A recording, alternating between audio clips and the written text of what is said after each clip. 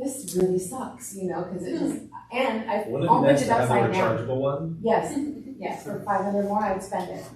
I Yeah. would, because I'll tell you, I opened it up, there's no way to know it's upside down. Yeah. I know that because I'm I can technically know a hearing aid, right? So I flip it the right way when I open it. But I just picked them up like I was gonna put them on, and I went to close the battery door, and I picked them up upside down. And the batteries all went on the floor. So it's What a great experience for you to talk about, though. right? That if I'm talking to you and I'm a patient and you tell me that, I'm buying rechargeable batteries all day. So especially if I'm 85, Oh, it's yeah. going to be even harder, Oh, right? or my nails, taken away, or it was darker, and Mm-hmm. and so, pain. Yeah, and this is really good to hear. Now, if I'm a consultant, this is patient, I'm smiling and saying, good. Everything to me is good because she doesn't know, right? So when she comes in and she says those things and I say, that's all normal. Just, it takes time for you to adjust to it, so that's all normal. Don't be like, oh my gosh, well, let me hook it up to the computer and try to adjust it. Again, like Daryl said, we don't want to do that because we're conditioning the patient that every time they come in, we're adjusting. So when she comes in and she's like, oh my gosh, I heard all these things, and I say, welcome back to life. That's how you should hear. It takes a little time for your brain to readjust, but that's totally normal. So now, why yesterday when I took them on, I felt so relieved? Totally normal. Oh. Why? Because again, think of it like if somebody flips the lights on and you've been in a dark room. If somebody were to flip the lights back off, you're like, oh, this is so much better. They take your contacts out. Yeah, it's like, oh, I'm not used to it, right? So the same thing is your brain has just gotten all this stimulation and you're like, whoa, and then you take them off and you're like, oh, man. That's why they say the first few weeks, if you're new, 4 to 6 hours, right? Just let's ease into it. So for some people, they can handle it, but for a lot of people, I'll say, the first week, we're going to just run 4 to 6 hours, just so your brain adjusts to it. It's a lot for your brain to hear all of those sounds again. I did have a little headache. I could tell that I was straining because I was really trying to experience them. Yeah. So I was, kind of trying to things up and down and different things. Did you take them off right when you get back to your room? Or? Well, I didn't. Because here's what happened. So, I did forget. I remember before I went down to the pool, Katie and I were going down to the pool, and I left them all in, changed my clothes and everything, and I went to go out the door and went, I'm going in the pool. And I went back in and took them off. So it was really interesting because I really didn't even think I had them. And I think in here it's really bad because the noise is bouncing off the glass. Mm-hmm. But everyone says my voice is quieter. But I'm like, I hear it louder. You do. I do. Right, and here's where, again, from a counseling perspective, I told her that first thing. Before I even put them in her ears, I said, you're going to hear your voice louder. It's a common thing, right? And I'll for her, I'm visually saying, this is where you are used to hearing your voice like this. When I bring your voice up to this, you hear your voice more. Or I'll say, you're used to hearing your hearing with a 70 decibel hearing loss. So it's kind of like your voice at some sounds is 70% quieter than what it used to be. So when I bring it back all at once, it's like, whoa, here I am. So it's all counseling because she doesn't know what she doesn't know. She hasn't experienced it. So when we say that's normal, that's a common thing that we hear. Or I tell her that before it happens, it's even better. And then I accept it. Yeah, then she accepts it. It's like, oh, he told me that. That's why counseling, when you're new, is almost more important than your programming skills. So what you did for me, I just wanted to interrupt that moment, but what you did for me was I was sitting next to Matthew last night and I said, do you remember if it was new or experience? What level am I at? Okay. But he said, I don't know. And then I was like, okay. I trusted. I actually paused. I thought, I've just met you, and I'm in the industry, but I believed he would not have let me out of there with whatever level he wanted to set me at, right? I didn't question. I let go because I trusted you. I was like, you know what? It's okay. I don't remember if it was new or experience. I went in and looked when I got home. You're experienced. Yeah. I was asleep at that time, so I don't remember. But I trusted you, and I believed that I would. After you called me. She's really agreeable. I've had some experiences where they come in like, these are just too freaking loud. Yeah. right? And then you try to counsel them to it, and they're like, these are just too loud for me. At that point, would you just go ahead and I turned it down. Oh yeah, I turned it down for them. Yeah. Yeah, because again, it has to be comfortable, and how I say that is it's kind of like rehabilitation. Some people they can do more, and some people we need to slowly do it. The longer it's been going on, and the worse the hearing loss is, the slower we need to adjust. But sometimes it's difficult because in this quiet environment, we think that, oh, I can handle this. But when you get out into the real world, it's noisier. And so sometimes we need to dial it back just because it's a little much at first and we thought that we were okay with it, right? Just because when we turned it down from experience to new, she was like, oh, it went away, turn it back up. But we're in a quiet room, right? So that's where if she come back, I might dial it back. I might keep her at experience, but go down 2 clicks, right, on overall gain. And she's like, oh, that's In the much beginning better. of dinner, I could hear the water as if you were in an old building. Like if you were in an old building and you could hear water running way over here in the building through the pipes and stuff, that's how the fountain sounded, which it was not very pleasant. Yeah. But it didn't take but a half an hour and it was gone. Yeah, your My brain brain goes- took over and said, you don't need to hear that. One thing I will counsel is I'll say all of the sounds that you're not used to hearing, the dogs and animals on the floor, the water, the keyboard, the newspaper, I want you to be that curious kid again. And I want you to go over and listen to that sound like, is that what it sounds like? Because you just haven't heard that and your brain forgets what those sounds are. So when you go over to it and you're like, oh, I can hear that again. Now you know what's going on. Oh, what is that? Oh, it's my blinker. Okay, I'm not used to that. When you tell them to go into it with that mindset of curiosity, that you're going to hear sounds different, then embrace it because that's how you should hear it. You're just not used to it, and it takes your brain time to adjust. But that analogy, think of it like braces too. Braces is another good analogy. Every time you go in and they tighten it, then it's painful for them. But then their teeth are straighter. Right, so that's another good analogy that you can use with braces. You know, when you come in, you know, we make adjustments. It might be weird at first, but we're going to get to this point. And here's where you are when you came in. Here's where you are, and we're just going to slowly get to that point. And for some people, they can handle it at 65%, which is typically what I say when we set you at new. You're 65%. And when you're experienced, you're kind of like at 100%. Power is not 100%. Power is there for people who've worn hearing aids for 30 years and they are power junkies. So think of it like that. They're used to analog hearing aids that just give them a ton of amplification, or people with just severe to profound, like very profound hearing losses, where I need to bump it up more. So I'm 5% of the time or less using the power, okay? So experienced is 100%. I've seen people where they're like, power is 100%. I thought it was 60, then 80, then 100. I'm like, no, you're giving everyone power? It's too much.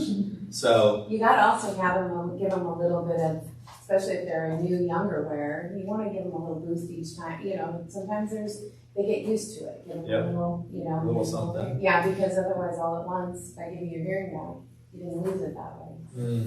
You got it. But counseling is, again, to me, more important than your programming skills, because the hearing aids are good enough. When you click new fit or first fit, it's close enough that you can counsel your way out of almost anything. Because again, we don't know and they don't know. So just by saying that's normal to them, it normalizes it and makes them feel a lot better about it. Other questions about what we did last night, earlier today? Price sheets? Did you guys get to practice price sheets? How do you feel? Good. Good. Everybody You guys ready to sold. sell some hearing aids? Yeah. Yeah? Did you guys feel confident in going over that? So one thing that I don't do, there's a difference between small and big, and this is from a marketing, but also neurologically. I'm not saying $9,990. I'm not dragging it out. It's $99.90, or these are the prices. Right? Because if you said $9,990, it makes it seem bigger. And we want this to seem smaller.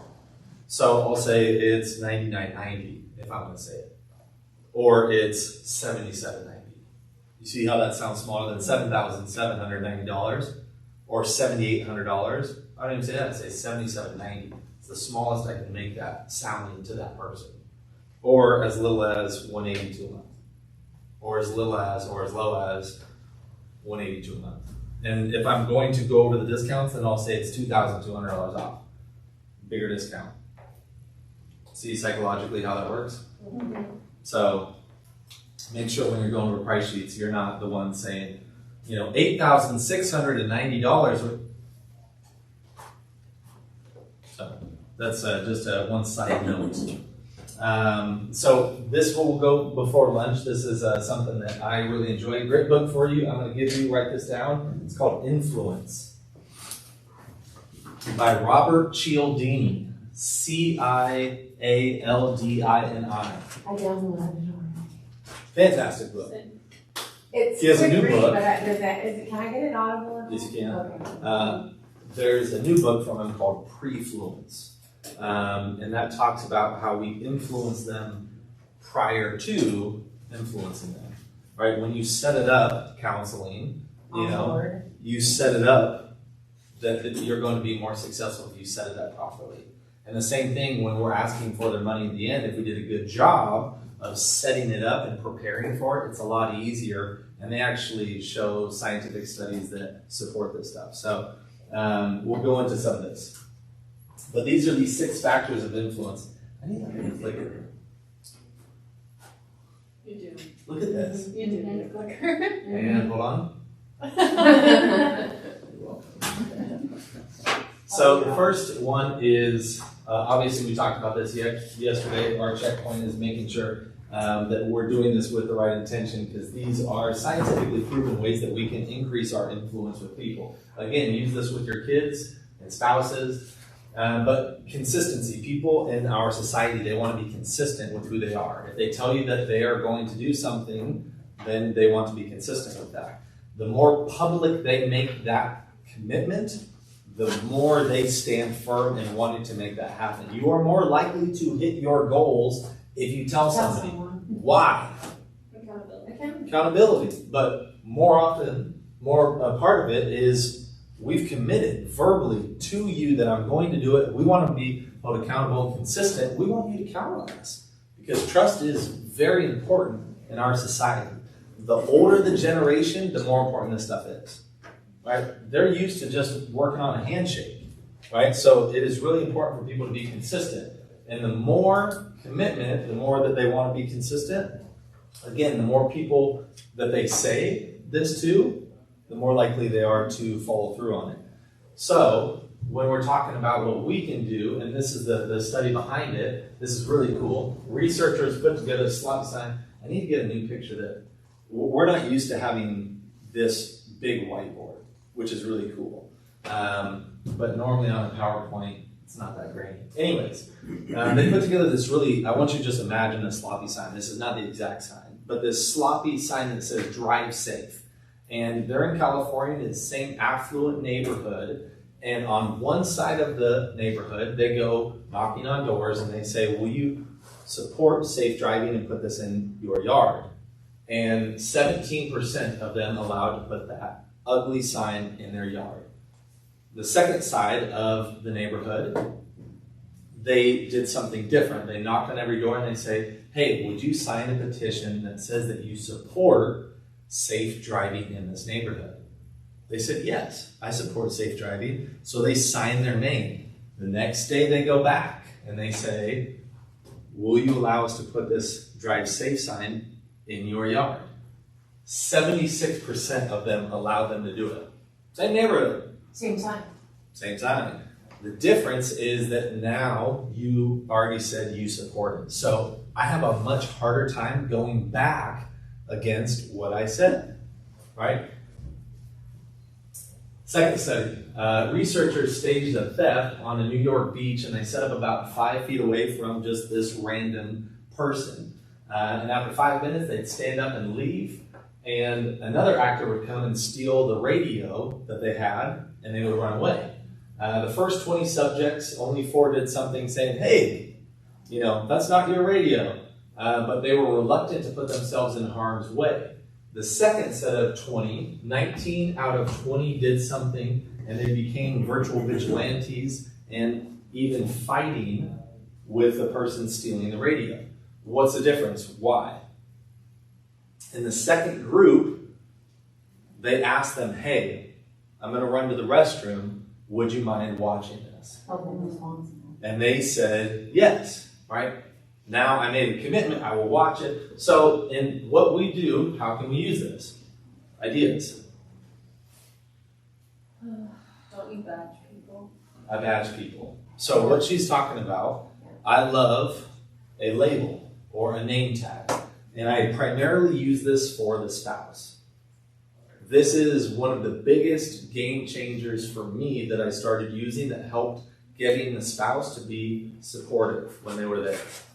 Because you will have spouses that don't want to spend the money. You will have spouses that will not be supportive. I don't know if you noticed this yesterday, but I said you've got a good one on your side.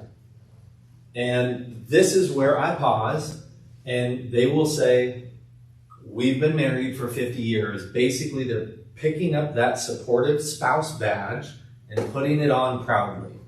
So I say, you've got an angel on your side.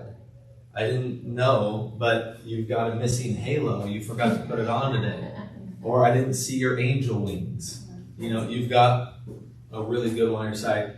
And especially after I see their hearing loss is severe, I can say I can tell this has been going on a long time. Thank you for being so supportive. You really have an angel on your side. And here's where the magic happens. I do a quick pause, and then she will say, well, this is my boo for 50 years. You know, I love them, you know. And what she's doing is I put the badge out there, and she's putting it on. So at the end, when it comes to the pricing, and we go over this, 99 out of 100 times, she's going to look at him or he's going to look at her and say, honey, what do you think? Now he's got to be consistent with supportive spouse, right? So he's not going to say, get the crappiest ones, honey, because that's not in alignment with supportive spouse. Supportive, loving spouse will say, honey, get the best that we can get. So when I say my recommendation is to get the best that's comfortable within the budget, then the spouse says, yeah, honey, get the best that's comfortable. We can afford that. Get the best, baby. That's how I use this. Game changer. Huge game changer. Anytime you see a spouse, thank them for coming in and being supportive. You can even tell a story of, you know, I just want to take a minute to say thank you for being supportive, because there are spouses that come in here who are not. Even if their hearing loss doesn't call for that, just by simply saying that, thank you for coming in and being supportive. We know you didn't have to, but I just want to take the time to say thank you. Really means a lot. Yeah, it means a lot. You've got a good one on your side. That alone is like, even the spouse is like perks up like, yeah, that's right. Did you hear him? Let me record that. Say that He can again. now. Yeah. So that's huge. How else can we do this? How else can we use this?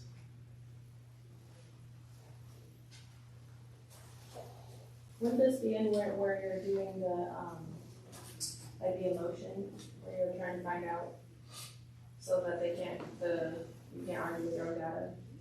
Yeah. Tell me what you mean. That would be something that, what's that? Tell me what you mean. Like if you said, oh, this, like the job thing, say you like messed up at your job because of your hearing, and he told you that, and then you could go back and use that data, right? Because you can't argue with that. Right. It's kind of Yeah, you told me. similar. Yeah, you can use that. Yeah. I think it's pretty much similar to the badge scenario, but I had a patient who was like kind of a no BS kind of guy, and I was like, you seem like a guy who likes to take control of the situation. So at the end, he was taking control by helping himself. Huge. He gave the patient the badge. You seem like a person who's proactive. And their answer to that is them picking it up. Always have been. Yeah. Your health is so important. Yeah. I'll look in the pocket and go, oh my, yeah, a smartphone. Bring that baby out here. Yeah, you're technologically savvy Yeah, for 85. For 85. Yeah, I am. Again, they're supporting whatever label you give them. So giving them a label like that is huge. Pick the right label. One thing that I like to do is when I'm going over the medical studies, you can see why we say it's so important to get help sooner than later, right? Yeah. That's the answer. So again, they're now confirming you're right. It is important to get help sooner than later. How else can we use this? Is at the end, when you got demos in their ears, wouldn't it be nice to hear like this all the time? I am so sad I have to give these back. We'll- I mean, that's the thing though, Yeah. I feel like that right now. And that's the question though with the consistency, right? Is she's like, oh my gosh, the background noise. Do you remember her face? How it perked up? Wouldn't it be awesome to hear like that all the time? That's the moment you drop that, and that's just powerful. It's like, that was amazing. Isn't this amazing? This is amazing. Wouldn't it be great to hear like this all the time? Yes, it would. And what I'm telling you, it's real. That's not a fake phrase. That's not something. I'll let you guys experience it too, because it is powerful. Even if you don't have hearing loss, you can tell the difference. I've had people try to lie to me, tell me, and then I took the hearing aids out and put them in my ears, and I'm like, I can hear it. It was just a person that was like willing to lie because he doesn't want to spend the money. And we can have a conversation on how to handle that too. However, that's a great question where you can ask them how, to get them to say, yes, this is amazing, yes. And then I will also ask the spouse, when I walked out of the room and I came back, right? I said, this is why I love this, is because it doesn't just make a difference for the person with hearing loss, but their spouses as well. Wouldn't it be nice if she could hear like that all the time? Yeah, it'd make life a lot easier for you too, wouldn't it? Yeah. It's just adding value, but anytime you're getting those yes, so there's a time when I ask open-ended questions, and there's a time where I ask closed-ended questions that I know I'm going to get the yes answer to. You had brought him out of his shell a bit, which made me, even as I knew it was just a scenario, but it was interesting how I was thinking about my spouse with these hearing aids last night. I was thinking, because he said something that triggered me, and he said, when we go out, I feel like I'm always having to watch her, take care of her. He can't be by himself. I had guilt for that, and was thinking how much better this would be for him. Is that not valuable though? I thought It's about true. him most, because Dixon struggles with that, and I know he does, and he just said it out loud, so it's like, okay. Yeah. And that made me change my mind whether I was gonna do, because That's that's not what about you anymore. it's not just about me, Yeah. But those are when you ask those closed-ended questions at the end, when you have the demo in. Again, you got the label at some point where you label being supportive spouse, but also during your presentation, after the demo, you say, wouldn't it be nice to hear like this all the time? And I also am controlling my smile a little bit, because they might not have the same reaction to her. You might have a person that's really reluctant because they don't want to spend the money, and I don't want to show that I'm excited, so I'm just going to be stone-faced. I was almost there at first, I tried not And to. then, I'm sure you've dealt with this. Like, what if you're like, I like my old ones better. Oh, gotcha. So that's where, again, you have to have a good demonstration, and you need to show them that it is improving. Where you do that with a word test, where you do that with a background noise, and they're like, I can press buttons on my hearing aids, and I said, yeah, we've had that option for years. And this is where knowing the technology is important, where I can say, we've had that technology for years, but for years we've been pressing the button, and I could never take somebody to Texas Roadhouse and actually have a conversation with them. It would turn everything down. When you press that button, it turns everything down, including me.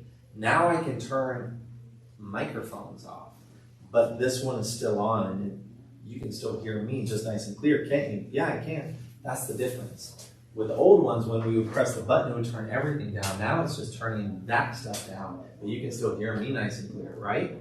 Right. And again, I'm doing that, right? Yeah. Oh, that's how that works. So, but if you have a good demo, then they're much more likely to say, yeah, this is, now they might say, I don't like the difference because it's a change, right? So the same thing is, if I have to get braces, yeah, it hurts, right? So the same concept of when I get new hearing aids, sometimes it's different. So we're going to program hearing aids today, and Katie might not like it because it's different, right? She's used to this, right? So when it's a change, same thing for no hearing aids. I'm used to this. You'll have patients where this is when you upgrade them, even if it's a patient that has hearing aids from another company, I try to take those hearing aids away from them. Because when they're at home watching TV and they're saying, yeah, I can hear clearly, but I just spent $7,500 on this, right? And then they take out their old ones and they put in the new ones and they say, I can get by. These sound more of what I'm used to. For the past 7 years, they've been hearing like this. They came in and they purchased new hearing aids because they're struggling, might not be struggling with the TV, but I can just turn the TV up. I don't want to spend $7,500, and I kind of like these more because I'm used to it. So I find a way to get those hearing aids away from them. You know, if you trade in those old ones, you actually get an extra $500 off because I don't want them comparing. Okay, we have a baggie of Yeah, those, get them out of their ears. like hearing aids that aren't ours, because he. You just sent home the demos, or? Well, it depends. Yeah. Depends. Yeah, on the situation. So you got to make that call yourself. Sorry, do you say you're gonna dispose of their old hearing aids, or? do you- I tell them that we're going to send them, and most people just send them to Sean, Okay. and then we kind of make that adjustment that we'll donate them to our foundation. So are you still putting value on the hearing aids you just talked them out of? So is that difficult sometimes? The value of the ones you just talked about, tell me what you mean. So when you took their competitive user hearing aid and you say you're gonna donate it, so I have struggles there. They're like, you're gonna donate it to who, for free? I mean, those were good hearing, because I've just. Well, I just convinced gave them- you $500 Okay, essentially, right, gotcha. to donate them. Or I might even pay them and I say, hey, we have a lot of patients that will just donate the hearing aids to a foundation, which would go to kids or people who can't afford hearing aids. And that's what we do. I mean, we were scheduled to go to Puerto Rico to donate hearing aids this last year, but COVID happened. So we do good with them. So send them here, and we'll either try to refurbish them for people who can't, or we'll send them to our donation. 1 minute? 1 o'clock. Okay. Reciprocity is the next one. So how I remember it is CRALS. CRALSS. Consistency, reciprocity, authority, liking, social proof, and scarcity. You'll see it pop up again. But for reciprocity, if you give somebody something, they have a deep, innate desire to give you back something. Have you ever had a birthday or Christmas where somebody gave you something and you didn't get them a present? And how did you feel? Horrible. Terrible, right? Yeah. And then that next birthday, you made sure I have to give them something. I had this gal that I went to college with. I played basketball in college, and she was a fan. Found a way, like wore my jersey, and every birthday she would get me something. I still send her a birthday present every year. She's a sweetheart. However, I feel like if I miss her birthday, that I'm a jerk, and we weren't tight like that. But it's just the same thing. So a couple studies they've done, and you can see this in real life. Small things done in the right place make all the difference. When you go to the food court, if somebody gives you a sample, that's why they do that, because you are more likely to purchase their food, right? I mean, you feel like they stood there, they gave me 2 different options, I have to eat there now, right? Same thing for compliments. When somebody, and I know you've experienced this, when somebody gives you a compliment, you're compliment searching. I love your hair. Your boots are fantastic. We do that because we want an equal playing field of reciprocity. You give me, I give you. I don't want an unbalanced relationship because it doesn't feel right. If you're always giving to me and I feel like I haven't reciprocated, this is an unequal relationship. So that's where we can use this in a way for us to make them want to desire to give us things in the form of dollar bills and purchasing hearing aids from you rather than someone else. Hare Krishna used to be a airport. Yeah, they'd be in airports back in the day. It's a religious, they would come and they'd give you a flower or Bookmark. a bookmark, a wristband, a necklace, something. And then you'd be like, oh, thank you so much. They would just give it to you. And then they would walk away. And then 2 minutes later, they'd pop up and say, can I get a donation? And you're like, oh. And that would be their way of getting donations. They're not allowed in airports anymore. But gifts are appreciated more if they're unexpected. Well, You veterans appreciate realized something. with the poppy, the minute they started giving people a poppy when they come on Veterans Day to get the funds, people were donating more.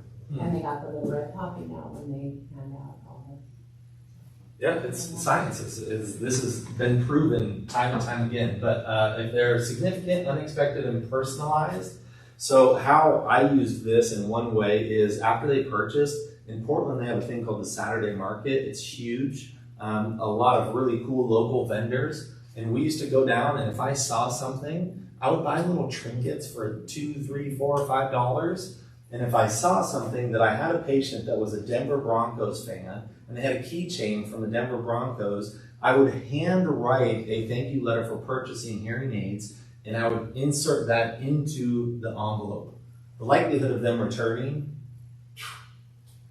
when I say, hey, thanks for trusting us with your hearing, I look forward to taking care of you and building a relationship for years.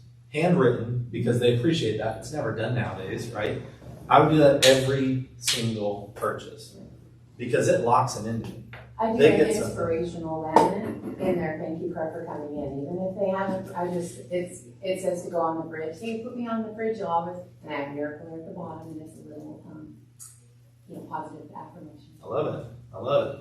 But yeah, unexpected, personalized, anything that takes time to do makes you more special. And it's right? no cost to me, really. Yeah, it's next to nothing, but a little bit of time. But they love that. They absolutely ate that up. I can't tell you how many patients have been referred to me. It's like, I heard you were just the sweetest, you sent that. And I said, oh, that little thing? It was a couple bucks. But it just shows that I care about that person. And they're going to get other advertisements of other hearing aids. But I want to tie them to me. And the more of a deep relationship that we have, they just throw that stuff away. They don't care. So little things, unexpected. If you don't want to get little trinkets, just a handwritten little thank you note. And then a PS at the bottom, something that personalizes. That says, I would say, go Broncos. And even if I'm not a Broncos fan, it just personalizes, hey, I'll be rooting for the Broncos this weekend, not next weekend when they're going against Seattle. But this weekend I'll be rooting for you.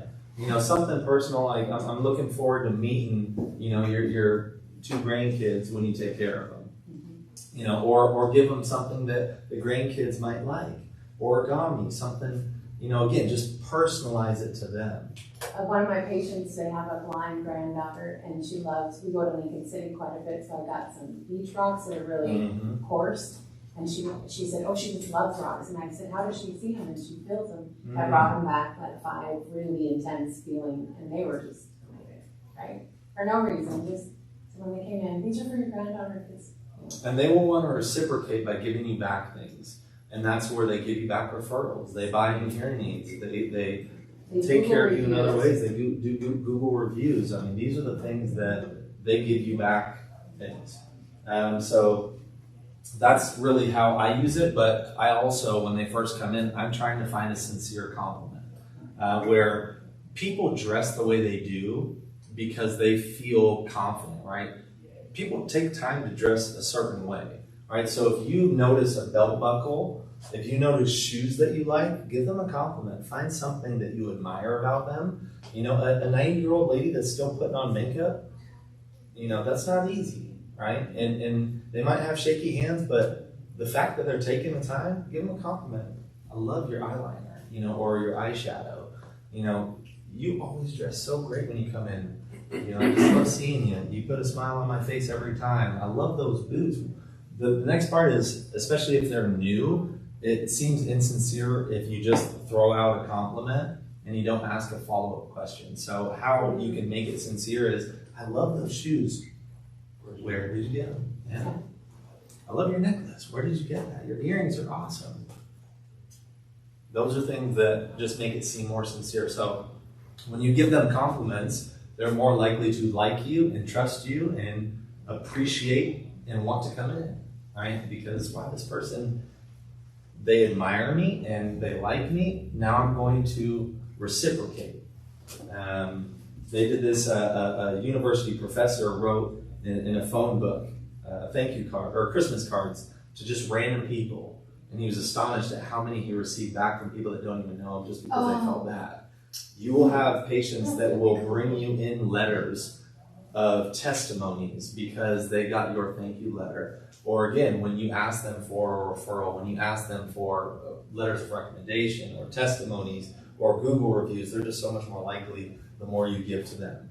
And again, unexpected things go a long way. So if you stay later than 5 p.m., they appreciate that. If you make a home visit, they appreciate that. They weren't expecting that, right? When I go and I open the door, or if I find out that they have, I'm again, just like we talk about story hunting, I'm personally hunting for things. So she told me that she's got 2 dogs. She told me that she goes to Arizona, at this time of the year. I know that they like their coffee black. So I'm writing this stuff down. So the next time they come, I'll tell them that next time you come, I'll have a black cup of coffee ready for you. Oh, how sweet. It's just ways that I can roll the red carpet out for them and separate ourselves from the competition. Yeah? Other ways that we can use this. So we do it in our store where if the spouse doesn't come in during the 30 day, a lot of times in the beginning they'll come with, and then as they come up for their checkups and their follow-ups, the spouse will stay in the car. And they're just hanging out there, right? So I now go out there. I'll go out with a bottle of water, or I go out and I say, hey, and I kind of not take very long, just long enough to let them know I knew they were there. And then if they want to come in anytime during the, this could take a bit, it could not, maybe. And then I get them to tell me, so I can share with my consultant, or if I were with another consultant or whatever, that they can share with me the other side of the experience. Or we had a customer that was moving, and we were like, oh man, that can always be crazy moving off the island. Let us know if we can be of any assistance to that. And the dude called us and was like, yeah, it's just not working out. I need you to drive my Jeep to the shipping yard. And Rob was like, all right, Shane, we drive the Jeep to the shipping yard, and he drove me to this dude's house, and I got in the Jeep, and then we mailed him the keys. He's going to love you. Oh, we saved this dude's life. And he's going to tell everybody to buy anything. We got this big gift basket. And what are they saying behind the doors? And that's the conversation. They're not going to talk bad about you when you do that. I paid $7,000, but they're the best people that I've ever met. And the service that you get, I guarantee will be unmatched. He drove my car. He did. Whatever it is after that, they're going to want to justify it. He's made 2 home visits to set up my TV streamer to make sure my hearing aids communicate with the television, because I couldn't figure it out. Most amazing guy. He stopped over on Thanksgiving morning, real quick because my hearing aids were not working. I have his cell phone. For me, now again, females, you guys choose this wisely, but for me, I'm not afraid of giving my cell phone out. I have hundreds, if not thousands of patients have my cell phone at this point. They never call. Rarely. We text messages. I might get maybe in a year with how many patients I give this to, I might get 4 or 5 a year. Nothing. They don't want to bother you. They know you're a professional, but don't have your cell phone printed on your business card, because then it's expected. Right? You're doing that for everybody. It's not special anymore. It's nice when you write when it on you write it, here's my direct number. Call me anytime. I'm here for you. If you have any questions, let me know. I'm here for you. So I have a woman that went to Orion. We handed out, the red carpet treatment. She is amazing, very happy. But she said her son made an appointment already with Hearing Life. And so we were like, keep your appointment. Because I can't make her not. I tried to keep her, tried to send her on Friday. She said, I got it. And Monday I'm over at Hearing Life, okay? Yeah. So I call her over the weekend and I tell her, hey, how you doing? How is he feeling? What's going on? She's like, oh my gosh, these are so amazing. And she was so happy, and she told me when she brought him back in Monday morning, she goes, I will let you know. She said, my husband's making me go over there to that appointment. We already have to keep it. But if it means, if money's not a factor, these are my hearing aids. She was so happy. Went to her appointment, Hearing Life on Tuesday. She didn't buy from us. It was a price difference. And she's still coming back to our store she goes to Olive Garden, she goes somewhere, she comes in, she's like, oh, you're my favorite people, and she goes. So we are hoping, in this sense, we kind of just said to her, you know what, you have a trial period with Orion. I want to ask you and remind you that each time you come in here, I can't go with you. And I tell her that. Yeah. I say, I wish I could be with you, but, you know, and she goes, man. And so this is the thing. She's still wearing a competitor's product and coming in. So here's where if I'm in that same Yeah, what do I position, do, right? Here's what I would do is, if you don't mind me asking, how much did you pay? 2,000 less than ours are. Okay, and what hearing aids? She's got a good product. Well, what are they? Orion. What is Orion? I mean, Oticon, excuse me, Oticon. Orion. I'm like, So Oticon, their top of the line have 20 channels, top of the line. So they paid 2,000 less than 77.90. They paid 57.90 roughly. You're going to give them for 57.90 a 24 channel system. So let them know, like, hey, this is one thing that I've had a lot of people. They're buying based on price, and they haven't really compared all the apples to the apples, right? We're comparing apples to oranges, and so who's got a consumer's guide? None of us, you do. I do. So I don't show them all of this because I don't want to get into the weeds, but I would just point to them, say 2021 top of the line Oticon, and then you look at it and it's 24 or 16 or 14 depending on the model they chose. So that's where I say, you know, that same one is right here, 24 channels, and that's their top of the line, right? The top of the line Lexus is not the same as the top of the line Kia, right? And that's something that they need to realize, right? So The it's top of the okay line- that I still call her and ask for that stuff, right? And how's she doing with those Oticons, Yeah. right? And that's where, again, come in because I want to actually ask you a couple more questions. You know, have them come in and say, you know, you got Oticon and you paid how much if you don't mind? Well, it's 2,000 less than yours. So 2,000 less than what? Did they get the top of the line? All right, and again, same concept is the top of the line at some places is not the top of the line at others. Have you ever seen that commercial? Their top of the line is $1,200. That's not the top of the line. It's a simple amplifier, but that's the best hearing aids they have.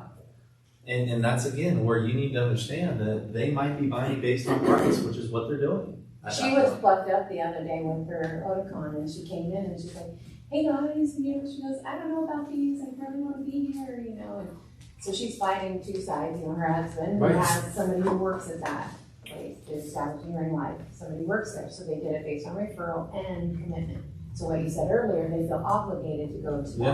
that place. Well, and that's where this will help you, but also getting the husband on board and saying, hey, if I were to go back and they said I have to go to this place because my husband, hey, come back to me before you make a decision, and I can make a phone call and see what I can do to help, and I can give you some answers. Door is still open, right? We've never met the Now, husband. now in her mind, she said she's thinking maybe they can pull some extra strings.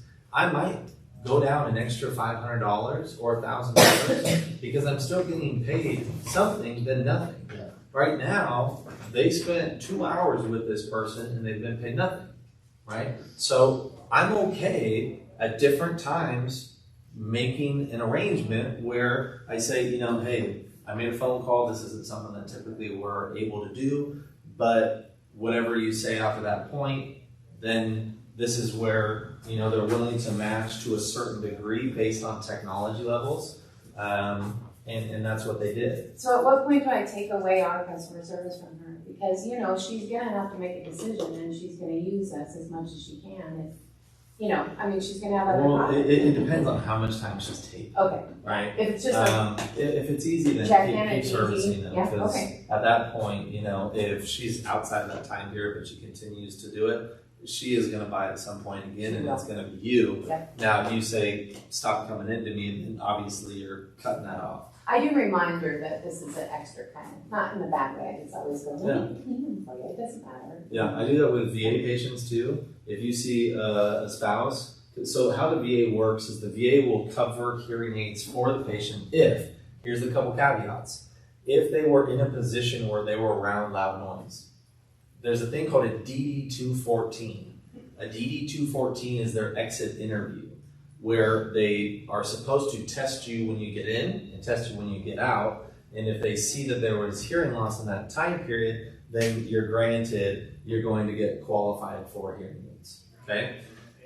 If you're in a position where you're around a lot of gunfire, things like that, then they will deem it necessary to get you hearing aids, even if on the DD-214 it didn't show that you had hearing loss on your exit interview, but they say you were in a position where you were around a lot of loud noise. So there's just causation towards it. Causation, you got it. If you make too much money, you will be excluded from getting hearing aids from the VA. Yay. It's happened before. I've had people turn down because they weren't in a position. They were like, oh, you were on the phone all day. That's not us. We don't need to pay for your hearing aids. I've had people turn down because on their DD-214, they didn't show that they had any loss. But when you say DD-214, you sound like an expert. So I would write that down and drop it because there's specifics there, right? You know, where I have a spouse who's in here, and then I can just sound very knowledgeable about working with VAs, veterans. They cover every 5 years. How they work is the same as Costco in a sense. They say, here we're looking for a contract with a hearing aid manufacturer, and they change manufacturers and they say, this is the price I'm willing to pay. Okay, here's what I can give you for. And so then the government, depending on their budget, will purchase these products. And there's a person that is making the decision. You are 85 years old and you live a more sedentary lifestyle. We don't have the budget to give you top of the line, so we're going to give you these 5-10-year-old hearing aids. I've seen veterans that just got hearing aids a month ago, and their hearing aids technologies from 10 years ago. And I'm like, they just gave you these? Like, this is ridiculous. But I want you to imagine, if I have $100,000 in my budget for my store or my surrounding area, I can either give 100 people $1,000 hearing aids, I can give 1,000 people $1,000, or 100 people $100 hearing aids, right? So I'm having to make that decision, and there is a person that has to make that decision. They don't have an unlimited budget. And depending on how many people are coming in, that's a really important part of this. Right, some people don't have some veteran administration locations don't have as many people coming in, and they might not also have as much of a budget. So you have to take those into consideration. The other part of it is it takes like 2 months to get an appointment, especially with COVID. Last year they shut down almost 6 months. You couldn't even get an appointment if you wanted to. If your hearing aids were completely broken, clogged up with wax, you could not get an appointment. And then they opened it up, but you're like 3 months out, because there's such a bottleneck of people trying to get in. I've had so many veterans that have had free hearing aids for years. And then they say, you know what, I'm going to pay for hearing aids because the service I get, the quality of the hearing aids I get, they give me new hearing aids every 5 years, but I always struggle. It takes me 2 months to get an appointment, and then they have to send the hearing aids out, and then it's a month before they get them back, only to get clogged up with more wax and take another month or two to get an appointment. You can't just get in right away. And so they will pay to have a place that I can just come that same day and get it taken care of. You don't have to send them out? No, we don't have to send them out. We'll take care of it. 99% of the time, it's stuff we can do in our own lab here. Wow, that's great. Another really cool thing, again, we change perspectives. If they have tinnitus and they're a veteran, they almost always will get a 10% disability.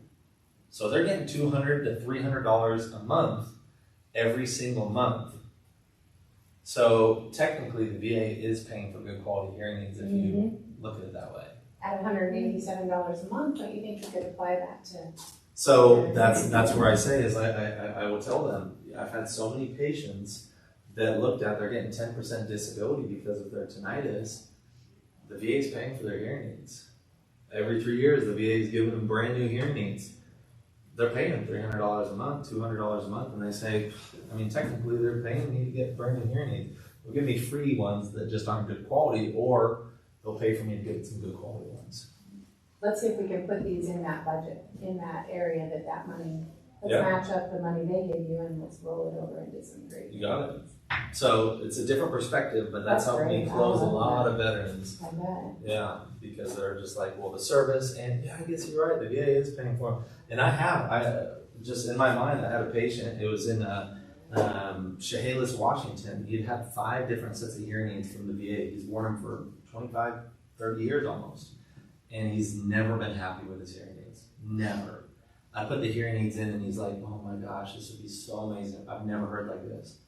And I said, look, you can continue getting them for free, but you do get what you pay for. And as you've already seen, 5 different times they've provided you with free hearing aids, but at what cost, right? That's 25 years of you not enjoying your life. I mean, there's a cost to that as well. Well, I have one currently that in December we lost out because they were applying for their, and then COVID allowed them to get in, so he got in the gap. So between the time we needed to close him, he got to, in the veterans, he got his hearing aids. But he's wearing veteran aids, and about 6 to 8 months now, and the kids are now calling me saying, this has been horrible. I mean, we really need to do something else. Now, when he was there, the kids all said, we need him now. Here, they were very supportive, but he insisted, being a 93-year-old veteran, that he wanted the government hearing. We were founded by a World War II vet. So just so you guys know, you can drop that too. We were founded by a veteran. So this is where I like not using the discounted price sheet, and I'll say, right now we have a promotion. It's $1,000 off of any of the hearing aids, but then on top of that, if you're a veteran, you get an extra $800 off of any one of them too. Oh, whoa. Yeah, we were founded by a World War II vet. And, they get frustrated at how the service, and here's where you give them like a little backhanded compliment again. I kind of have a love-hate relationship. Bless their heart, they do what they can. Right? Bless their heart, kind of old Southern, bless your heart. Yeah, have nice. But I'll say, bless their heart, they do what they can, right? I kind of have a love-hate relationship. I love that they take care of our veterans. I wish that they took better care of them. Oh. And they almost always say, yeah, I agree. And then again, tie that into a story. We have so many patients that are veterans that just didn't get the service, didn't get the quality of the hearing aids. And it only took so much time for them to realize that, it's worth it to get a good quality pair. I had a patient that got 5 different pair of hearing aids from the VA for free, 25 years, and told me he's struggled with them for 25 years, could not hear. And he just wishes that he would have done it sooner. Yes, Yeah, it's 25 years of struggling. That's crazy to me. There's a price to that. So, that was a tangent, but that's how I talk to veterans, and you will see a wife and the husband. So if they are, again, I'm going to stay on the veteran part. If he's covered with VA hearing aids, the spouse might have benefits, health benefits of free medical coverage because she is TRICARE. That's what it's called, TRICARE. They still don't cover hearing aids for the spouse. They never cover hearing aids for the spouse, no matter what. They do not cover hearing aids for the spouse, no matter what. You'll have spouses that are like, well, I'm covered under TRICARE. Unfortunately, they don't cover hearing aids for spouses. So, just so you guys are aware of that. Yeah. But I've sold many spouses where she's coming in for the test, husband's there, and I'll just clean them for them. And it will spark a conversation. And then I will say, oh, this will be fun. I want to do a quick test. And they'll do a word test, and he misses 9 out of the 10 of them. And I'm like, wow, you're in a worse off boat than she is. She missed 40% of them, you missed 90%. So what this tells me, and I can expand, that's where I can put the magnifying to the pain, right? Where I say, if we're in a quiet room like this and you're missing 90%, the real world is so much noisier. That just tells me that if you're in a restaurant and there's background noise, you really struggle. You have to work really hard. If your wife isn't looking at you, everything is just going over your head, right? Yeah. And then I say, when was the last time you had a hearing test? And usually it's 3, 4, 5 years ago. They're not reaching out to them. And this is the difference between us and most other companies. We're proactive, they're reactive. Here's your hearing aids. Call me when you have problems. Costco's that way too. Costco, here's your hearing aids, and they're told to give them 2 appointments maximum, and then they're on their own. And they're not calling them to set up an appointment to come in. You're on your own. Call me or stop in. But they're not reprogramming, readjusting, they're not retesting unless patient requests it. in which they also have certain time allocations that they're only allowed a certain amount of time to set that appointment. And if they have multiple providers in a store, you don't get the same person every time. So you don't have continuity of care. You don't have that relationship either. And so those are some of the really benefits of us, and with VA and most other of our competition, is we're proactive, right? So my analogy that I give people is we don't wait till your engine to blow up to say, let's get an oil change. And I do check up on Costco and those guys to see how far out an appointment is. I just generically call and say, hey, my dad needs an appointment. He wants to know how long it's gonna be before he gets home. I just call. Yeah, 2 And months that way out. I can, Yeah, you can, I can tell people, they're like a month and a half out. and that's for a new test. Yeah. You're even further out if you want something serviced, because that's not money for them. And So, my hearing aid just came out of my ear. Like totally just came out on its own. I didn't even touch it. It worked its way out. So does that mean it's not a good fit? there's a thing called mandibular movement. I was talking. Anyone read about it yet? Mandibular movement, where their ear canal moves when they're eating, talking, and it will push whatever is out. So for her, she has kind of a soft concha bowl, right? So that concha log didn't really sit in very well, and it kind of pushed it up. So again, this might be an option that we look at doing an acrylic mold that has a lock on it, that has more venting for her because she hears better. So. Yeah, much better now. I've been sitting here, I didn't know it went off, actually. I didn't know it was a turn off. But now it's weird again. Like, You're back. Probably I'm back. wider than you were.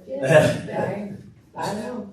One other thing that for VAs, and then we'll move on, is that's another thing that I will drop. I'd say 40% of our patients are veterans that had free hearing aids. That's a great drop. And I don't know, each store is a little bit different, but I'll say something similar with Costco patients. And I'm not exactly sure because every store is a little bit different, but a lot of our patients, I mean, if you think about how many men, we do have more men that have hearing aids than women, and 90% of our men served in the military. So, I mean, it's probably even a larger percentage than that. If you wanted to say something like 75% of our patients, are veterans. Well, You Washington, can compromise you it. have so many, They all love talking about the their service The service, and their yeah. wars. Yeah. Yeah, make sure you say thank you for their service. I Oh, appreciate that. I especially, yeah. have some really cool stories too. You sit there and just listen, it's so man. fascinating. Some Yeah, of it the really stories is. I'll I tell you. agree. If you get up there to that Port Angeles area, they just, It's gorgeous. and the veterans explode, they're like, Mm-hmm. they actually remember someone was at my first Asian, but yeah. Yeah. Be careful, because you can go down a road. Yeah, well, absolutely, right? Put some crazy stories. Yeah. Authority, that's the A part. People believe you more if you look like an authority. Dexter in Hawaii, have you been to his office, Shane? I have not. Okay, so right behind his desk, he decided to put his college diploma, and then he put all of his IHS and Miracle Ear certifications and framed them. And when you are sitting here in a chair and you see all these awards and plaques and certifications, what does it do? It makes him look like he is more credible, more of an authority. And so find a way, if you go to Jim Navarro's office, if you're in the lobby, he literally has a wall probably this size, top to bottom, plaques. He's been doing it 20 years and he has always been a top producer. If you're sitting in that lobby and it says, top provider, consultant of the year, all across, you're like, I'm in a good spot, right? I'm in a good spot. This guy knows what he's doing. And they tell you story after story after story of how many people they helped and, this experience and this experience is like, this guy knows how to handle hearing losses like mine. I'm in a safe spot. I trust this person. And that's what we're trying to do. So we are more obedient when we hear that. So one of the studies at an airline, it's called captainitis, and flight school captains were clearly making obvious mistakes during simulations, but the co-pilots and other crew members, they didn't point it out because I don't want to correct the captain. right? And they were doing it, again, as a part of the study, they were making clear and, on purpose, they were making mistakes. 25% of the simulated flights would have crashed because crew members didn't take corrective actions in the face of the captain. In a hospital, 22 phone calls were made to various surgical wards. I think it's supposed to be A, isn't it? Wards? Yeah. Sorry, guys. The physician told the nurse to give 20 milligrams of a particular medicine to a certain patient, and there were 4 obvious red flags, yet 95% of the prescriptions were filled and almost administered. They were given over the phone. The medication was not cleared for use. No one had ever seen or identified that particular doctor, and the medication amount was double the maximum dosage, making it legal. It happens all the time, the errors in a hospital. That being said, for us, how can we use this in what we do? How can we look like more an authority? Yeah, they have lab coats. A lab coat. And if you choose not to wear a lab coat, I'm not one that presses that, but I would have a lab coat hanging somewhere in eyesight. Some people put on the back of the chair. But I would have it, hanging somewhere in eyesight where they can see it's like, oh, medical. They have found that when you dress better, that you are seen as more of a successful individual. So with what we do, I make sure that my shirt is ironed before I'm seeing patients. I tend to not dress to the nines. Like, I'm not going to wear a Rolex, right? Because if they see a Rolex, they're like, that's where my money's going, right? But I try to look professional, right? Again, no mustard on my tie. I look like I took time to get ready that day, where I look like I am a professional individual. That is important with what we do, because again, if they look at us as an authority, they're going to listen to us more. I went and bought all these medical books, and I put them in my office. Just decoration. Decorations. You got a tree, I got medical books. But if they're sitting in the office and the spouse rolls around and looks, and then she sees all these medical books, in her mind, what is she thinking? But you're gonna find a solution. You're a guy who Yeah, might be you're a less. professional. I'm a Like professional. staging. It's kind of like staging. Yeah, staging a home. Yeah, same concept. And I looked at the books. So it's not like I didn't just look at them. Right? You read the I title. didn't read Oh, that's a great book. Yeah. Never read. No. But there's some books that I intentionally put in their site. The poster that I had in my office had the one that talked about the Miracle Ear difference and the service that we provide, and that we have over 1,500 stores, that we have over 60 different solutions. So I could point to that and say, we have over 60 different options. Miracle Ear has been doing this for over 72 years. We're the grandfather of the hearing aid world. So we got an option for everyone. That makes them feel comfortable when they're like, oh, what about prices? And it's like, we have over 60 different options. That's how I skirt that conversation, because this is where if they ask price early on, because they have an advertisement, they're like, hey, I just want to know, I have hearing loss, can you make this work for me? I don't want to start talking prices right then. And you will have an old cap that is saying, hey, let's just get down to the nuts and bolts, what are the prices? I need to skirt that. The reason being is because we talked about price compared to value. If you have not taken the time to add the value, then the price is always going to be the reason why they don't buy. So I said, Mr. Jones, we have over 60 different options. If you don't mind, I'm going to ask you some questions, and then we're going to test you and see which option would be best. Would that be all right with you? And I ask them that, basically saying, will you let me take control? And they almost always say, yeah, totally okay. But I don't want to talk prices, and I've seen people get into that too much.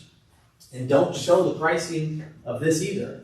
I don't want to get into pricing. I've seen people say, here's kind of how it works with technology. Don't do this. Not until value has been established. So again, my check boxes, going over the anatomy, the medical studies, those are the check boxes that I need to hit before I go over the prices in detail. Even before I show them this, because that's giving them a pretty good understanding of what the pricing will be. I don't do that. I say, they can be hundreds, they can be thousands. We have every option under the sun. We've been doing this for almost 75 years. We're the largest hearing aid company in America. I mean, we have every option for you. So I want to make sure that the recommendation that I'm making fits. What are the 3 things that we're looking for? Hearing aid that fits there, there, Lifestyle, and there. budget. Budget. Their hearing loss, their lifestyle, their budget. Their hearing loss, their lifestyle, their budget. I say that all the time. You know, I want something that fits your hearing loss, the lifestyle, and the budget as well. That's important. That's why we close that with the onboarding. It's a closing statement, basically. Yeah, we want something that fits your hearing loss, your lifestyle, and the budget. That's critical to say, because then you're saying, I hear you. I know that the budget is important. 90-something% of our patients are retired on fixed income. So trust me when I say, you know, we understand this well. It's true, when they say the script is the reason, I mean, the script is amazing because what's funny is at first, because I was seasoned, I thought that the script was gonna stumble me.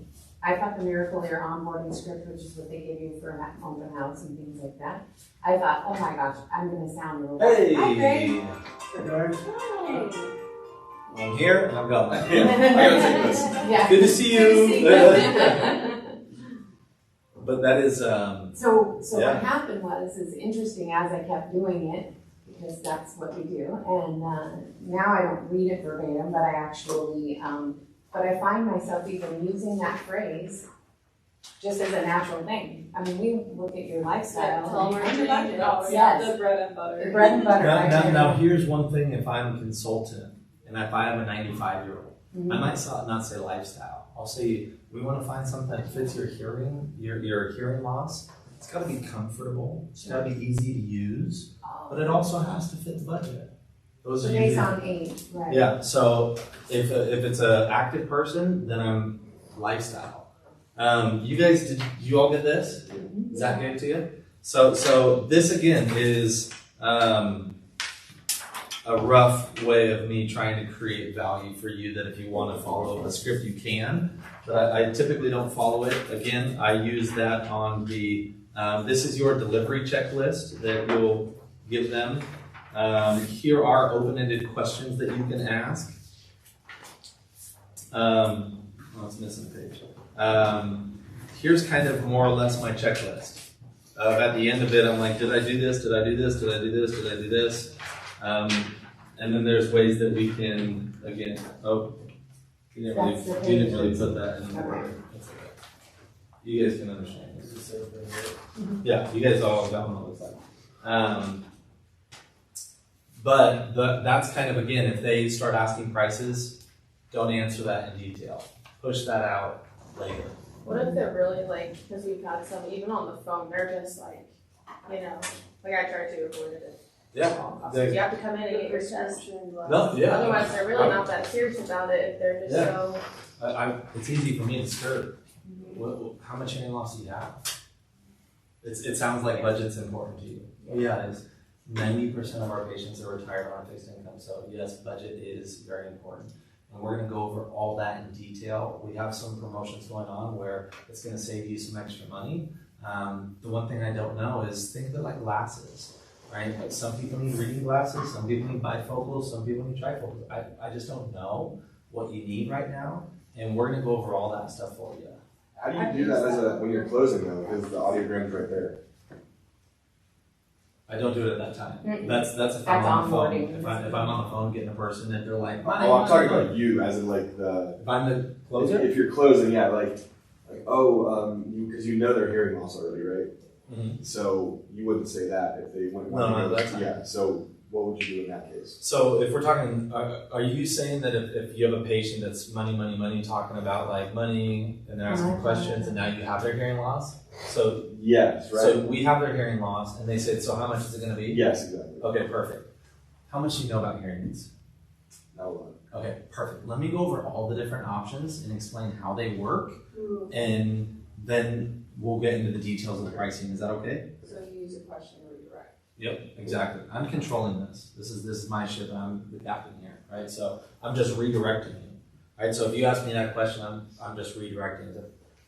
So yeah, budget is very important, and again, that I might even say that then. Now that we have your hearing loss, now the next part is really talking about something that I got to find something that's comfortable for you, something that works again for your hearing loss, and there are some different options that would work well for you. I have quite a few different options that we'll go over. How much do you know about hearing aids? Not much. Okay, perfect. Well, let me explain how they work, if that's all right. And then ones that you would feel like, just if that was me, I'd be like, oh, okay. Like, Yeah. I'm not gonna be like, no, how much? Yeah. Yeah. Like, And if they are, if you do have a really obstinate person who's like, well, can you just get down to pricing? I certainly can. It sounds like money is a real important factor for you. Is that right? Yeah. And trust me, I understand completely. 90% of our patients are on a fixed budget. So yes, it is important. I want to make sure that I'm taking care of you properly. If I only give you the least expensive set of hearing aids and only focus on the budget and getting it the least expensive possible, it might not work for you. And then you might not like me, right? And so my job is to take care of you. And I'm going to give you all the different options and just explain which ones might be better for you with your hearing loss, and then you choose. Is that okay with you? And now they're basically giving me back my control. But I did that strategically. Yeah. So I'm never talking detailed pricing. I'm never showing that until I've added the value. Right. I have to educate you, because if money is the issue and the value's not there, money will always be the reason why they don't buy from you. And I've seen so many people where they say, well, let's get into just kind of generalities, but this is too specific of what the costs are. Whoa, I got an ad for $1,000. This one says $2,000 for a pair of them. Yeah, well, it's entry level. Yeah, they're not that great of hearing aids. Well, what the hell? I saw the advertisement come in. Well, we have some specials. It's the lowest cost one, isn't it? Yeah. I'm out. Right? So that's where, again, I need to take the time to educate them. It's too specific. I'm pushing that off. And those are the ways that I skirt around it, saying, hey, let me take the time and take you on this journey and educate you so you can make an educated decision. The most common thing, and I've said this with patients, the most common thing that I find is if people aren't educated about hearing aids because they all look the same, they buy based on price the first time. And then once it doesn't work, then they say, oh, now I'm going to have to, figure out, and Karen says this as well, the first time they buy hearing aids, they buy based on price. And the second time, they want to do it the proper way. And I want to educate you just so you're not like so many of my other patients who did that. And then I might even go into the story of my uncle. My uncle bought 2 sets of hearing aids that didn't work for him. They're sitting in a drawer at home. They're Those who buy the expensive best paperweights. hardly ever come back. Ever have a problem. Those So- who buy top of the line, this is my experience. Well, and be careful of saying that when you say Yeah, that, right. because if you were to say that to me and we're early on in the process, now I feel like you're going to be talking to me about Absolutely. buying the Right, best. yeah. So, but in your there's mind, a time. that's what you think. Well, here's where you can say that Oh, is you can. no. Here's where you can in the appointment towards the end. If they're like, well, are you saying that I need to get the best? No, by no means. My goal is to help you the best that I can. Now, here's where I often use this analogy of saying, if here's perfect, I can't get you to perfect. But the better the technology, the more I can fine tune and adjust it, the more clear it is. So if money had nothing to do with it and you wore all of these for a month, you'd get these ones every time. That doesn't mean that fits, right? So that's why I'm saying for you, find what's comfortable, right?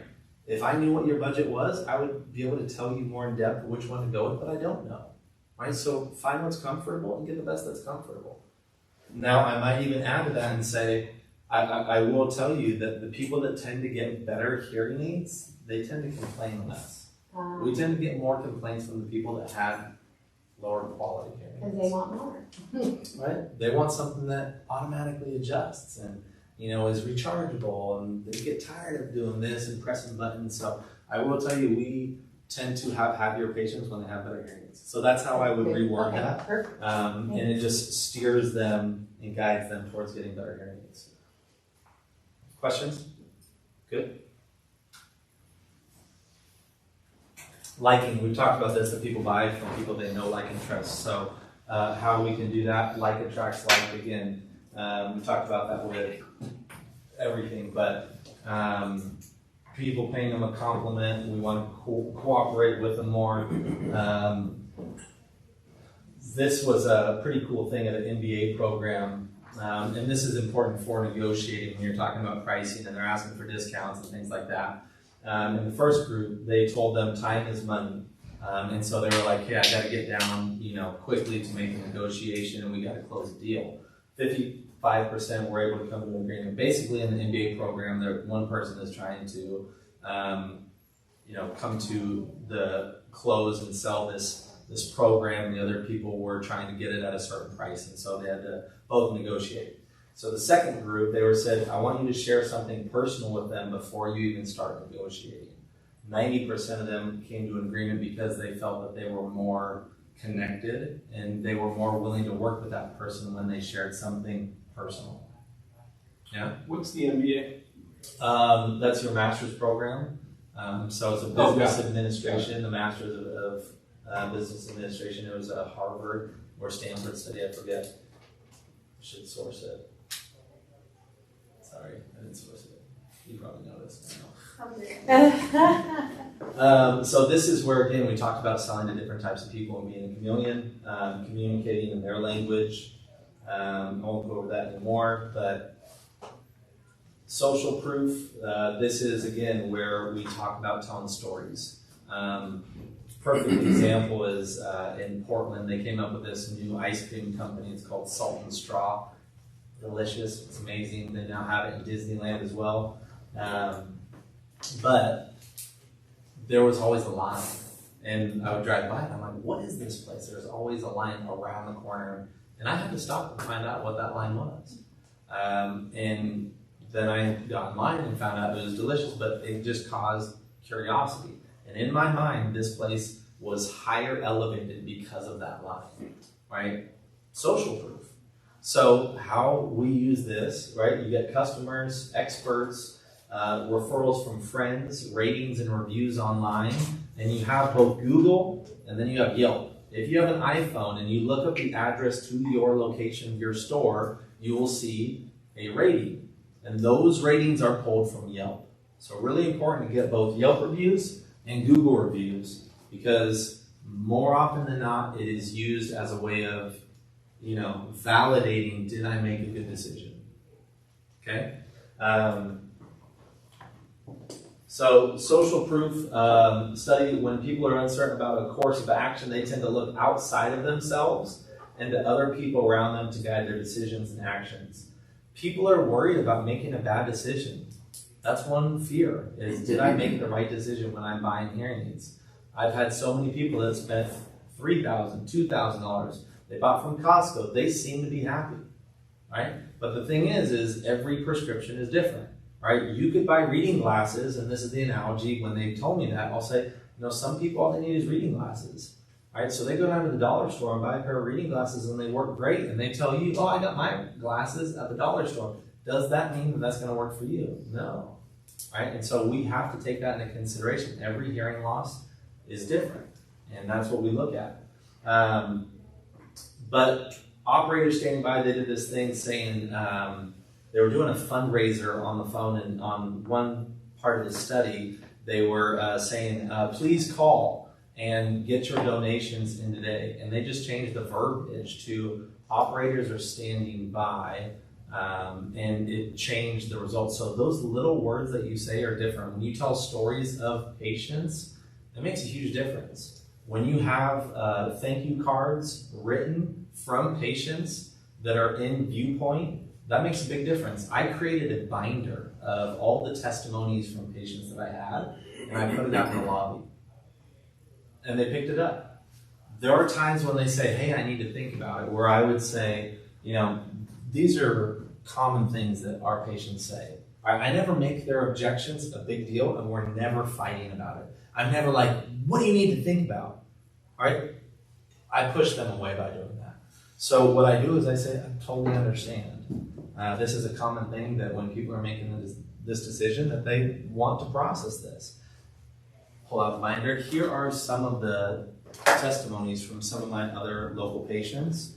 Feel free to read those. I'm going to go grab something real quick, and I'll be right back. I leave, and it gives them a moment to decompress, to breathe, right? Again, we talked about the pressure relief valve, right? What they found is that people will say yes on average after their fifth no, after their fifth objection.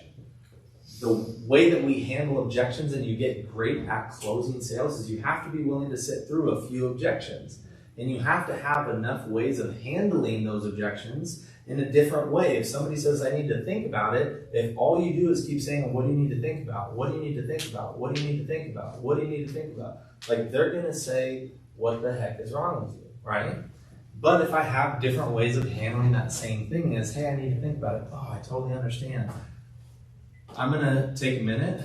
I actually have to go order a set of hearing aids for another patient. I'm going to give you a couple minutes. Here's some testimonies from other local patients. And I'm also going to grab you some information that will help you in your decision-making process. I'll be right back. Quick question, do you have negative ones in here at all? No. Make it realistic. I hate sharing. Yeah, You Jerry is should a jerk. No. Yeah. Put rated high and low, Yeah. bad with through the back. No. Yeah. Well, you could do like process. Yeah. Yeah. Green are good reviews. The yellow are bad. Competitor review. Yeah. But that's something that I might even take a snippet from Google, cut it out, print it, put it in that binder. That's something I've done. Now, if you guys are new and you don't have those testimonies, even just stepping out for a minute, that's one way of saying, hey, I need to think about it. A lot of times what they're telling you is I just need a moment to breathe. You know. You find you're so excited. I have a lot of energy, and so I tend to make people feel a little bit like overwhelmed sometimes when they're, I can tell. So I get up and leave to get my energy out of the room. Right. So they can. Yep. And sometimes it's them saying, hey, we just need a moment to talk. Yeah. Right. So when I get up, I leave for a couple minutes. Can I get you some water? Yeah. And here's another great way of doing it is if they say, hey, I need to think about it. Oh, thank God, I have to use the restroom. Yeah. Give me a couple minutes. And then I get out and I go use the restroom, right? And then I come back. And then if they say, hey, I need to think about it, that might be the second time where I say, yeah, I totally understand. Let me grab you some other information. Now, typically how I handle that is when they say I need to think about it, my go-to is, I totally understand. Typically when patients tell me that, it's because they have other questions in the back of their mind. Open-ended question, not yes or no question, not do you have questions that I can answer? What other questions do you have? You have to be open-ended question on that one, right? And we're going to get more into objections later, but that is something that's critical. When somebody says I need to think about it, I totally understand. Typically when patients tell me that, it's because they have other questions going on in the back of their mind. What kind of questions do you have that I can answer? They have to answer you more than a yes or no. But that's one way of handling it. And then it's like, oh no, we always said that we want to think about it, and sleep on it before we make a decision. Totally get it. Let me go grab something. I'm going to go grab some information. So when you guys talk about it tonight, you guys can have some information that you can go over. I step out for a couple minutes, just let them talk. And then I come back and I might even all I have is a brochure. That's it. I don't care. Right, and I come back and then, have that in my hand and I sit down and I say, what other questions do you have that I can answer? Gives me another chance to talk. What questions came up? Oh, yeah, well, I was really wondering about this, and you can kind of go from there. If they say nothing, I just need to think about it. I totally get it. What I have found is it's not so much, and doing this, again, and I can say for 10 years, or you guys can say, what I have found in doing this is it's not how much time I have to make a decision, but having the right information. Right? If I have the right information, I can make a decision on where I want to go, how I want to go about it. But if I don't, then it's tough to make a decision. And Help me help you. yeah, and so, my job is just to help you to, sort this information out. And I can talk about all hearing. So what kind of information would you need that can help you sort this out? So I notice you're a bit empathetic at this point. You hear it in the voice. Yeah. And you want to be. When I talk prices, I slow down. And when I'm handling objections, it's very empathetic. Whenever I get an objection, it's I understand, I agree, I get it. It's one of the first things that comes out. Body language is huge in this part too, and your tone of voice. It sounds more empathetic, right? I totally understand. And there's a head tilt, right? And I do that on purpose because it's more endearing, more empathetic. Nate in Bellevue, amazing consultant. I trained him, very, very good at what he does. I had him memorize the script just to give him a good foundation. And he sounded like a robot, dry. He was sitting up and he's just like, here's an audiogram. And I said, all I want you to do is the same script. I want you to tilt your head a little bit, and I want you to lean in slightly. So, same script, right? If I'm talking about this,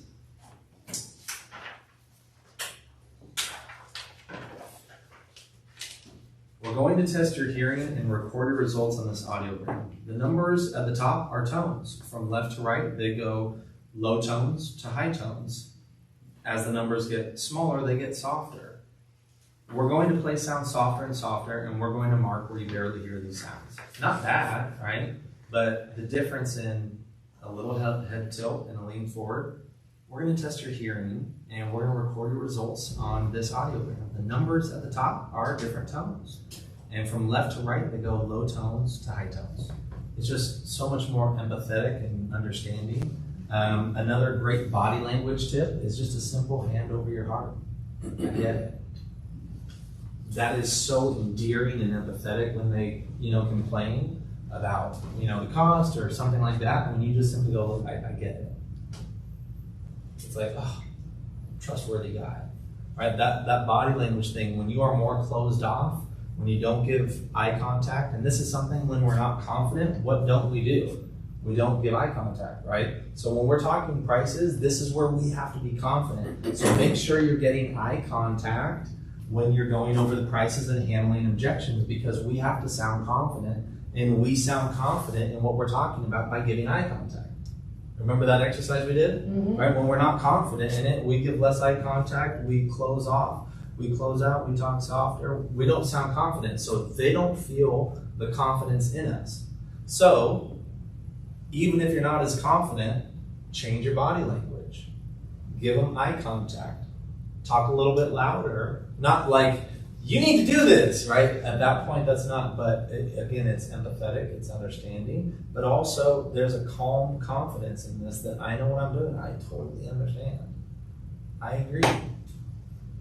I get it. 90% of our patients are on a fixed income. I get it. It's not a question that you're going to have to do something at some point, though. It's more just a matter of when. And if you can get help sooner, it's going to give you much better results down the road. And in the history of hearing aids, I will tell you they haven't gone down in price. They continue to go up in price. And so if you can do it now, then it's going to be less expensive than what it would be, and I can tell you the results that we're going to get are a lot better. I can't promise you these results 6 months, a year, 2 years from now, but I can promise you these results now. But you hear it in the tone of voice, softer, caring. That's the goal at that point. Questions on that? But social proof, tell stories, have testimonies. Those are all things that we want to do. Scarcity, the more scarce something is, the more people want it, right? And so that's why you'll see advertisements that say looking for 15 people, looking for 25 people to test this new technology. It's just from scientifically been proven that it will draw more attention, get more phone calls. And that's the whole goal of the direct mail, the newspapers, the advertising, is just to get butts in seats. It is not to sell hearing aids. It is to get people to make a phone call, and then for the PCC to turn that phone call into an appointment. And then for us to educate them on the different options on what's best for them. And at that point, hopefully they will buy hearing aids. That's the whole goal. Yeah, it's a bait, but unfortunately, every hearing aid company that advertises, they always advertise the lower quality hearing aids.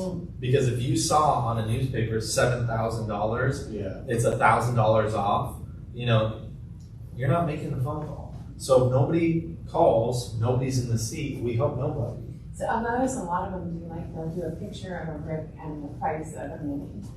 Yeah. I mean, Honestly, and then I'm that should be what I could have gotten for that Yeah. price, but it's just it is what's ugly sells, which is weird. Miracle Ear is huge. There's 1,500 locations, and we pay them to do advertising for us. And anytime we use their advertising that like looks beautiful and is new and modern, phones don't ring, which is really weird. The They ugly love the stuff, news. the old stuff, the black and white Yeah. sometimes, it's like, this is the most hideous advertising. That's what gets the phone to ring. And so we keep running it, and we've ran the same ads for the past 20 to 25, 30 years. It's crazy. And I've heard people say, I've heard people say, I've sat here with coffee and your ad for weeks or months or years. And he goes, every time I see that huge page, I think, man, I really should go in there. And they bring it to me or whatever. Yeah. I'm like, wow. They definitely, you guys definitely It's invest not pretty.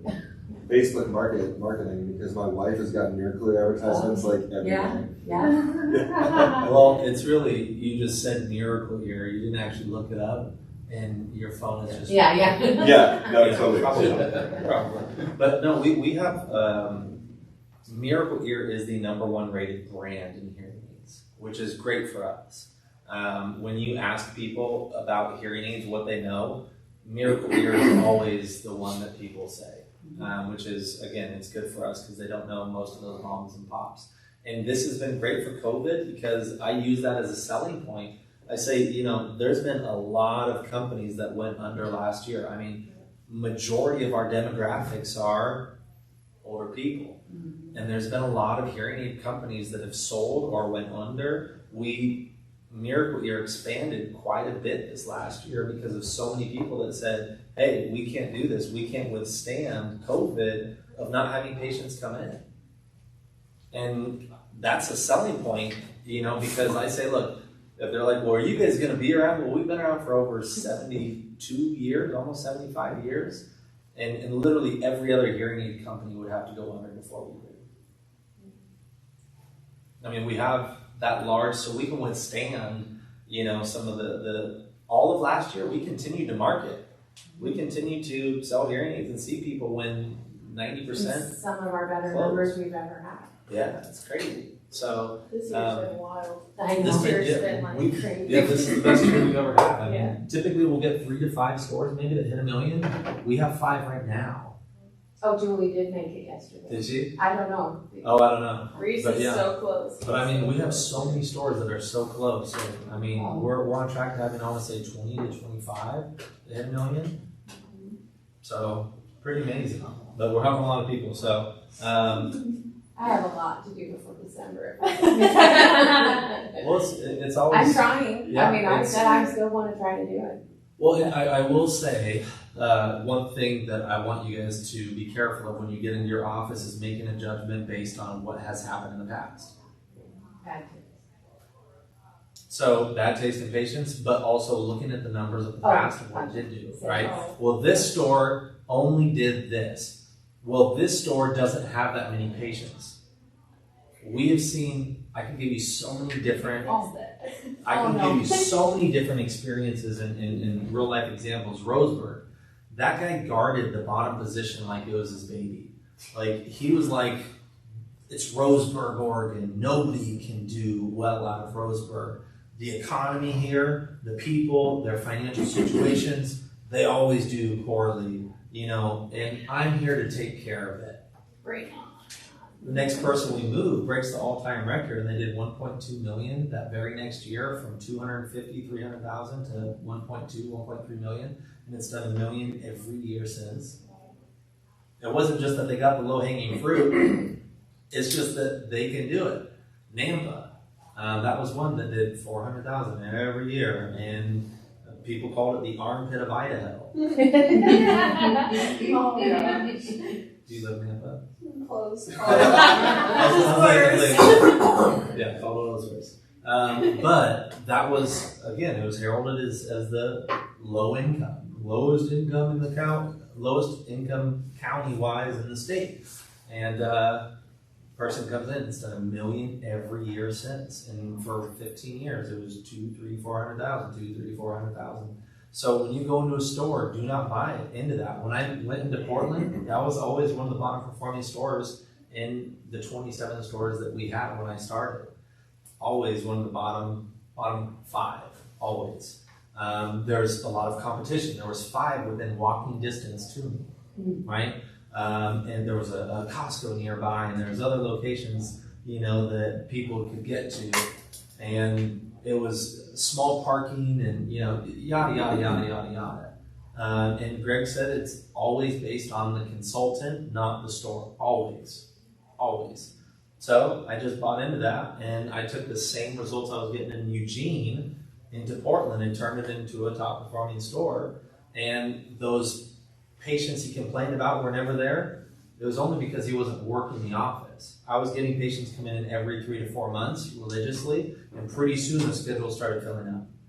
And I started getting referrals, and then you got deliveries and follow-ups, and pretty soon I was busy like crazy. But I had to work that, right? And that was something that I was constantly, when I first took over that office, it was easy because I'd have like 5 patients to just sit around or leave, but I was like, look, I'm gonna make this a great office. And so I pulled every file out and went through every one of them, called everyone, introduced myself, everyone, got them to come in. Build a relationship. No matter what, like where they were in their lifetime of their devices, right? So even if they just have missed a cleaning check, get in here for a cleaning check. Yeah, I want to introduce myself to you. Yeah. Maybe. Oh, this is another person. This is the 7th person. They always say that. They always say that. When you guys take over an office, I promise you that you will hear them say, another person, another person. I turn it into a positive. Any complaint that they give me, I turn it into a positive. And I say, you know, the blessing is that we're not closing down.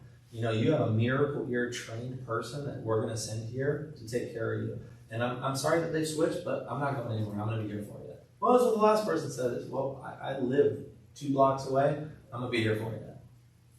So we do that on the opposite end. We say we drive an hour and a half to be here for you every day. Yeah. You know, you gotta let us know. Where do you live? We're up at Mount St. Helens. So from Mount St. Helens to Vancouver every day, we drive. That's a drive. Yeah. It's like an hour and 30, but Yeah. depending on the traffic and stuff. But it's worth it to them. See, and they, when they find out where we live, we just say, you know, like, wow, you come in here. And Mm-hmm. so they think our appointments, they keep them. We have a really good no-show because, low no-show rate because we made it our side important as well as reciprocated, you know, but they want to reciprocate and come in. Yeah. You guys are those that are younger looking. You're gonna get comment. My grandkids are older than you. Mm-hmm. You're so young. What's your way of handling that? What's the spin on that? What's the flip side of that coin where it's a positive in their favor? So I haven't learned any bad habits. Well, You can say, I'm really, You can say that to us, but if I'm a patient, what's the positive to me? the positive about that is I'm really in tune with the new technology out, and That's how I flipped it. Because I said, you know, when you have problems with your phone, who do you call? My grandkids. Exactly. I said, I'm more tech savvy and I know these hearing aids better than some people that have been doing this for 20 years. So you're in great hands. Oh, yeah, okay. So how do you feel about the, like, say you're new and you're taking over this place, how do you go about that when they're asking you like questions, right? So they're like How long have asking you been doing this? Yeah. Is that the question you're talking about? that, or like, you know, some people, I don't feel like a lot of people ask about your credentials really, but how does, you know, if you're transitioning. Well, if they ask if I'm an audiologist, I will say, you know, the difference between us and an audiologist is we're going to do all the same tests, but we're not doing any surgeries, and we're not going to write any prescriptions. But we're going to check and see if there's red flags, and if I see those red flags, then I'll refer you out. Okay. But it's true. These tests are standardized across the entire world. Yeah. Right? You have to do the same pure tone and bone and word rec and discrim and all that stuff. Standardized. So we do the same tests as your audiologists and your ear, nose, and throat doctors, but we're not going to do any surgeries. And we're not going to write any prescriptions. So if we see anything wrong, any red flags, then we'll refer you out. Okay. If they ask how long I've been doing it and I'm new, depends on the conversation and how it was going. But a lot of times I would, you know, for you, how long have you been with Miracle Ear? 2.5 Yeah. 2.5 years. So you can say, you know, I've been doing this 2.5 years. This is, you know, my 3rd year doing it. Not a lot of people ask, but you will get the question. And you kind of have to find your way. I usually am not like, this is my first day, you know, but only a month. I usually will say, you know, we had to have extensive training to do this. We just got done with a 2-week training in Boise, Idaho. You have to be certified and licensed by each state, and then there's a board certification. So, we're definitely, even though we're not doctors, we've been doing this, for quite some time. And Miracle Ear has been doing this for 72 years. So you can see how I can kind of control that conversation and narrative a little bit more. That would be something I might say. Mine just might be a little weird because it's like I know the patients. Yeah. Versus standpoint, whatever. I don't need very many of those ones though. So You won't have people asking you all the time. No, not all the I mean, maybe 10% of the time. Yeah. But how you answer it, I just always think I wonder if they because they know who I am. Not some of them. Your aftercare people, though, you can thank them for getting you to this point. Like, you can say to them, you know what, I'm here because I've been with you for now as a PCC for 2 years, and look where I am now with you. This is so great. Thanks for coming on this journey with me. So put it back where they were a part of your advancement, maybe. I just think about that sometimes. I'm like, I just think how to go about that, I guess. Yeah, that's usually how I would go about it. Okay. Matthew has the blessing of having some gray hairs. Thanks for picking They him. won't ask for, how long he's been doing as much as you, right? Yeah, that's Like- baby face over Like- there. They still ask me. I just want to put that out Yeah. there. Oh, they'll still ask. Mhm. And you can even answer with a joke like, how much time you got? I usually say I just started yesterday. Yeah, And they that laugh can be a because joke I'm too. older. Yeah. You can even do that as a joke. Like, today's my first day, actually. Yeah. Look at the clock. What Yeah, time is it? what are we doing today? Yeah. Actually, I'm just watching the storm on the Yeah, you're Pacific. gonna have to, you're gonna have to coach me. Let me go put my lab coat on. No, don't say that. But you could joke and say, this is my first day. And then just joke with them about it. We have this really awful compressor in the back that when you turn it on, it's super loud at the vacuum. So I have a guy who always says I go back there and bulldoze, like I have a jackhammer on his hearing aid. He said that in front of new patients before, and it's very loud. So I have to come out and I browse my back, Yeah. Oh, whew, I got you. That would be the thing. I got your hearing aids cleansed. And Oh. I've done that, and they're like, "Oh my gosh!" The second But at what person cost? they're, So these are just things that we'll talk about later. Assume that they're going to buy when they come in. This is really important. So I'm assuming they came in here for help. When you assume that they're going to buy, when you treat them as if they are a millionaire, when you treat them as if they have the money to purchase, they want to purchase. If I treat you like you're homeless and that you don't have the money, and I'm like, I don't know if you can afford this, but here's the prices. Like, it makes me want to be like, screw you, right? But if I treat you like a millionaire and I say, get the best that's comfortable, and you roll out the red carpet and you treat them like that, then those are the things that they often are more likely to purchase. I'm also looking for signs that they've made purchases. When I walk out of the room, one question I'll ask is, so when was your last vacation? Why do I ask that? Because the vacations are spendy. They are spending money, right? I'm looking for a sign that says they spent money. When was your last vacation? Oh, it was 2 months ago. And I'm again around the corner and I'm like, well, where'd you go? And then I walk out, I'm like, you heard that? But again, in my mind, I'm like, they're spending money, right? Costa Rica, that just to me is, and the first question I usually ask is, well, what'd you have for breakfast? Oh, I had a toast. Did you put some butter on that toast? Yeah. How was it? Delicious. When was your last vacation? Oh, 2 months ago. Where did you go? And then I'm like, you heard all that? I was 20 feet down the hall. Was I yelling? No, you weren't yelling. That's pretty amazing, huh? They're doing 2 for 1. Right? Yeah, I'm like, that's pretty amazing, huh? So again, this is the strategy that I use, but I'm also looking for signs. If they pull up in a nice pickup trucks might not look expensive. They're expensive. They can spend $70,000, $80,000, $90,000 on a pickup truck. So if you have farmers and they look like they don't have money, they got, cow dung on their shoes, they got money.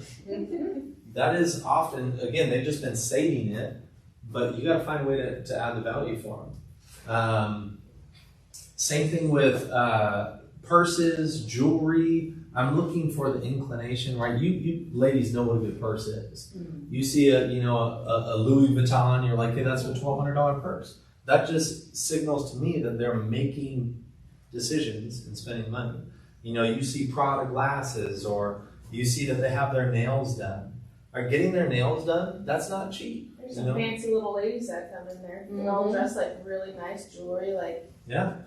Even just a simple thing, if they don't have jewelry but they have their nails done, that's $50. Oh, this Right? lady comes in, she always tells me, because she does the designer that does Cher and Carol Burnett with Bob. Anyway, he's a designer, and she always tells me that her shirt is made by that designer. Yeah, oh, Fishing look, pole, sure. fishing Where did you get that? And they will name drop. Oh, Yeah. yeah. But to me, I'm like, you told me what I needed to hear. Yeah. You're getting me 5 energies today.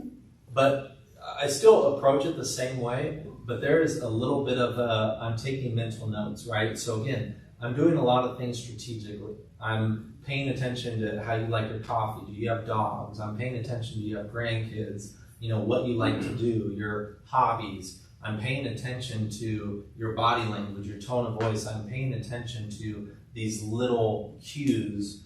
And sometimes people won't admit it, that they're having difficulties, and I'm reading their body language. Sometimes, so I did an open house with Steve, and we're in East Wenatchee, Moses Lake, and we're both doing an open house because we have a conference at the end of the week. So we do a 3-day open house there, and he goes in and he couldn't sell this person, and he comes out and he's like, if you want to take a crack at it, and I go in there and introduce myself, and I start throwing these things because he wasn't giving me anything. He was a farmer, wasn't really admitting that he was having difficulty.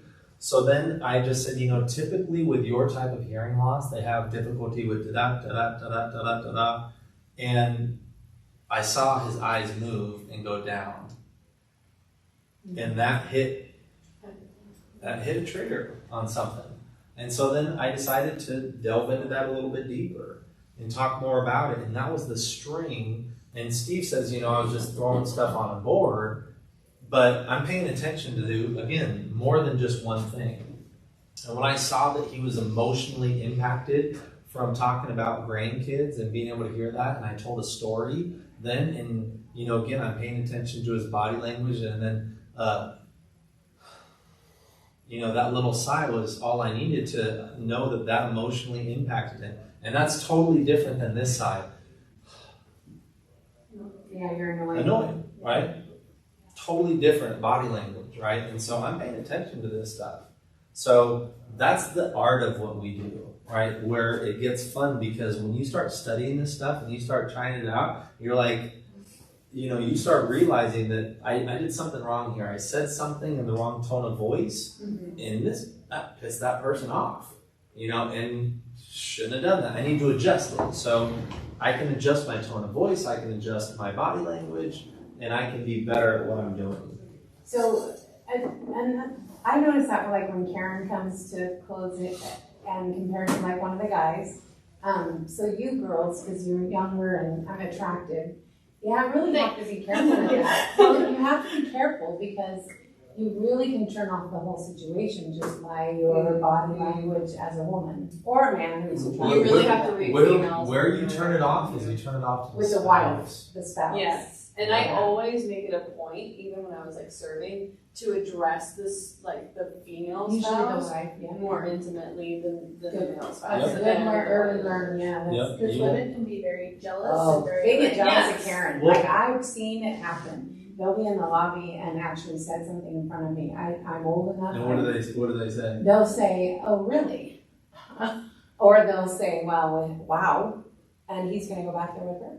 And I said, "You are too," But it just, you can sense it That's right away. You aggressive. can actually Oh, look yeah. at people and go, their It's like wives a especially, wall. they'll look her up and down, and you watch her, because then I will actually say something to my closer, and I would say to Karen, actually, I should be a little jealous, or whatever, Mhm. because it makes her feel like, and it gives her a clue that she may need to focus a little bit on her And that's again controlling how smiley environment. and flirtatious you're laughing at their jokes, because his jokes are stupid, Right, yeah. according to the spouse, because they've been living with him for 50 years, right? But if you're laughing at their jokes too much, you know, and you're not involving the spouse, they're gonna be like, you're not buying hearings there. Yeah, you're flirting with my Yeah. husband. Yeah. So that's where, again, I laugh, but I'm engaging both of them, and I'm very professional in that manner. But yeah, you do have to be careful. You guys too. Just Yeah, the guys too. not really. Not really. Well, they do kind of. Yeah. I mean, I've noticed the little old ladies. I mean, well, I'm the spouse, and I see them come in and do what they do to Dixon.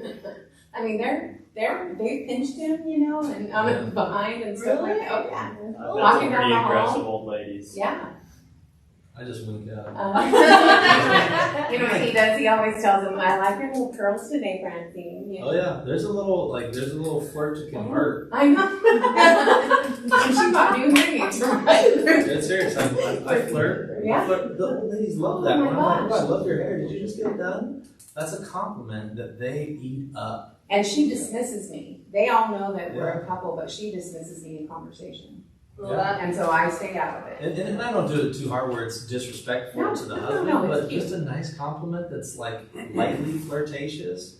The women eat that up. If you're a guy and you give a woman a compliment on her hair that they just went and got a perm and you see it's different, you're like, something's different about you, Marge. Is it the hair? Yeah, I like that. It's really good.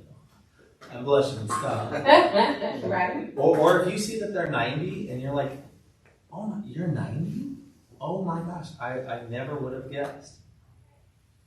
And then I'll ask a question like, what's your secret to aging so well? And they just, oh, well, I had this lady, she was 103, and I asked her, anyone who's over 90, I asked them for advice, because I think they love sharing this stuff. Anyone who's over 90, I asked for a piece of advice on aging gracefully. And funny stories, I had this guy that said whiskey and wild women. I said, I'm in the wrong boat here, I'm married, apparently. I have a guy who says he has a younger wife, Yeah. and she's about 20 years younger than him. I had a lady that was 103, and she said a pint of ice cream and a pot of coffee every day. And I was like, I can't turn that down because she's 103. She bought hearing aids at 103, and I use this story all the time. Oh But this is fun stuff. But getting back to these foods here, where's it at? In the kitchen? It's in the kitchen.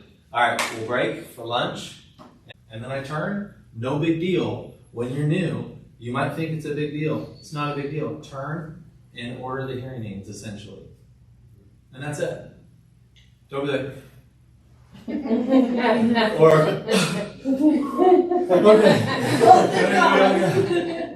oh, that was a lot. Right? You want to act like you do this all the time. Like this is standard. So that's how I act. I'm like, hey, which color do you want? You know, and then they joke and we laugh, and then they're like, oh, skin color. Okay, well, which one are you thinking? I'll probably go with that one. Okay, and did you want to do the financing, or did you want to just take care of it? I'll just take care of it. Perfect. Did you want to put down on your credit card, or did you want to do it by check? I'm giving you usually two options. I'm funneling it and making it real simple. Oh, I'll just write a check. Perfect. Okay. Or credit card. Okay, is that a Visa or MasterCard? Okay, I'll take that up front for you, and I'll get everything put into a nice packet for you. You hang tight, and I'll get everything taken care of. Got their credit card, I'm out, come back with a contract, paid for, and then we'll go over the paperwork. So I have a little color key swatch that's got the colors in it, and I always leave them with that when I go do that because they're looking like, and then I come back and go, what color did you say? I remember, you know. So the one thing is we don't have that anymore. The color swatch used to be huge. Back when I first started, you could get pretty much any color. I just took off all the ones you can't have. Yeah. Well, that's where I used to maybe we could get every color under the rainbow back in the day. And yeah, you did? Yeah. I would have when I was in Eugene, huge Oregon Duck fans where they'd have one green and one yellow, one red and one black. I do it. All right, fine. But nobody was ordering them, so they were making them for no reason. So now I'll be like, yeah, we could spray paint them, but I don't know if that would work great. We could try it. But it's just that laughter of, you know, saying something like zebra stripes where it's like, you know, even for a man, like, what color do you want? You want zebra stripes? You want camo? Like, you want pink or purple? And they're like, what? Shock factor of like, oh, God. I'm kidding, man. Don't worry about it. Skin color, hair color. Do you want beige? Do you want, brown? Oh, okay. Well, I guess brown. Okay, which one do you want to go with? So again, that's the Disneyland part. That's the part that you want to give them back that experience, right? I mean, you want to get away from all that worry about the money and all that stuff and still close this up with a nice feeling in the end, warm fuzzy at the end. Yep, okay? absolutely. Hey, Jared, why do you leave the room after you've gotten that information? Is there a reason, or did you just do that so you're not sitting there randomly on your computer? When I'm sitting there randomly on my computer, and especially if I have no discount on here, right? And then I gave them the upgraded rechargeable one, and now they're like $5,000. What's going on? And now I have to explain if they ask questions, because in a lot of the offices in your area, you just have one massive computer, and they can see everything that you're doing. And so I like to just say, hey, I'm gonna step out and order these. And that's what I say. I might even order them when they leave. But to me, ordering them is entering them and cycling it. So I say, I'm gonna grab that card, I'll give it to our front office assistant out front, and we'll package everything up and we'll put it in a nice packet for you. And you just hang tight, we'll take care of everything. Almost as if I'm like, rolling the red carpet out for them again. Like, you hang tight, I'll take care of everything. I'm gonna go get these ordered. You want some more coffee? You want some water? Gotcha. So, but yeah, I don't want them looking at the screen and being like, well, you said this and this price, and now he's entering a bigger discount that doesn't match what they told me here. And then when I come back, if they ask me a question, that's when I'll explain it if need be and say, I gave you the upgraded rechargeable ones at that same price. Oh, okay, that's what that is. And you got the TV streamer for free or whatever, the explanation is, but that's why I step out. What happens if you can't step out? Are you saying in your one office? It's a weird one. Yep, you do it there. You're just there, you're stuck there. Do you have a computer screen that can turn? Yeah, I think So he has there's- it where it's like, they're here and I think it's like tilted, so I don't think they can directly see it, but it's like. Your privacy screen. Yeah, you're fine. Well, I wouldn't necessarily. Actually, that's why they You discussed could. Yeah. But my office in Portland, when I had that one, I had I put it on the wall and had it so it swiveled. Okay. And at a certain part, I just turned it. Make it look like you can't see. Yeah. Yeah. I like the idea of being able to step out through, so that kind of is like when you're in just a box, it's kind of like. I don't mind doing it right then and there. It's Yeah. fine. Yeah. But if you have the ability to, I also, if I'm doing financing, I'll do it on Healthy Plan real quick right in front of them because it's built into CycleNet. But then if it says 7 to 10, then I'll step out because I don't want to enter in manually all the information in front of them and they're watching me and I'm like, what's your household income? Like, I don't want to enter all that stuff in front of them. So I say, let me step out real quick and make a quick phone call and I'll be right back. And I'll step out and go to the front office desk and I'll enter in all their information. I do juice the numbers, and what I say by juice the numbers is any credit card, they don't actually have a way of proving how much income you make. My wife doesn't work, makes zero income. She opened up a credit card a few years ago and just said how much I make. She makes no money. And they gave her a credit limit of like $25,000. And she was like, I didn't think that would work. I'm like, they have no way of verifying how much income you have. So my whole goal is to help this person. Again, the intention of me helping this person, if I put that they make $1,200 a month, they might not be as likely to get approved. So that's kind of where I will say, how much does your household make a month? And it's like, well, I make $1,200 and my husband makes, $2,000. So $3,200, is it after taxes? Okay, so it's after taxes. So really before taxes, Closer to 5. yeah, it's closer to 5. So now we're at 60. So now, that's a more realistic, it just gives them a little bit better of a chance to get approved, which ultimately means I'm helping them because they want the hearing aids. They already told me they can afford it. Now, if the financing doesn't come through, it's like, I have to give you the bad news of we couldn't get you approved. And it's like, gosh, I wish I could. So that's why I kind of do it that way. But just different things that you can say that can increase them seeing it. I also use the word imagine. If they told me earlier in the appointment that Thanksgiving was tough, then I'll use the word imagine being able to hear at this next birthday party. In their mind, as soon as you use the word imagine, anything after that, it creates a visualization of them being in that environment. So I'll tell the story of, again, my uncle being in a restaurant, sitting there like a bump on a log.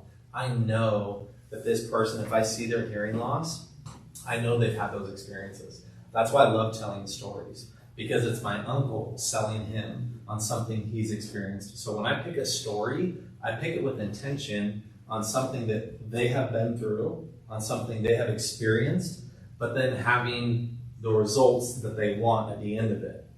Giving them hope that, oh, they can do it, I can do that too, I can get those same results. Those are the stories I choose. But I tell that story of my uncle going to sushi, going to a restaurant, and him sitting there like a bump on a log. We're all laughing, and he's sitting there staring at his food, not participating.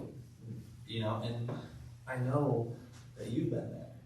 I know that there's times when you go to a restaurant and you fake it, looking at your hearing loss, or you give them the old nod and smile, right? Or fake laugh, but you don't really know what happened. You see how my tone of voice is changing? Where it's like, I know that. It's frustrating. Imagine being able to hear better and going to that restaurant and being able to keep up. It was so cool seeing my uncle when he let me get him some hearing. It's so cool seeing my patients that now say that. And again, you see, I talk faster and I'm a little sweaty. I mean, it's so cool seeing this. It just shows passion and hope at the end of that story. There was a gal on my last sales team. She was head and shoulders above the rest of us. Consistently, every month, every quarter, everything.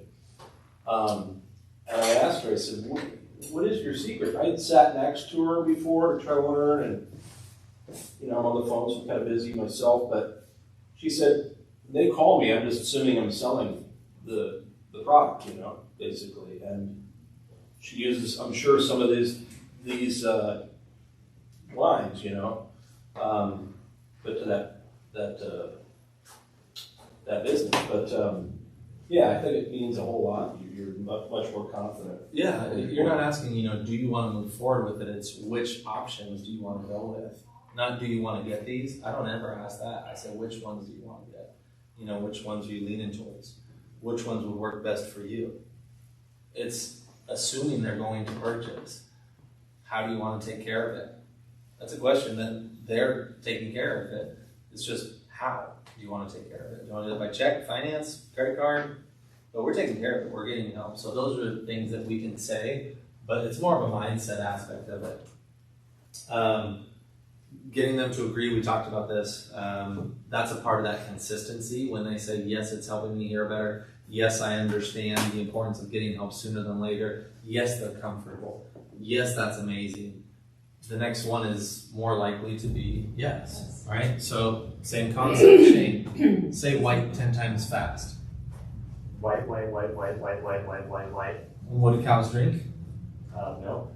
Do they? Right. Jesus Christ. Well, that was weird. Oh, God. Our brain is always trying to find the easiest answer. What just happened to me? Yeah, our brain is always trying to find the easiest answer. Right? Yeah. It's always trying to find the shortest, easiest way to get the answer. I've done this 100 times with people. They always say no. I thought the same thing. You all Yeah. thought, you all thought milk, right? Because You it's associate cow white, with right? milk, and Well, it's and white as well, and milk, Yeah. right? And I've done it where you say toast 10 times real quick, and then you say, what do you put in the toaster? And they're like, toast. And you're like, no, that's, you put bread in the toaster, right? But your brain is always trying to find that easy answer. Same thing when they're like, yes, I can definitely hear better yeses. I can see how this would improve my life. Yes, they're more consistent and want to stay consistent, but also they're more likely to say yes. So that's why those questions are there, to get them to take, again, consistency, ownership, accountability. Yes, I can see how this would improve my life. So why would I not want to get it if I've already admitted that it's going to improve my life, that it's going to improve my wife's life, that it would be fantastic to hearing like this? This would be great. Why am I going to be turning that down? So they're more likely to do it. So, and again, easier when you ask appropriate questions, and then you're like, wouldn't it be nice to hear like this all the time? So what am I doing if I do this? Wouldn't it be nice to hear like that all the time? I'm inviting you to do this. So that's not body language part, but again, I'm controlling these scenarios because I'm like, wouldn't it be nice to hear like that all the time? And then that simple thing is like, give me your answer. Then you're like, yes. Yes, exactly. Yes. I'm like, I know. But yeah, other yes questions. Don't you agree? Makes sense. Pretty comfortable, right? Those things. We talked about breaking the touch barrier already. Assimilate, we talked about that. Yes questions, assume they're gonna buy. That's a recap apparently. Getting the price, we talked about this. Don't give them the price too soon. Never get the price without knowing their why. Adding value, price conditioning. You got a price condition just because, again, I'm setting that bar up here. If, again, they came in off of an ad for $995 and then you're talking about $7,000 at the end and we didn't price condition or educate how they're gonna be like, whoa, I came in off of this ad. Where are those hearing aids? Oh, that's these ones. Oh, well, are those gonna work for me? Oh my gosh, that's a lot more. You're telling me I need to get one of these 3 options? Well, I need to think about it. That's not what I expected. And that's where they want to leave. So that's where we can get good at educating properly. You set the price up here, and then you can say it still didn't work, which is true. I've had patients spend $10,000 on hearing aids and they still can't hear and then get a cochlear implant. I've seen it happen multiple times. So that's where you can say that, and then it lets them know it's like, at least I didn't wait that long. At least I didn't have to spend $12,000. Being confident, asking questions, building pain. Again, if we don't build the pain and the value, it's always going to be an issue. Don't sell out of your own pockets. We talked about this too. Just because you financially wouldn't buy ME5s, don't assume that they wouldn't. Right? Just because they bought 2 years ago and spent $7,000 at that time and they're telling you like, financially I just, I got a lot going on, and you wouldn't do it, don't assume that they wouldn't. I had a big eye opener. I was in Medford, Oregon. This gal bought a little over a year ago. New technology came out. They got something. She came in to an open house. Great hearing aids. Sometimes our technology changes have big improvements. Sometimes they're smaller improvements. And I didn't think it was a huge improvement, right? And I get done testing her. She's doing fantastic with her hearing aids, hearing really well, but she's loaded. Didn't look like she was loaded, but I just assumed in my own mind that it wouldn't be worth spending that much money when a year ago she did it, right? And she told me, she goes, at the end of it, she pulls out this thing, she's like, hey, I got this in the mail. Oh yeah, I wasn't even gonna bring it up because you seem like you're doing so well. Well, how much would this help me? And I said, in a quiet environment, not so much, but in background noise, it definitely would improve your hearing. And she said, well, why didn't you talk about it? And I said, well, again, I just thought that you were doing pretty well. And she said, shame on you. And she opened my eyes and she said, you don't know how much hearing 10 or 20% better when I go play pinochle would improve my life. All of the testing we did is in a quiet environment, and yeah, I'm doing well here, but Thanksgiving, Christmas, birthdays, I really struggle. That 10 to 20% improvement would be well worth it. You have no idea how much money I have in my bank and how much that'd be worth it to me. And I just had to apologize. I said, you're so right. I'm so sorry. I won't let that happen again. But it was such a great learning experience for me that we can't prejudge based on what we're willing to spend our money on. So I know when I first started, I didn't have $7,000 to spend on hearing aids. Nor would I if I had a mild hearing loss. But we don't know how much that affects her, right? And what she's willing to pay. I had a guy on $785 a month, disability income, Clackamas, Oregon. And I demoed him, and at the end of the week, he said, I'm gonna find a way to pay for these things. He said, I already calculated it. I'm gonna change from cable. We have a couple roommates. We're changing from cable to Netflix. He's like, every Friday I go have McDonald's breakfast with the fellas, and instead of eating there, I'm just gonna have coffee there. He's like, I'll eat before I go. I can make a couple of adjustments. So, I had a $40, $50 wiggle room in my cushion already, but with those few adjustments, I can pull out $110 and ended up buying ME3s at the time. It was $49.90, but $785 is what he told me he was making on disability income. It just made that much of a difference in his life. So we can't prejudge, and we just don't know how much of a difference it makes in their life.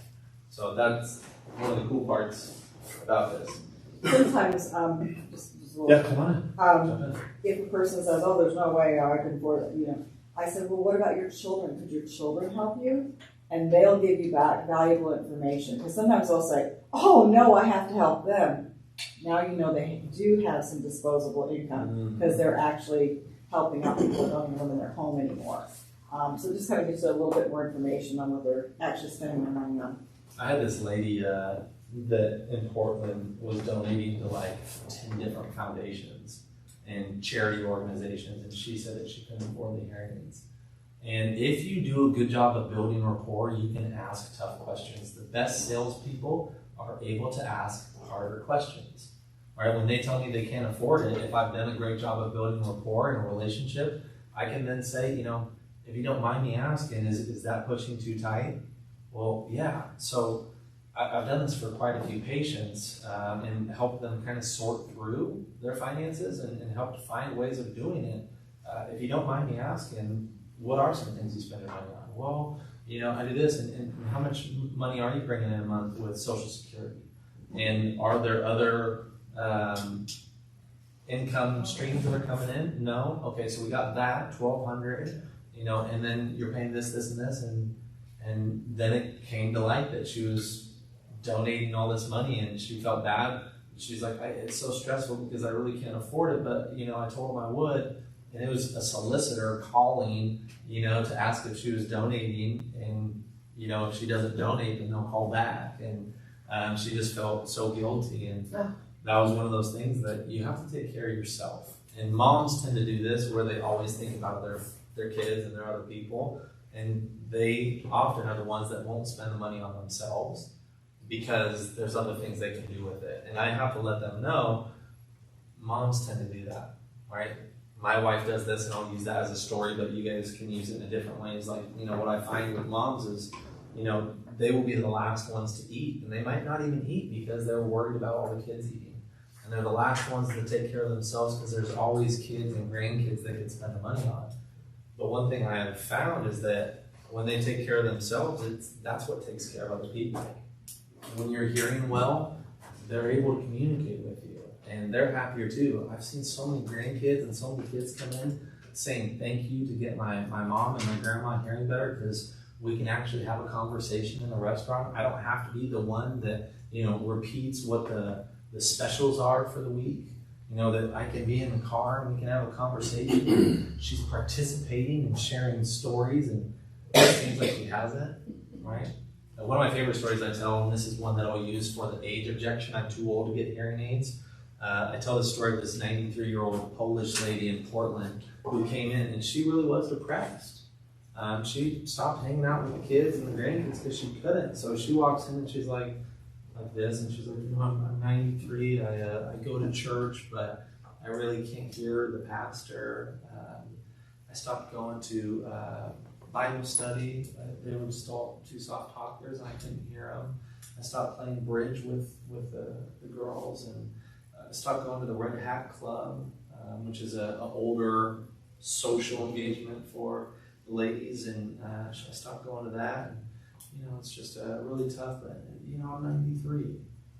I put in hearing aids. 3 days later, she walks in with shoulders held high, and she like pushes the door open. She goes, Jared, these are not just hearing aids. I said, what do you mean? What do you mean? She goes, I'm more confident. I'm more alert. I'm quicker to respond to people. I feel like I'm 20 years younger. I'm back.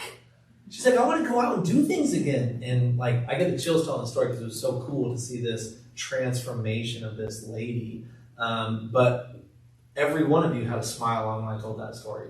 And when you tell that story to your patients, they have a smile on too. And if they're 90 or they're 85, they have a hard time complaining about being too old when a 93-year-old did that. That's why I insert that story before it even comes up.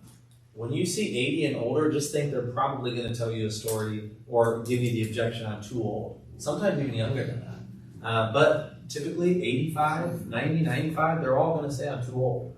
And I will anticipate that objection coming up, and I will tell a story just like that one or my 103-year-old before it comes up. I have a story like that with, I think I said when Curtis started, but we have a patient who was 107. He just passed away like 2 months ago. And he got his hearing aids at 105. And his sons don't live here, but they helped get them for him just so he could have a better quality of life So I'm like, you ever say you're too old? Here's a great line, and I take this from the 103-year-old. She said, "The less time I have, the more important that time is." So I heard you say that on a conference, open call one time, and I implement it now, and it's changed everything. Because you sold the 102-year-old that we actually were invited to his birthday party.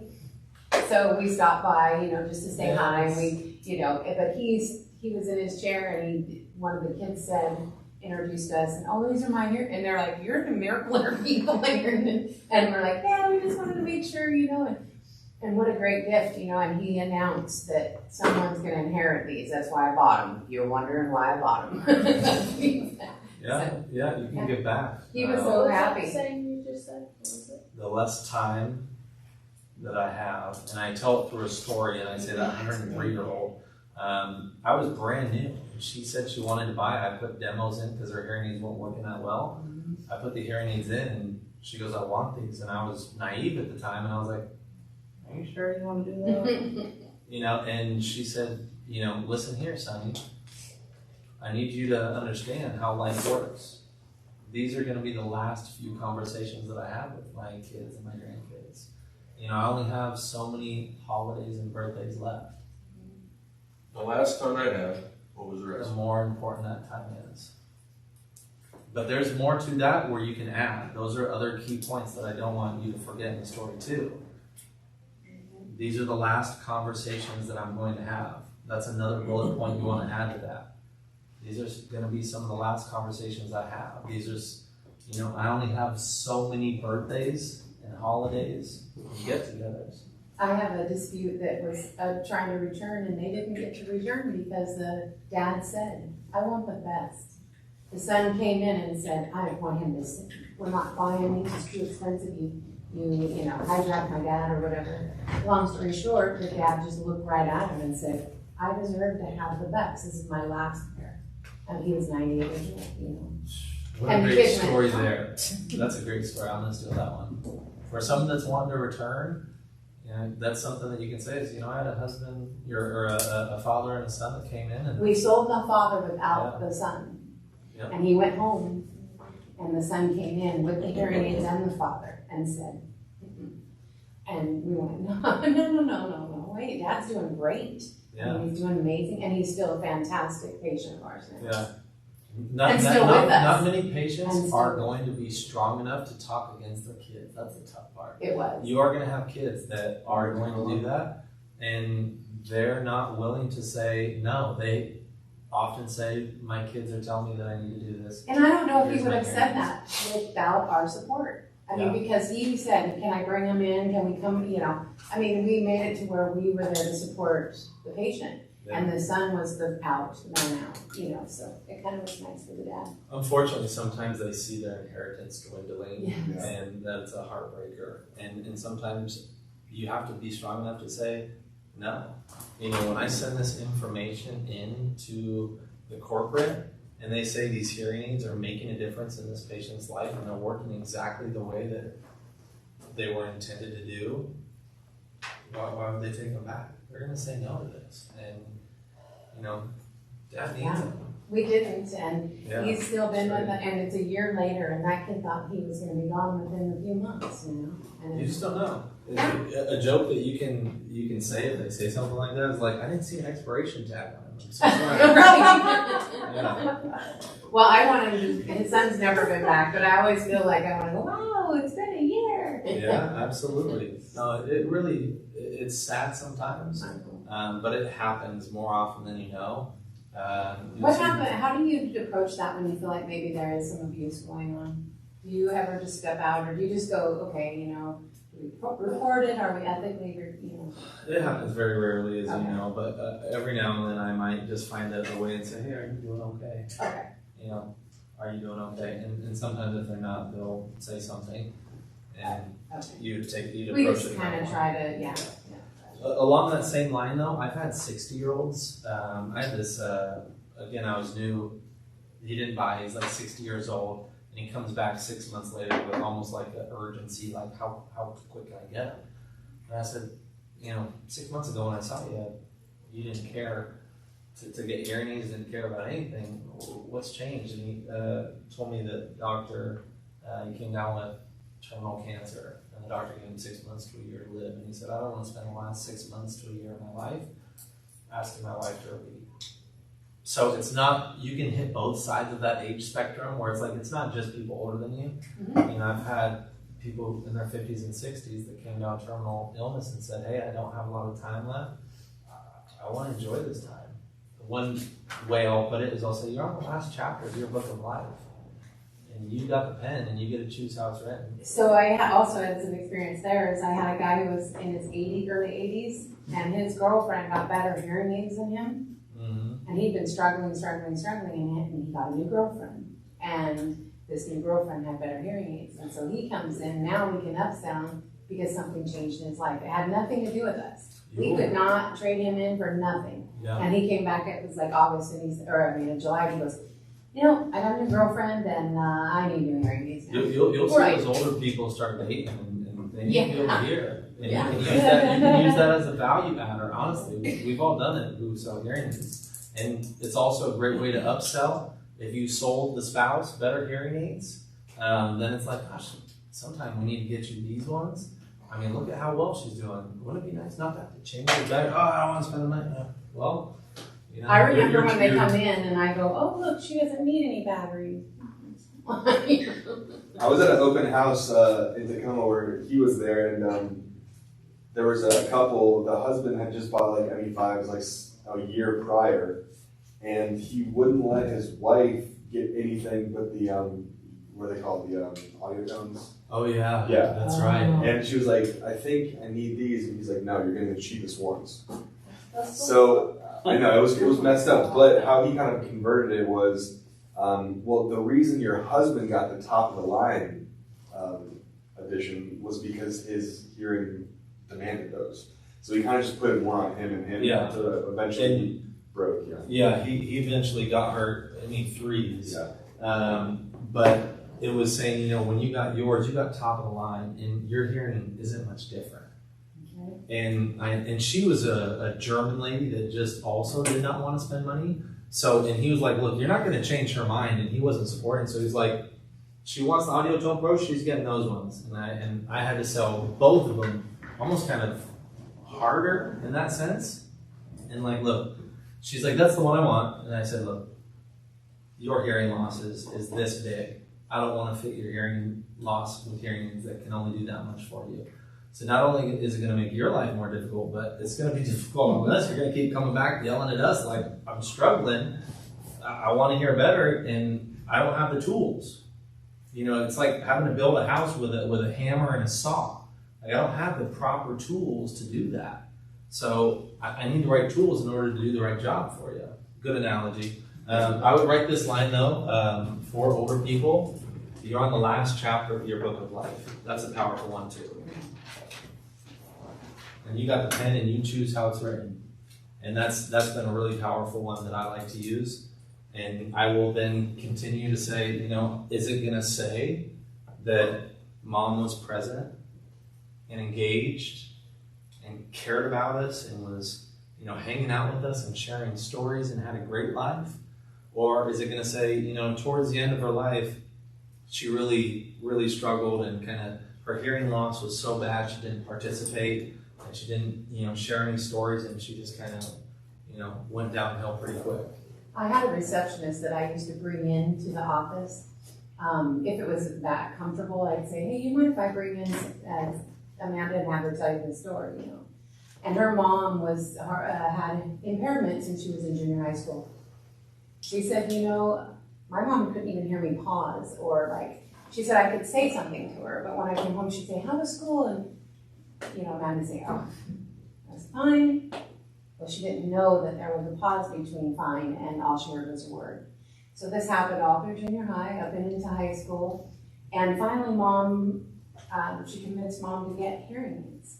And she got her hearing aids, and she told her thesis about how she grew up without her mom.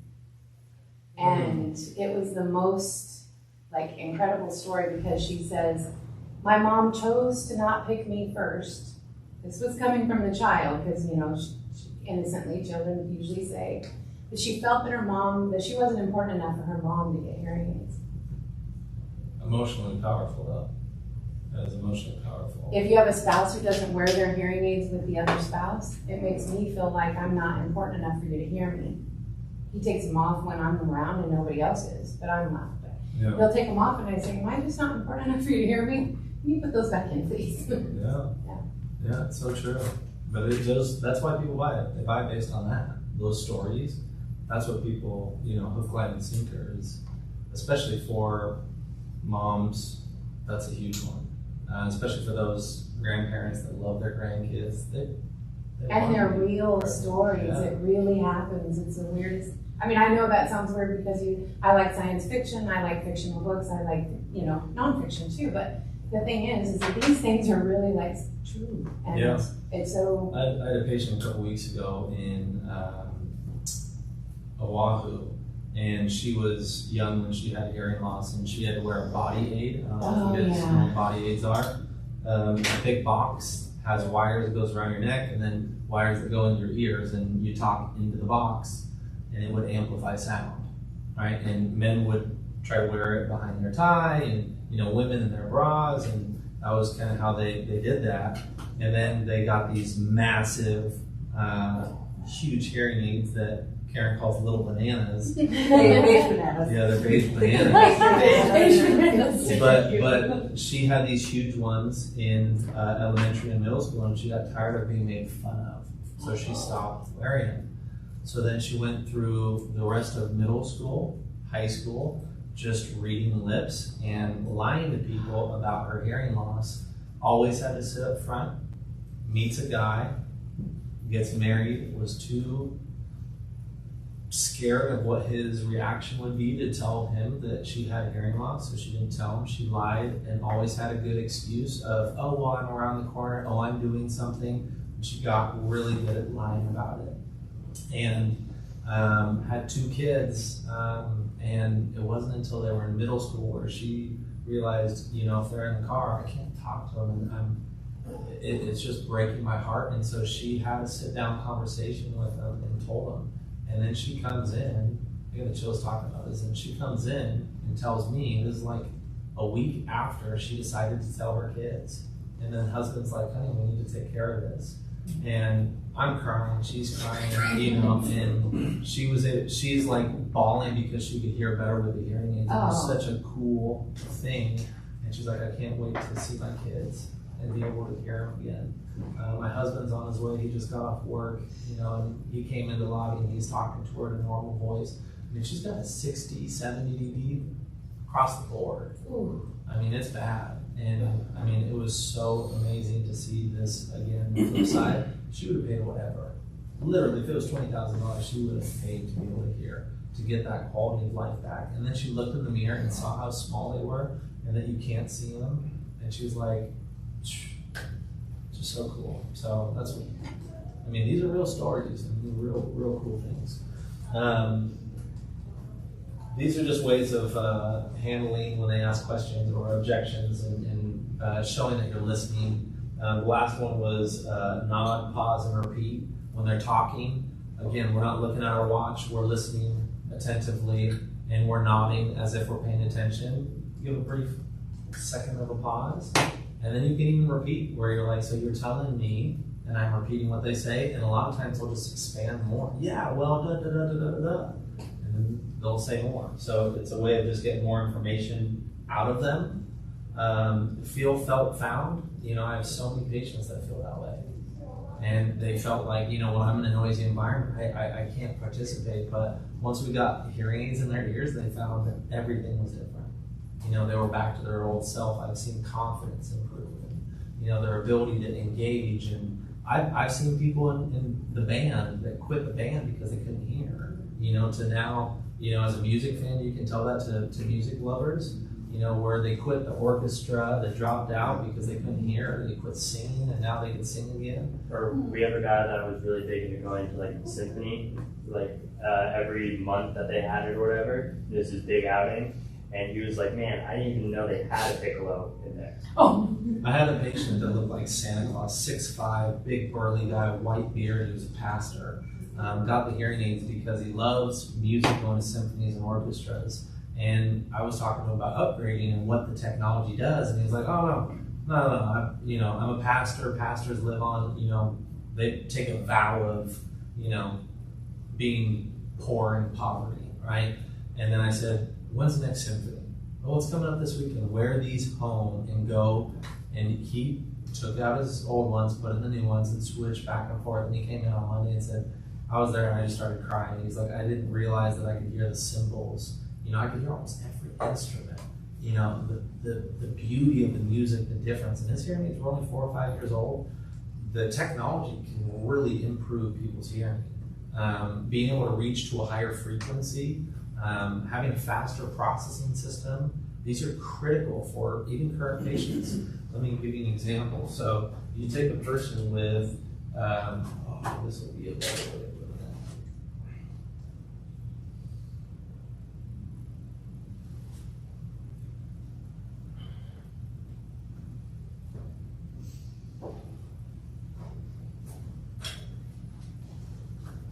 Now, I'm probably not going to be able to switch back, but we'll find how to do this. Okay, so if we got a hearing loss, look at this.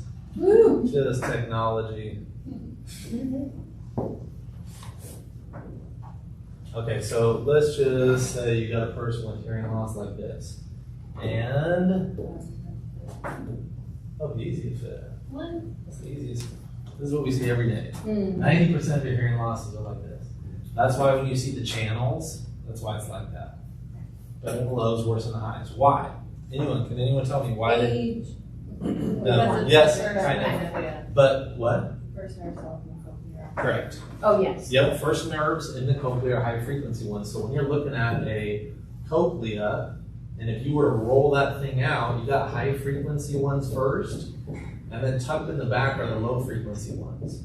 Right? So if you're in a house and there's carpet, which carpet wears out quickest? The one by the door, because it's getting stepped on the most. So another analogy, I stole this from Zach, is you got a 20-story building. It doesn't matter if you live on the 5th, the 10th, or the 2nd floor, you always have to cross through 1 and 2 and 3, right? So those are the ones that wear out fastest.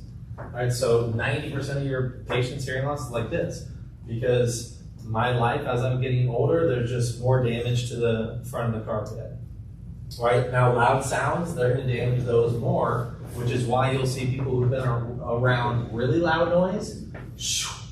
You're going to have loud sounds they've been around. You got your hunters, you got military, you got industrial workers. Those are going to have those types of hearing loss. Those are the most Complicated. Hardest to fit. dangerous. Yeah. That was the one word I was like, They're what hard was to dangerous? fit. But complicated is true. But dangerous is a good word. But because dangerous, because again, their mind, right? They can hear us. I got the volume, I can hear you just fine, and I write this on the audiogram, right? So I can hear you just fine, it's not me. You're just not speaking clearly, right? It's not me. I can hear you, I just didn't understand you. Did you say chair or share? Another way that you can explain it is when you have hearing loss, it's kind of like talking in a tunnel, right? So now you can hear me, it's just harder to understand me. And if you have severe hearing loss, or if you have bad hearing loss, then it's like walking through a straw. The vowels are still coming in, but the consonants aren't. Right? The vowels are coming in, but the consonants aren't. Vowels come from our diaphragm. That's why they're louder and lower in volume. That's why they're also easier to get, right? Because I can turn those up. Oh, oh, oh! But turn up the you can't, right? So these soft sounds, they're called fricatives. They're sounds that are only created by our tongue, our lips, our teeth. Fricatives, right? So that's the difference between 10 words, right? The pair, tear, chair, share, fair, there, where, care. It's the and a lot of those you can't turn up. So then they can't hear. And they're like, what was that? And it's only such a small difference between exercise and extra fries, right? Between bake a cake, make a steak, make a rake, and we're on two totally different conversations. And then you do that word test to prove it to them. What's our secret? What's the number that we do the circle of understanding? 2, Okay, Yeah. 140. 40. 40 to 50. What the hell, guys? Did you write this down? This is an important one. You're gonna shoot yourself in the foot if you don't have this down. Isn't it below 40 decibels? I can see the circle. Yes. So I'm looking at this. They're at 50. I can do the circle of understanding, and I'm gonna get good results on it. However, don't be the person where now you're giving the circle of understanding and you're the consultant doing chew, and they're like chew. And you're talking too loud. Now, if you involve the significant other, what you'll find, there's many times where I will have the spouse do it, but they want to be supportive and they want to be helpful. And you'll find that every word they miss, they get louder and louder. At the last part, they're like, thin, thin, thin. And you're like, is that how you always talk? I use that as an advantage. Like, is that how you always talk? Wow, you got a really loving person. She's helping you in every way possible. I said, most of the time we're not yelling, we're saying it that loud, we're just gonna talk, and so I'll coach them. I'll say, we're gonna do this at the same volume. I wanna see how they do. So that's kind of something that's entertaining. So when we talk about technology though, when you have a person that has hearing loss like this, if you look at the technology in ANSI strip, everyone seen one of those? No? No. Yes. Okay. So when you are looking at the programming in NOAA and you see the settings, Karen, can you pull up a Harmony 2 and a programming, and we'll actually show them. Hearing is amplified based on a bell curve, okay? We will do this. Okay. So that is a great mountain. That was fantastic. Wow. So I can put a little bit of power here, and I can put a lot of power here, and I can put a lot of power at the top of the bell curve, and at the end of it, I can put a little bit of power. Now, a hearing loss like this person here, where do they need the most power? High frequencies. So the older the technology, the less of a high frequency it amplifies to. Let's say this one's at 8,000 hertz. Back in the day, it would be 6,500 hertz, 4,500 hertz, and you'd see this drop off of frequencies. So this is where an ME4 now reaches out to 10,000 hertz. We don't test out there. And an ME5 reaches out to 12,000 hertz. Why is that important? Because now we can, instead of giving them just a little bit of power here, now we can give them a lot more power here. So if you have a person that had technology from years ago, and they're like, these work well, then I might explain this. But basically I say, the technology, being able to amplify to the higher frequencies so much better and more accurately and precisely makes a huge difference for people with your type of hearing loss. Because you need the most amount of power in the high frequencies, not the least amount of power. So that's where having better hearing aids helps them more to get more clarity.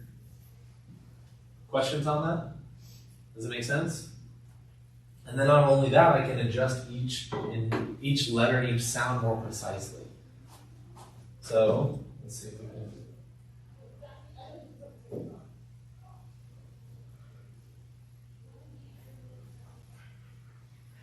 Hi guys. Hi. Really quickly, we appreciate you guys being here, but if you guys can start putting your dish in the dishwasher, greatly appreciated. We can You do don't that. have anybody that's like washing them, so Soul does it, and it makes me feel really bad. I was going to, but it was all full. I didn't know how to just take them all out. They were all clean. The dishes they're usually dirty. The dishes Oh, are dirty. they were There's still no- hot. They're One's in the clean. dishwasher. Yeah. Oh. Well, I If thought it is empty, then we'll put it in the dishwasher. Sure. Okay. Yeah. Alright, yeah, Soul is a sweetheart. I was She's thinking, one did we that. have dishes? I didn't We have had paper dishes. plates in there. I had this Cup. glass. Yeah, somebody should have said that. We have paper plates. I was gonna say I didn't have any, I didn't have this glass. Get off my back. That's right, it wasn't us. I'm the oldest kid though, see, I'm the oldest of 8, so I'm the first like, not me. Yeah. So, what was I gonna say? I was gonna say something Yeah, yeah. real quick, because, you know, in analog years, you had a slope, that the hearing aids were designed at the manufacturer, this is the slope, and you can just do this, and that's it. And we got 2 channels where we could actually manipulate the low frequencies and the high frequencies. We thought we were swimming in wine. It was just like, yes, this is amazing. So to be able to really configure the audiogram and dial it in, that's why I use the term broader harmonics, a broader range of harmonics, because we can reach more, get more of those nerves active. Do you find that that type of technology has also allowed us to fit younger, less lost people?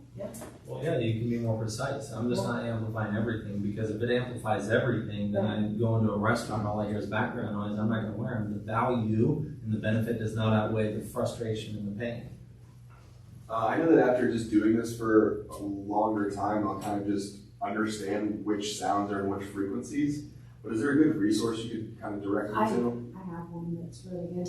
It's got pictures on it, and it puts it's the one that they gave out at the last consultants meeting. Mm-hmm. And it has a piano on the back, the old piano, and then there's a audiogram with actual pictures, like a train, a child, a vacuum, a bird. It's kind of a little easier for that simplistic maybe You hooked up? for where it's going. Yeah, Is that a Mac? What? Is that a Mac? Or HP? Oh, it's like, What's a Mac? No, it's a yoga. A yoga? Yoga. Alright, this is a yoga mat. And we're gonna do this.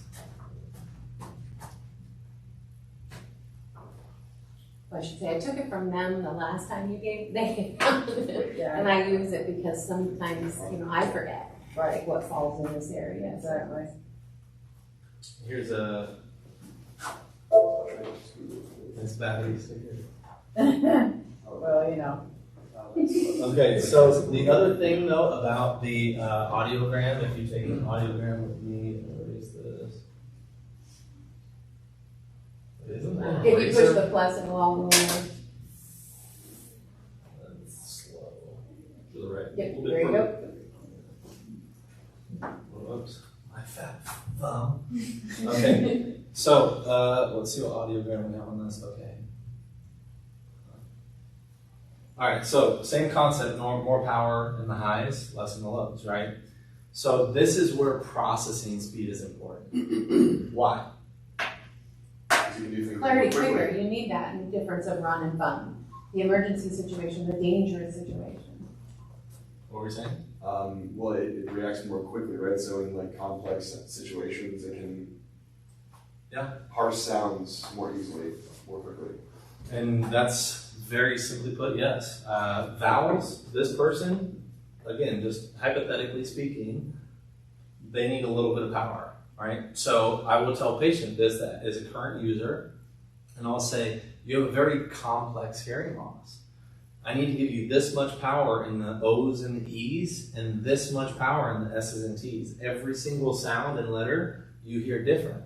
And so the hearing aid, I want you to imagine is saying, if I pick any word, right, Tennessee, switch, right, it has to go switch, right, and right, so every single sound and letter has to adjust differently, so it's doing a lot, a little, a lot, a little, a lot, a little, and then you go into a restaurant and there's background noise, people talking, plates clanking, music in the background, and it's doing so much that it overwhelms the hearing aid and it bleeds over. It's almost like you have way too many tabs on your computer and too many things open, and it's just slow at that point. So the better the processing system, the better the hearing aid computer chip, the better that you would hear, because now it can more accurately handle the variations and differences in amplification. So I experienced that. I thought that the hearing aids were making some noise, which my patients say all the time. They're like, "Why are you beeping?" And I thought that's what was happening, but last night it was actually somebody set their car alarm in the parking lot. And I'm way in the back of this hotel, right? And I hear this doot doot, and I'm like, is that my, because I think I told somebody, I'm like, why is my hearing aid beeping? It's going beep, beep, beep, beep, just like you would in programming. Sounded exactly the same, and then I realized it's the noise of a remote set on a car alarm, so. Crazy. Yeah. So back to the fitting, actually this is where, here's a tool for you. Hearing loss simulator, great for spouses, great for kids, great for third parties. Normal, and I like showing their, oops.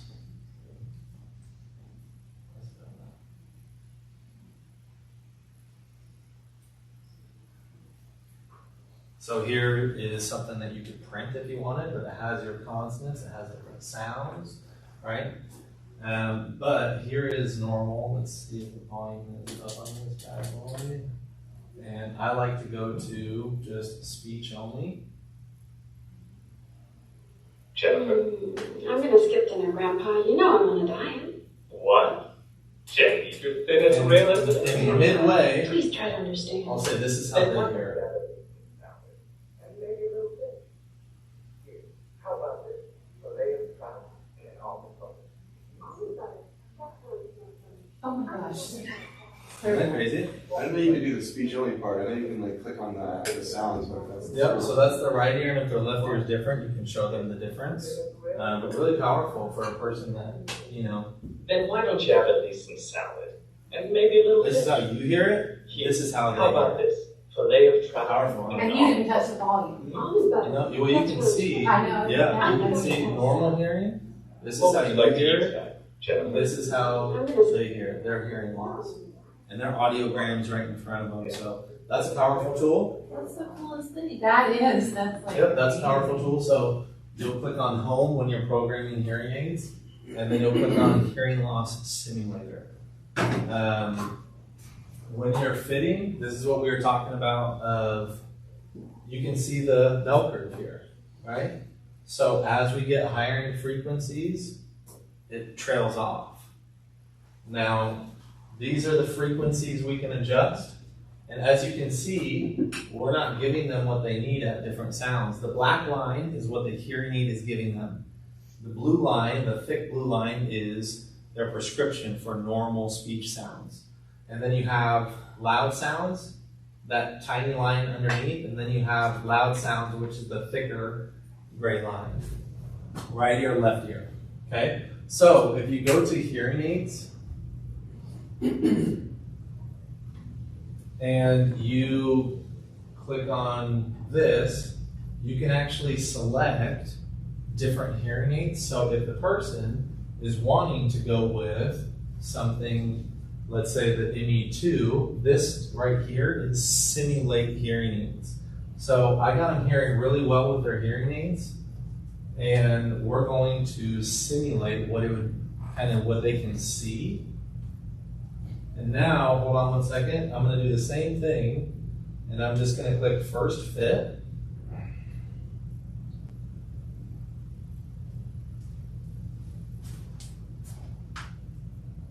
Actually, not bad. I probably wouldn't show them that one. I was gonna say that's not. But this is where I can click on this, and it will show me, you know, a big chunk of sounds. I'm adjusting all of that.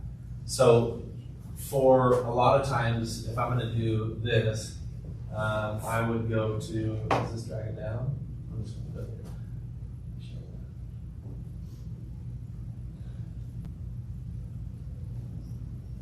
Well, you could probably use this too when you're talking about upgrades, right? You could show them their current device and then what they could be in.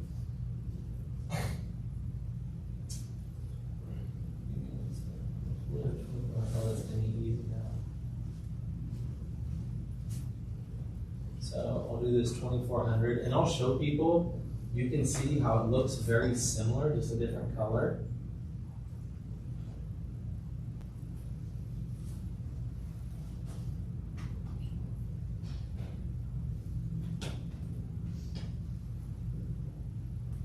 I'll just do first fit.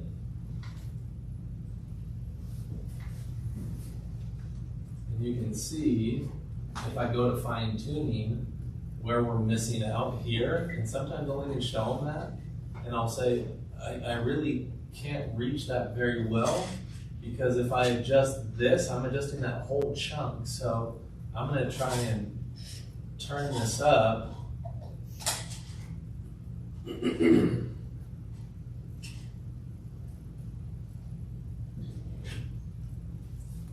But now a lot of these other sounds are driving you crazy. So then you come back and you say, oh man, this sound happens, and when this sound happens, these are driving me crazy over here. So then you come back and I have to adjust you, and now I turn it down so I don't want to drive you crazy, and then I'm not giving you enough here. And that's because your hearing changes so much. So then I can, again, simulate it. You guys see what I'm talking about though? Mm-hmm. Anyone have questions on that? Yeah, makes sense, okay.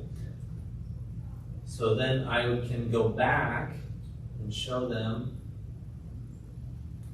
a very similar looking hearing aid, and they can see it on the screen.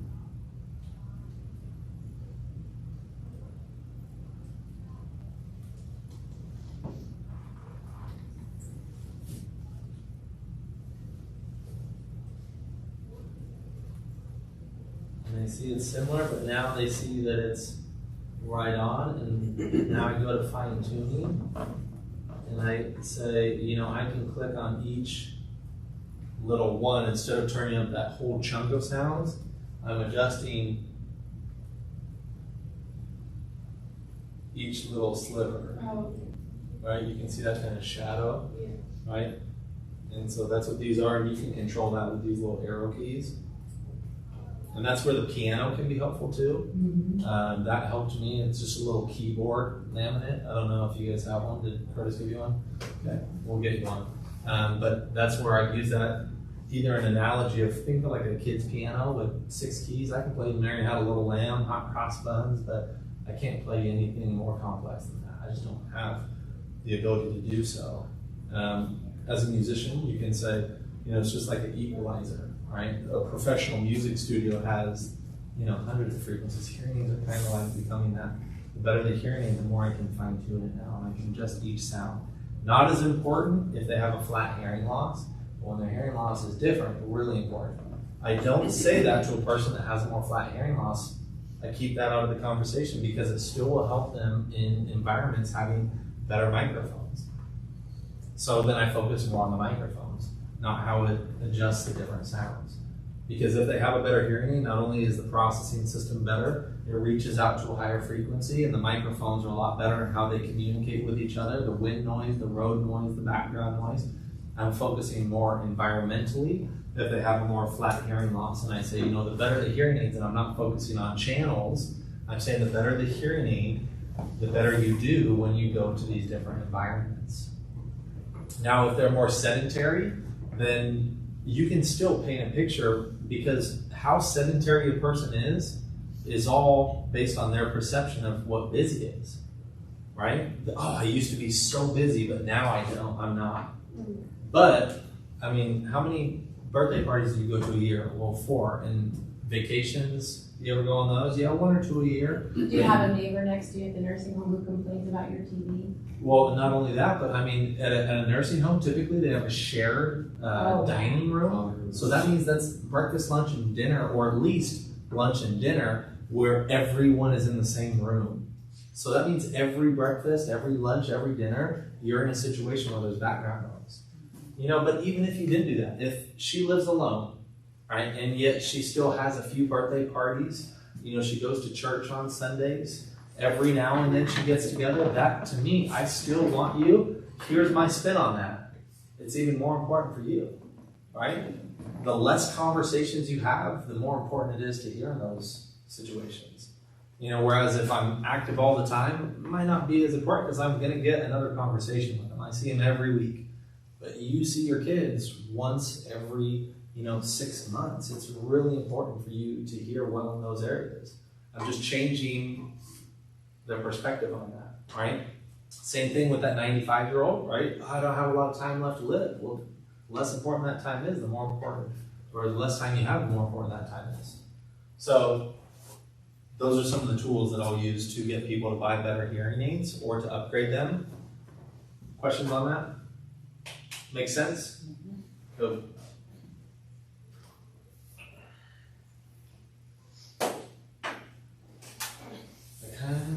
I was actually in another room when I was listening to him do that when I guess it's almost 2 years ago. You guys did a conference that was virtual because of COVID.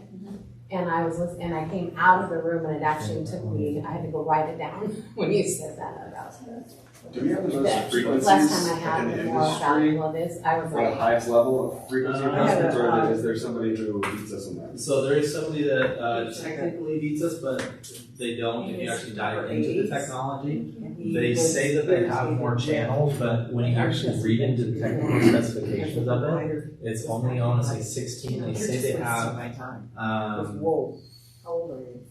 I mean, I Well, was they say 42, they he have goes, guess what, I'm 88. like that. Who's got more time, you think, you know? Like, yeah. Don't tell me I'm wasting 64 your is time. what somebody says they have. summer, But when you actually they're dive not, into the you know. technical specifications, because I was like, whoa, that's a lot. And I dove into it and it had 16. And I was like,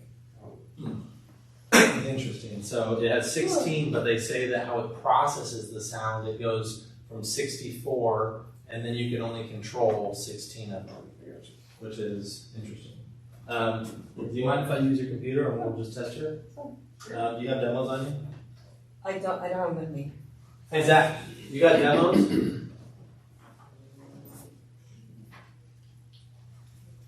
Do a little in situ? Yeah. You want demos or just Demos. Oh, no, I can get it there. We got 5 or 500. I was going to mention too that I had a couple that came in for a follow-up one time, and his wife was just all smiles.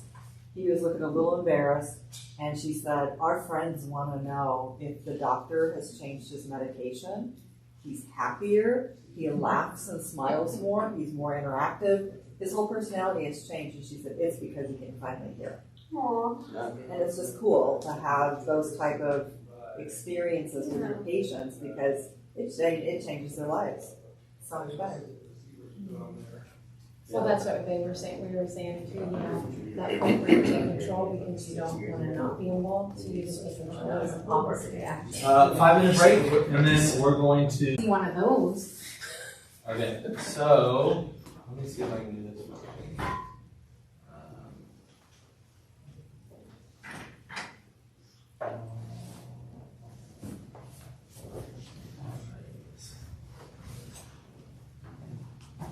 Hey. Are we programming you? Yeah, I think so. Be a little more robotic. Hey. If you think about it, basically a cyborg. For hearing. Yeah. It's a sidewalk for him. Cyborg. Cyborg. Wow. You ever see like The Teen cyborg Titans? failed. He's the coolest one. He's the only black guy. You wear contacts or anything? I was like, if you did, you're like complete cyborg. I don't know, maybe after an arm or a leg, then I'd say complete cyborg, but. Heart that's not real? You got like a machine heart? Is it a pig heart? Thank God. That's what I have, a pig heart, and that's why I snort so much. Oh my God. I thought you were like gonna be serious, but then you weren't serious. And that's the beauty of it. Okay, so I got this printing for you. Do you guys know what Quicksin is? Yes. Okay, what is it? Hearing and noise. Noise and sound. Yeah. Sin, what's it stand for? Speech and noise. There you go. So, Jess in Tequila showed me this tool and I love it. It's the same sentences that you would find through doing it, whether it's a CD, whether it's an MP3, whether you do it on the PC, they're the same sentences. How I use it differently, I use this for current patients when we talk upgrading, and I will use it for people that are users from other places. That's heavy. Yeah, sorry. Okay, so how I use it is I will play background noise and then I will give them sentences to see how they do. So with their hearing aids on, I will go to YouTube on my phone and type in busy restaurant. Now some people, I don't even know what her hearing loss looks like. Is it saved in here? No. Okay, so totally okay. Find out how she does. Okay. At Dave and Buster's. Yep, for Dave and Buster's. Okay, I'm gonna have you close your eyes and repeat after me. Okay?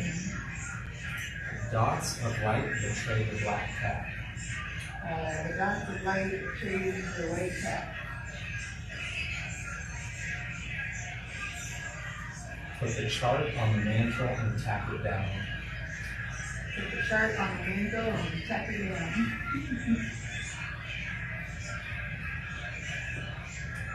The steady drip is worse than a drenching rain.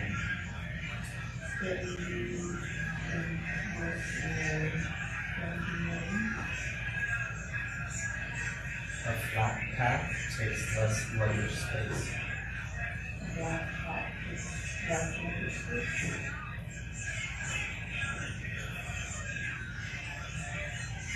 The gloss on top made it unfit to read. Something on top made it unfit to read. 7 seals were stamped on drink sheets. 7 seals were stamped on straight sheets.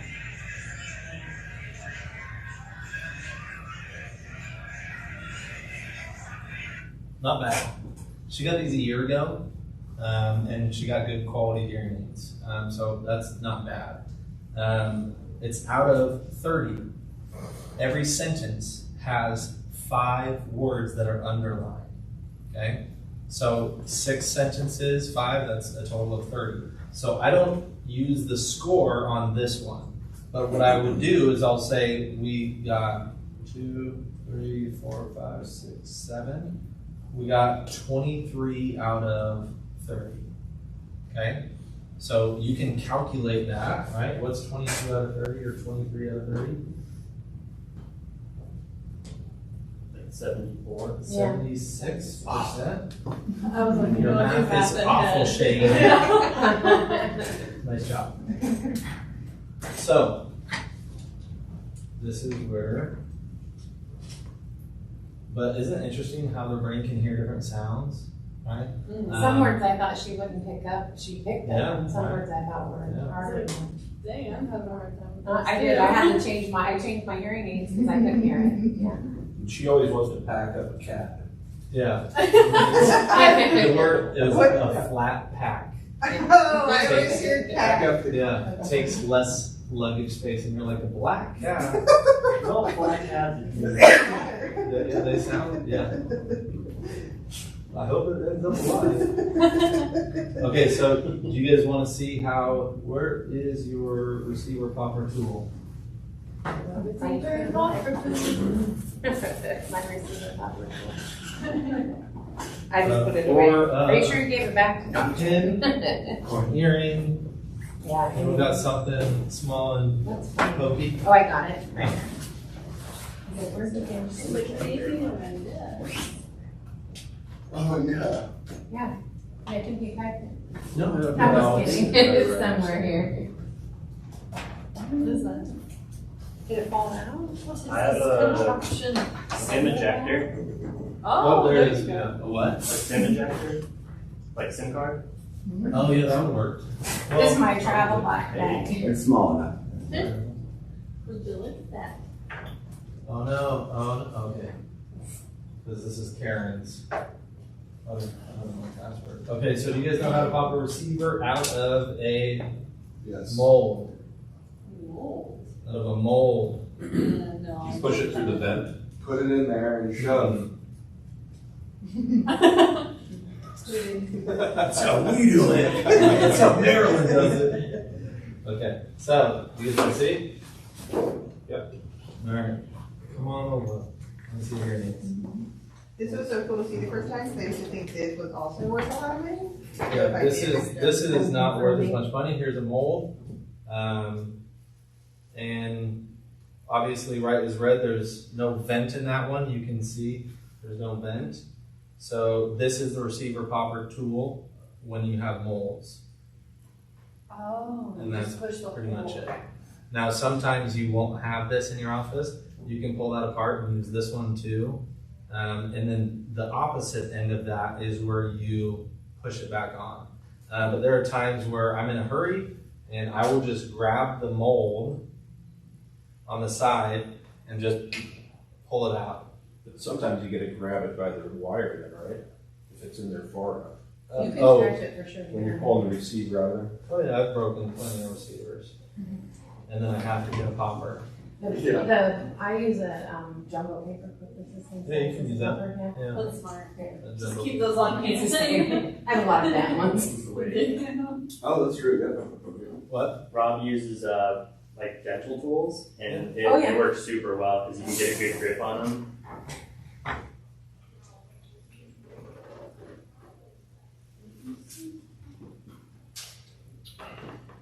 Also to curl the wire.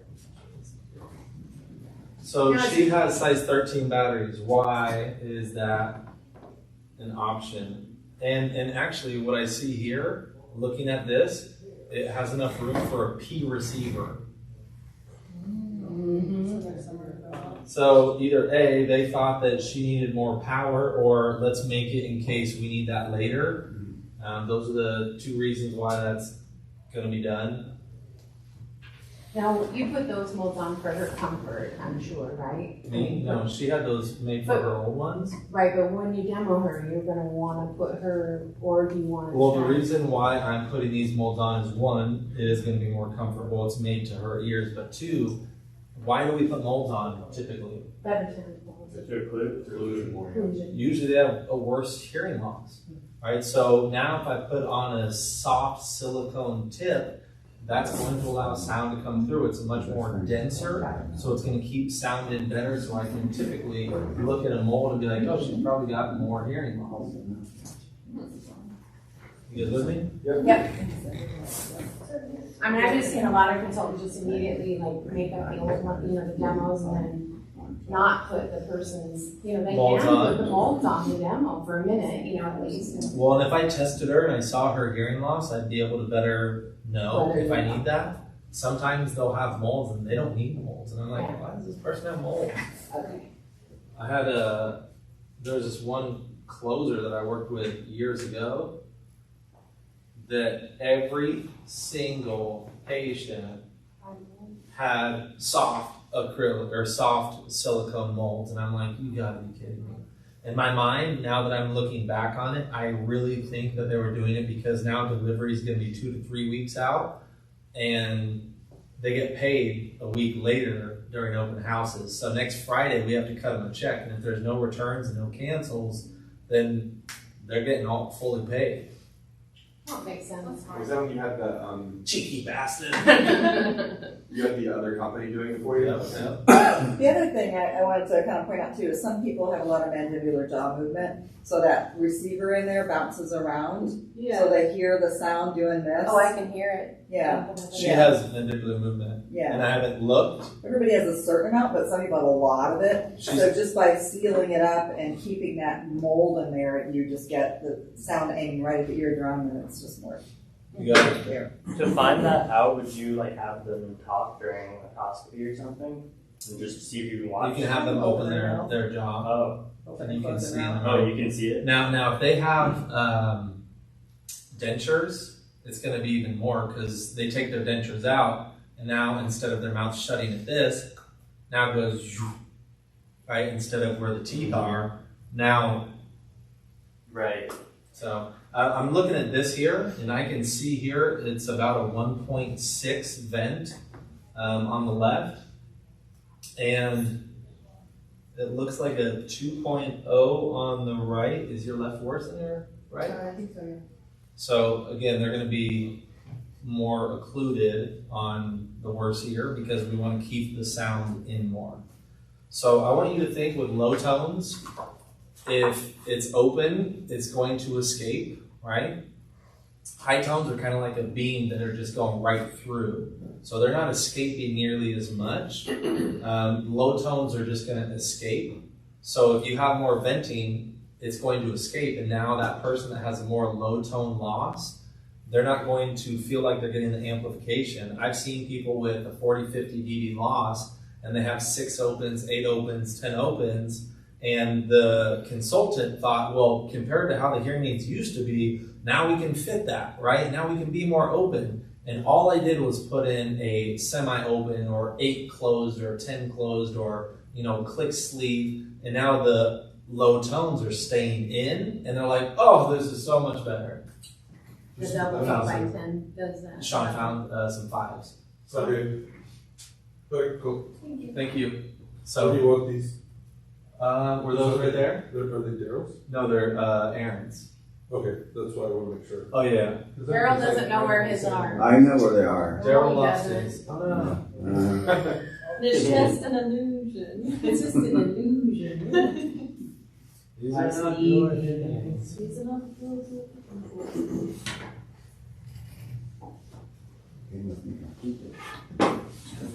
They do.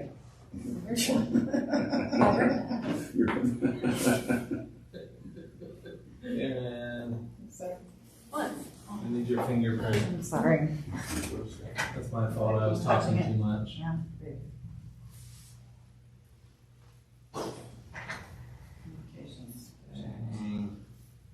Let's try this again. Yeah, unplug it.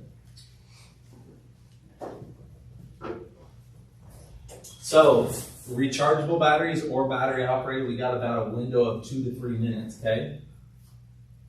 While they're in pairing mode. So, if you're talking to them, you might need to open the battery doors and close them in order to reconnect. Okay, so I have no idea what her hearing loss is, so we're only going to do the in situ test. In order to do the in situ test, we have to have an audiogram entered in. Okay, so she has, what did I say, 2.0 on the right? Mm-hmm. Yeah. 1.6. 1.6 on the left. Your left is worse, right? Right? So bigger the vent means better the hearing. Yep. So we'll do 2.0. Now, a lot of times they will give you their recommendation based on the hearing loss.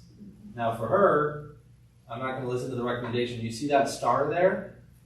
That's what they're recommending is what hers is. Okay? Sounds like a person.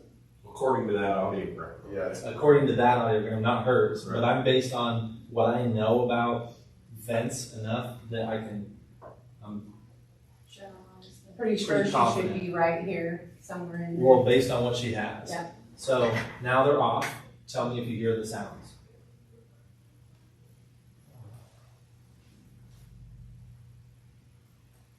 Nothing? Which area you do? Right. Yes. Yes. Yes.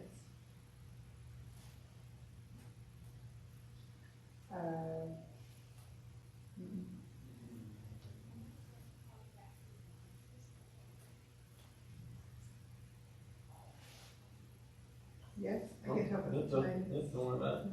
Okay, you know. Yes.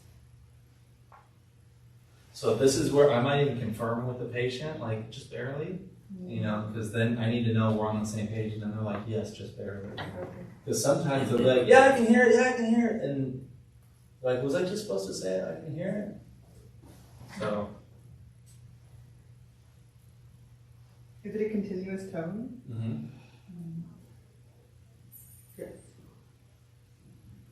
Yes.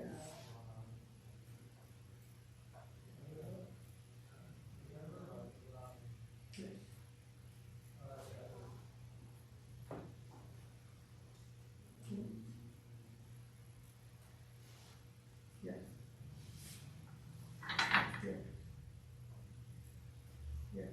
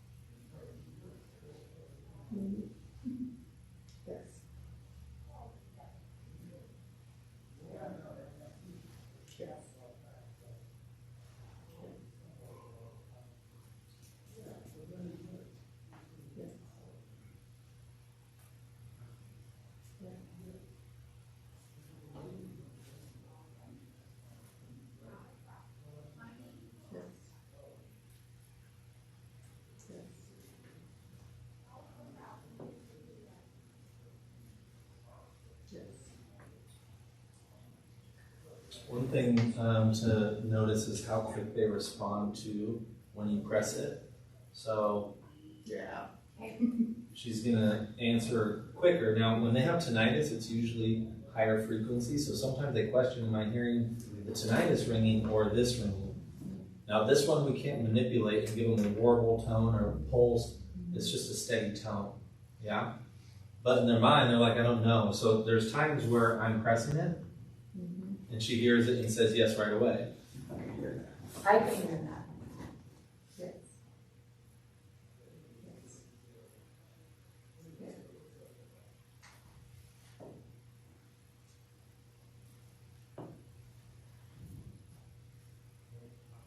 Yes.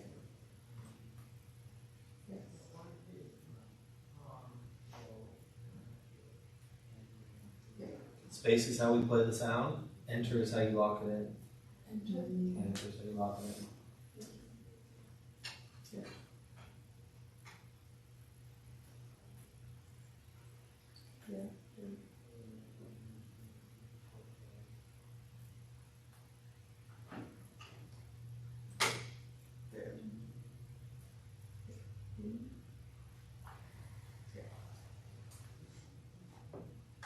And sometimes if I sense that it's not going to come in, like they're giving me mixed answers, sometimes I'll even check it again just to be safe.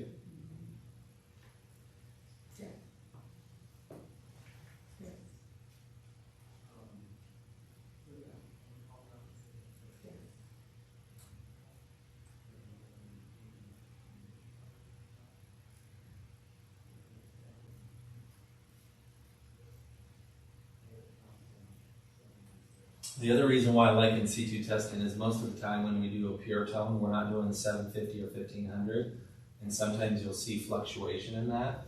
I mean, this one here, that's a 5, 10, 15 decibel difference between 1000 and 1500 hertz, that if you're not testing it, it's going to assume it's just a smooth line, and sometimes it's exactly the same as 1000. And it would have given them more or less that now I like doing on and C2 each one.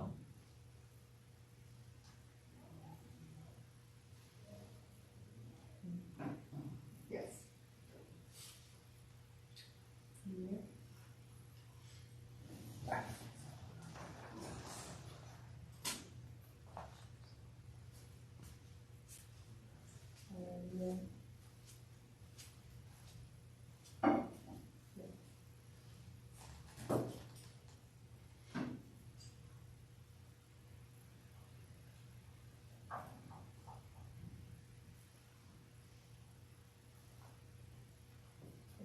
You see how I got a false answer there? I don't know if you guys noticed that. You didn't move, but she said yes. Right, so I might come back to this one. This also is a good time. Can you hear me okay? A little bit? Yeah. Where I'll get good eye contact with a patient. Right? If you want to have a good relationship with somebody, you need eye contact. If you want something really awkward, have a 3-minute eye contact stare. Right? Now, it's awkward, but this is that chance where we can have some more intimate eye contact in that sense, where it can be relationship building and trust building, because it's like she's looking at me and I'm looking at her, and it's like we can trust each other. Can you just barely hear that? You know, and that can build to your relationship, getting this eye contact. So that's one of the reasons, again, why I like in CT testing, because I get you kind of feel like you're helping me. yeah, we're doing this together. Instead of being a group. Yeah. Yeah. Yeah.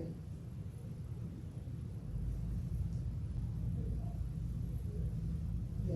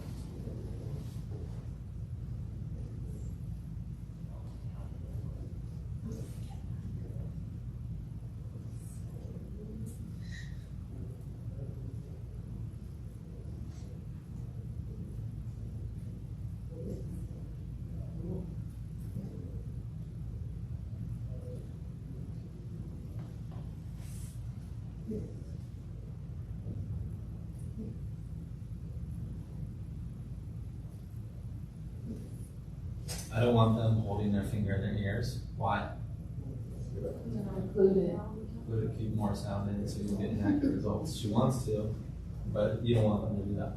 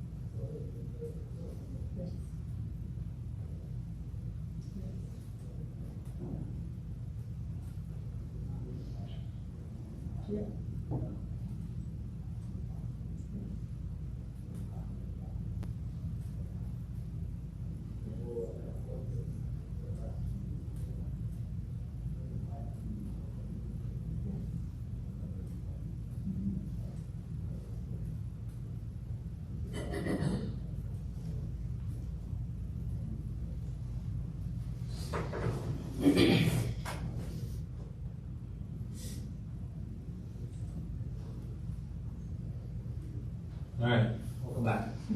Okay, can you hear me okay? All right, too loud, too soft, is that comfortable? Yeah? All right.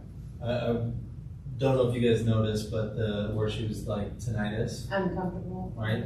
But also, I don't know if you noticed body language too, where she's like, she wants to do well, right? And you can tell, and this is where you can sense that it's like, oh man, I've done this 1,000 times, which she probably has, right? Where, again, for me, I'm paying attention to the size, I'm paying attention to the body language, notice those things. And since you were almost finished, is that why you really didn't acknowledge her exhaustion or her? Well, typically if it's early on and she's doing that, Right. you know, this is where, again, you can over exhaust patients. Mm-hmm. If you have a 90-year-old and you are taking 2 hours to do a test, you're gonna wear her out to death.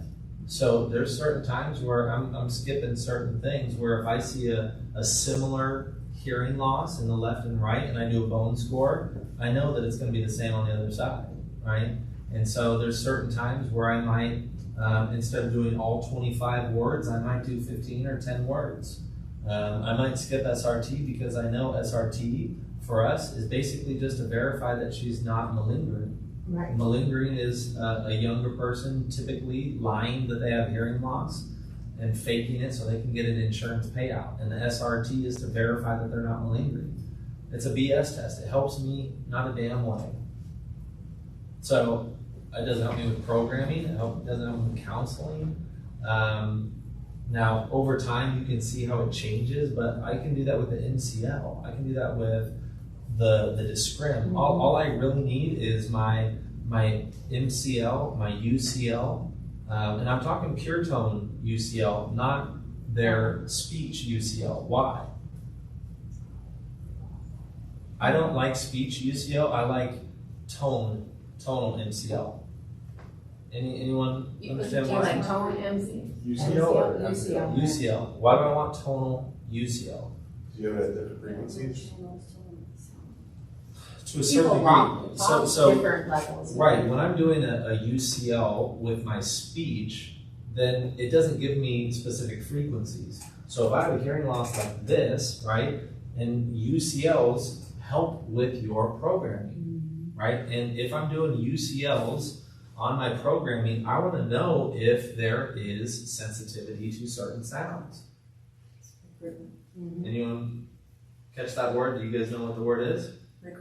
Recruitment, right? So that means that they have sensitivity to certain sounds. So if I have no UCL, it's letting that bad boy run, right? So if a loud sound happens, I might turn it down a little bit, but what if she barely hears? Hold on one second, Shane, I'll get you. But what if she barely hears at 65 dB, but at 85 she's like, I need to enter that into the programming so then the hearing aids will turn it down and compress it so it's not driving her crazy. We have the technology to do that now. We didn't back in the day. So if they're in the grocery store and speaker goes off, we need to clean up in aisle 5, they're like, oh my God! You know, it over amplified and will kill the person. They will be absolutely startled. Now we have the technology where we can input that data and it will turn it down for them. But with speech, you don't know what frequency they're sensitive at. They could be perfect at 250 or 5, because you're only doing UCLs at 5, 1, 2, and 4. At 5 and 1, they could be at 110. But now they have this drop, and you will see UCLs go like this. And now they're at 70 and they're at 90. They barely hear at 70, but at 90 it drives them crazy. But you're assuming it's going to be 110 because when you were doing speech, it was at 105. You guys with me? Mm-hmm. So when I'm testing, I don't use speech UCL. I use tonal. And it is so fast to do where I'm doing a steady tone. I start at 70 and just go, you know, just turn it up. And then I say, you know, I want you to give me a 1 when it's loud and a 5 when it's uncomfortable. You have to do that 8 times then, right? 4 for each ear? Yeah, but I'm done in less than a minute on that. I'm literally, I mean, I'm maybe 3 seconds max. But that's important for programming. Now I noticed with Stephanie's sensitivity, I would, you know, there's some questions there. Of course, you go turn it way up and then down and up and down. Now, what do you do when they're in between and they keep going, oh, and they got used to it a minute. Now they're like, yeah, go ahead and turn it up again. You just stop. You kind of have to make a decision on that. Right. And your experience will tell you the longer you do it, where to kind of move with Yeah. that. But again, 90-year-old, if I'm getting the sigh early on, Yeah. you know, and I'm noticing, you know, that she isn't energized and capable, then I'm adjusting some things. I need to get some hearing aids in her ears, and I need to do this a little bit faster because she's going to wear out. And energy is emotion, right? So I'm controlling the emotion, but she's just wearing out. She's tired, right? And that's where I know that if her energy is really low, the likelihood of her buying hearing aids is also really low. Earlier in the day too, for some of these elderly patients, whenever you're scheduling. Yep. And that's where I will get them a cup of coffee. I sense that you're tired. You know, you want a cup of coffee or tea? That's something that has some caffeine. Pick them up, right? I might get up and move to another office just because movement creates blood flow, creates energy. So I might get up. If I have an office that has 2 rooms and I can program the other room, I've gotten up and gone to the other room just to make sure that they get up and they're like, okay, I gotta wake up. Okay. You know, now it recreates a little bit more energy. Go ahead and use the restroom if you like. Yeah, get them up. So, yeah, go ahead. I have 2 questions. Yes. Is there like a hierarchy of tests if you do start to notice that they're kind of wearing down a little bit? Like you said, it was like SRT. Yeah, write that down. Cut it out. SRT. And if they have similar hearing loss on both sides, what's the word that says they're similar on both sides? Symmetrical. Wow, you guys are good. So if they're symmetrical, then I know that my bone scores are very, very likely, you know, to be symmetrical, right? If you see variation, then I'm testing both, right? But if I see the similar hearing loss, I'm doing bone on the better side. Okay. Yep, bone on the better side. I'm cutting out SRT, and on the word rec, I might do 10 or 15 words, left, right, both. Okay. And so I still have some discrim where I can counsel them and say, you know, this, I can tell that your brain has been affected. If we would have done this 10, 15 years ago, then it would have been much better results just because your brain has taken a toll, it hasn't been stimulated properly. So I can counsel on what the expectations are going to be, but also create urgency with that. I can talk to them about their MCL, and I might do UCLs, but I might just do it, again, just faster, depending on the person's hearing loss and how old they are and all those things. But If you wanted to cut UCLs, you could even cut UCLs. And if you notice that they're having difficulty, you could do UCLs later when they have more energy. Right? But if you do, you pure tone, bone, MCL, then you're going to get enough into scrim. You'll get enough results where you can program some great hearing aids and be able to counsel. Current patients, I'm not doing everything either. Okay, the second question was, what's the difference between recruitment and hyperacusis? Anyone? Recruitment when there is a hearing loss, and hyperacusis is when there's not hearing loss. Hyperacusis it's over time, so generally they're older. And recruitment is all of a sudden. That's presbycusis. Presbycusis, I'm sorry.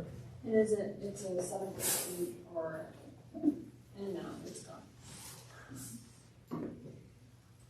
Hyperacusis is when they're super sensitive to sounds, and like they don't have to necessarily have a hearing loss. But as far as recruitment is concerned, that's a small change. Small change that makes it uncomfortable. Small and So they have a small window between a the small dynamic range. Okay. Hyperacusis is acute hearing, right? That means they're hypersensitive to sound. You don't have to have hearing loss to have acute hearing or hypersensitivity to sound. Okay. Would you have to have hearing loss to have recruitment though? No. Do you have to have hearing loss to have recruitment? Good question. No. I guess what my question was, It's a narrow dynamic range, whereas it just doesn't take much to make people really uncomfortable. My grandmother had it, and she had a very slight hearing loss, but she was so hypersensitive to noises, and she recruited just really quickly. Yeah, my mom, I just tested her recently, and she's very sensitive to loud sounds. We're 85, 90 dB, and she's just like, oh gosh, and she's at like 15, 20 across the board. But she's just very sensitive. So a dynamic range is your window of hearing, right? So where you barely hear and where it's too loud, that's your dynamic range. That's your window of hearing. So if now your thresholds where you barely hear are here and it's too loud here, that's a very small window. Oh, so that is your window. Your dynamic range is like, I barely hear here and it's too loud here. So that's like what recruitment is. That's recruitment. Okay. The sensitivity. So recruitment is, again, a small change. I perceive it as a much bigger change where it's recruiting. So think of it like I'm recruiting more sound. Right? So it's a little bit of sound and I'm recruiting more sound and it's like, whoa, that seems like it's a lot. It's recruiting more. That would be the way that that makes sense to me. I get that. Yeah. So to this person here, it's like, yeah, it's a normal sound. You're like, no, mine recruited a lot more sound. Mine's a lot louder to me. Okay. I get it. How are you hearing with all this? You notice the change? Sounds similar? Different, but it's nice. Yeah. So best hearing ever. Come on. It's a do miracle. you notice anything? I think my voice sounds a little bit different. I feel like I can hear my voice more clearly. That's huge though. Yeah. I'm telling you how big that really is to the person that's had hearing loss for a long time. I was telling you yesterday about the patient that got into a car crash, lost her hearing, and now she could barely talk. Right now, within 10 minutes, she starts speaking clear. Hearing your voice for a person who's had hearing loss for a long time, it's good to hear that. How do you often like this when you're speaking and avoid that? How do you repeat a sound? Like. Yeah. How do you repeat a sound? That was You very haven't- like. Real guttural because they're just hearing how they speak. We speak how we hear. Yeah. You know. So Well, in Texas. your brain only has a memory of 7 to 10 years of sound, right? So if your brain hasn't heard the sound in 10, 15, 20, 30 years, how do you recreate it if I haven't heard it and I don't know what that sound is? So I'm like snake, right? And you say nake, right? Or you also don't hear the k and you're like nake, right? The E silent. So that's why the worse their hearing loss is, the more it affects them because they haven't heard those sounds. So when you can bring those S's and T's back, then they start hearing their speech more, and then they can say, oh, I know how to pronounce that again. Oh, I got it. It's pretty cool. How long before was her accident that this change happened? 35 years. So Okay. she came in at 65, Okay. roughly, and it was 35 years ago. Okay. So 35 years of not hearing, and she had one cochlear implant, but cochlear implants, now this is probably 5 years ago at this point, so we're talking cochlear implants from 40 years ago. That was a big change in what cochlear implants can do now. They could reach to those higher frequencies, so she, for 35 years, she had not heard an S or a T, and then when I tested her on the other side, she only had a corner audiogram, so she really hasn't heard out of those high frequencies in You just 35 kind of years. press everything down? I did. Okay. And what does the frequency compression do? Anyone? Turns a ding to a dong. Right? That's a good High experience. frequencies and makes it lower. Yeah, that's yeah. And how I explain it to people is I'll say it takes a T and it changes it to a T so you can still hear the T. Oh, that's right, okay. So let's say she had the accident, and then that didn't happen overnight, that she stopped talking. It was while her Years. memory forgot how it sounded. Right. If she would have gotten hearing aids, she would have been able to hear and communicate much better. Right. Leona Bird. You guys will meet her at some point. Awesome. She has had hearing loss for 35, 40 years. She's been doing this for like 20. But that's what she often tells people. Like, if I had not gotten hearing aids and worn them religiously, my word rank scores would be at probably 20, 25 with how bad my hearing loss is. And she can hear and understand conversation and speak clearly and sell hearing aids at a very high level. She's at $1 million this year. Consistently, she's fantastic at what she does. But she wouldn't be at those scores, word rec scores, or the ability to communicate clearly if she hadn't been wearing hearing aids. You know, we had a PCC in California stores that she had hearing aids from the time she was like a year and a half old up until 4 or 5 when she got her first cochlear implant. And she got her first cochlear implant at 7, but she'd worn hearing aids all up until that time. And then she didn't get her second cochlear implant until she was 21. She was 23 at the time she was working for us. She couldn't adapt to that second cochlear implant. I mean, and that young of an auditory system, that young of a person, and she couldn't adapt. She only wore the one. I thought that was really fascinating. To me, I'm thinking that the person programming is now the cochlear implants are programmable. Now, when I hear that, I'm thinking this person didn't counsel or didn't set it at a point. It might just be way too much, way too overwhelming on her auditory system at first. Because if you're going from I hear nothing, right, where if you're at 100 decibels across the board, which is very common when you're getting a cochlear implant, to now you can hear all these sounds. Whoa, it's crazy. It's going from a dark room, pitch black, to I see everything. It's way too bright. So a lot of times when I hear that, I'm wondering, did that person take their time and just slowly bring them up? I might start a person at 20%, 30% of their prescription, and then just slowly bring them up, because that's what we need to do. Yeah? So I'm going to see something. This would be fascinating. Now, if I have more results, again, for her hearing loss, I can counsel her on the expectations of what we're going to get. I can also speech map too, based on, again, UCLs and her thresholds. If I can put a probe tube past the ear mold, and I can read out with her ear where it's reading and make adjustments that way. And then I can also do that to her current hearing aids, and that can be a way of upselling too. I did this in California. I was in Pleasanton. And this gal bought hearing aids, Oticon hearing aids, 8 months ago from Kaiser Permanente. Top of the line, 5-6 years ago, with Oticon had 10 channels. Now they have 24, 14, 16, depending on the model they get. So she had 10 channel systems, and she went back and went back and went back, struggled, and then finally comes in to our open house looking for a second opinion, an answer why she's struggling so much. with a first pair of hearing aids. She spent $6,500 on the hearing aids. Her insurance picked up $500. She spent $6,000. So I speech map her with her hearing loss. And she's way over amplified at so many different frequencies, under amplified at others. And she's like, look, I just am not in a financial position that I can buy 2 sets of hearing aids in the same year, but these sound amazing. Why can't they do that there? Now, I knew that Kaiser Permanente doesn't speech map. So I printed it off and I said, why don't you do this? Because there was no way she was going to buy it. And I said, why don't you do this? Why don't you go back to Kaiser, show them this, and I want you to let me know what they say. This is all the information that they need to know. Wink, right? In my mind, I'm like, they're not going to do anything. They're audiologists, and they don't take the time. They don't have the time.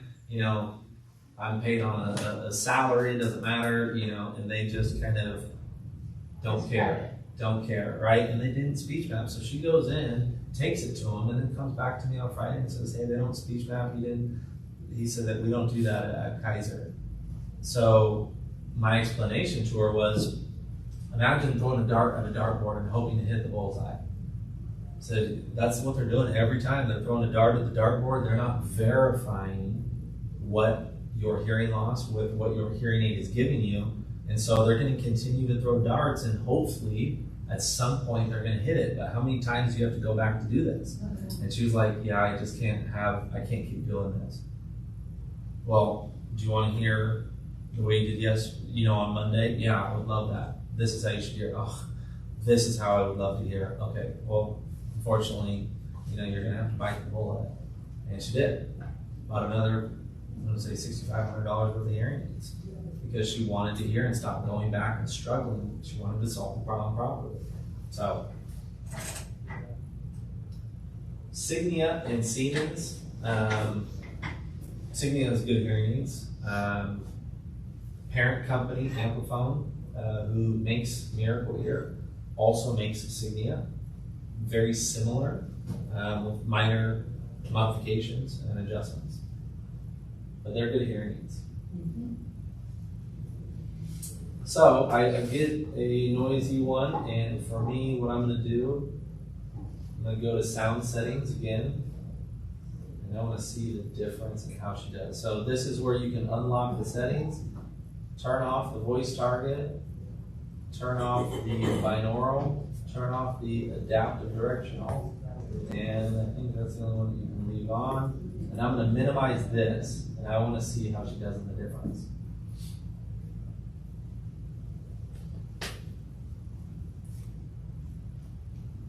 And I'm going to max this out. So, same thing with Signia. Their top of the line is the 7, and that's what I believe you got, right? The Pure 7. So she got the Pure 7X, so that is their top of the line. So she has good hearing aids. And you got one? A year and a half. Year and a half ago. So technically, very similar technology to what she has right now, with some minor modifications. A year and a half ago, the change is just a faster processing system with the ME5 Connect. So faster processing system, where is that beneficial? Noisy environments typically. So let's test it out.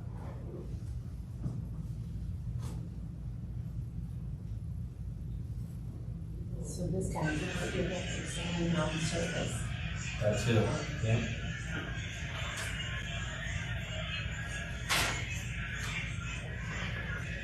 What was the last time? You had it right there. Under right here. Yeah, right there. Okay. A white silk jacket goes within the shoes. The child crawled into the dense grass. Footprints show the path he took up the beach. Our fence community edge brought in fresh air. is a band of steel 3 inches wide. The weight of the package was seen on high scale.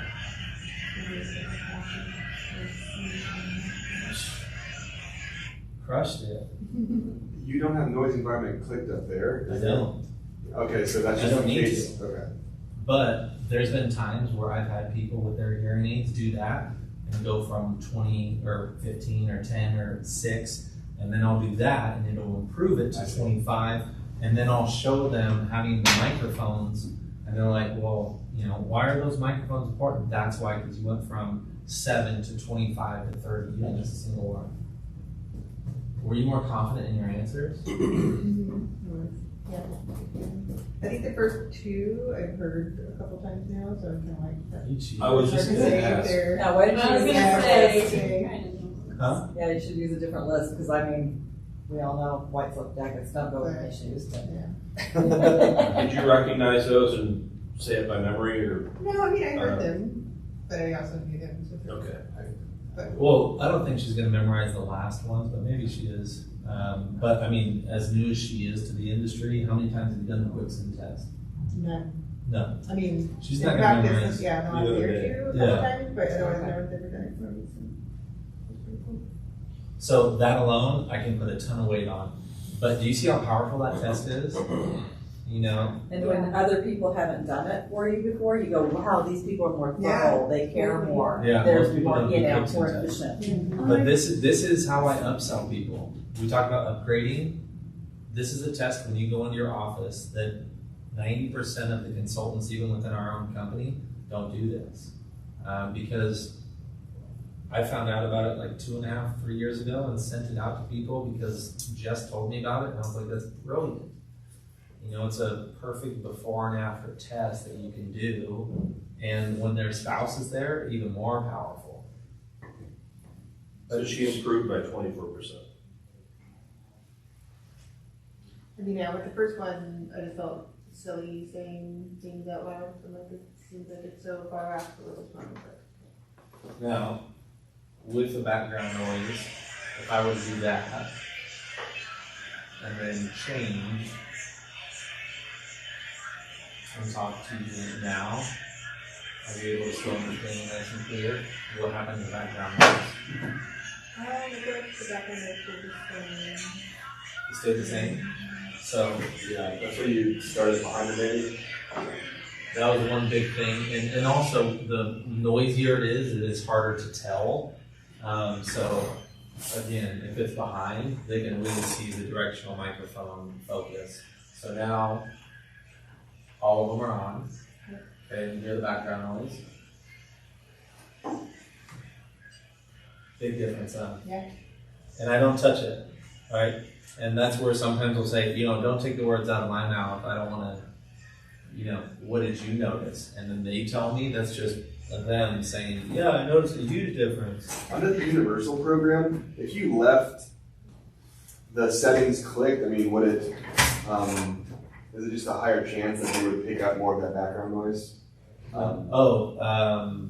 Like, yeah, I want them to have more of a wow factor. So you if like it's that. noisy, you know, and I have the automatic filtration system on, it's going to be a little bit less noticeable. They should be great either way. So not a big problem. But if I want that wow factor of, whoa, background noise, huge difference, I turn all that stuff off. Okay.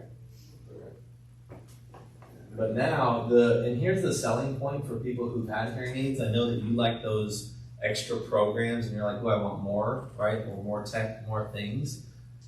One selling point is you don't have to touch a thing, right? Back in the day, we used to create 6 programs for people, right? You'd have the church, you had TV, noisy environment, you'd have phone, you might have a Bluetooth thing. I mean, you have so many different settings. And so how I worded to people why I love the automatic technology is, I mean, I want you to imagine getting in the car, having to press a button, getting out of the car, pressing a button, walking to the restaurant, getting into the restaurant, having to press a button, maybe even a couple buttons to turn it up or down. And then you leave, you get back into the car, and then you leave and you get home, and then you're watching TV and you gotta press another button. You're pressing buttons all the time. And what it's doing is it's reminding you that you have a hearing loss. Set it and forget it. I want something that doesn't. That's what it's They all know who Ron Popeil is, by the way. Exactly. Yeah. Yep. Set it and forget it. And I want something that you put in the morning and you're not reminded of throughout the day that you have a hearing loss. I want something that you don't even think about it. Where it's so easy to use, you just put them in and you live your life as if you don't have an impairment. Just like my contacts, that's one thing I enjoy about them is I put them in.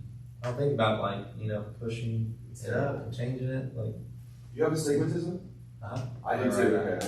I'm getting contacts soon. Do they work out for you? Oh yeah, I have a sleeping kind, so I wear them for a month.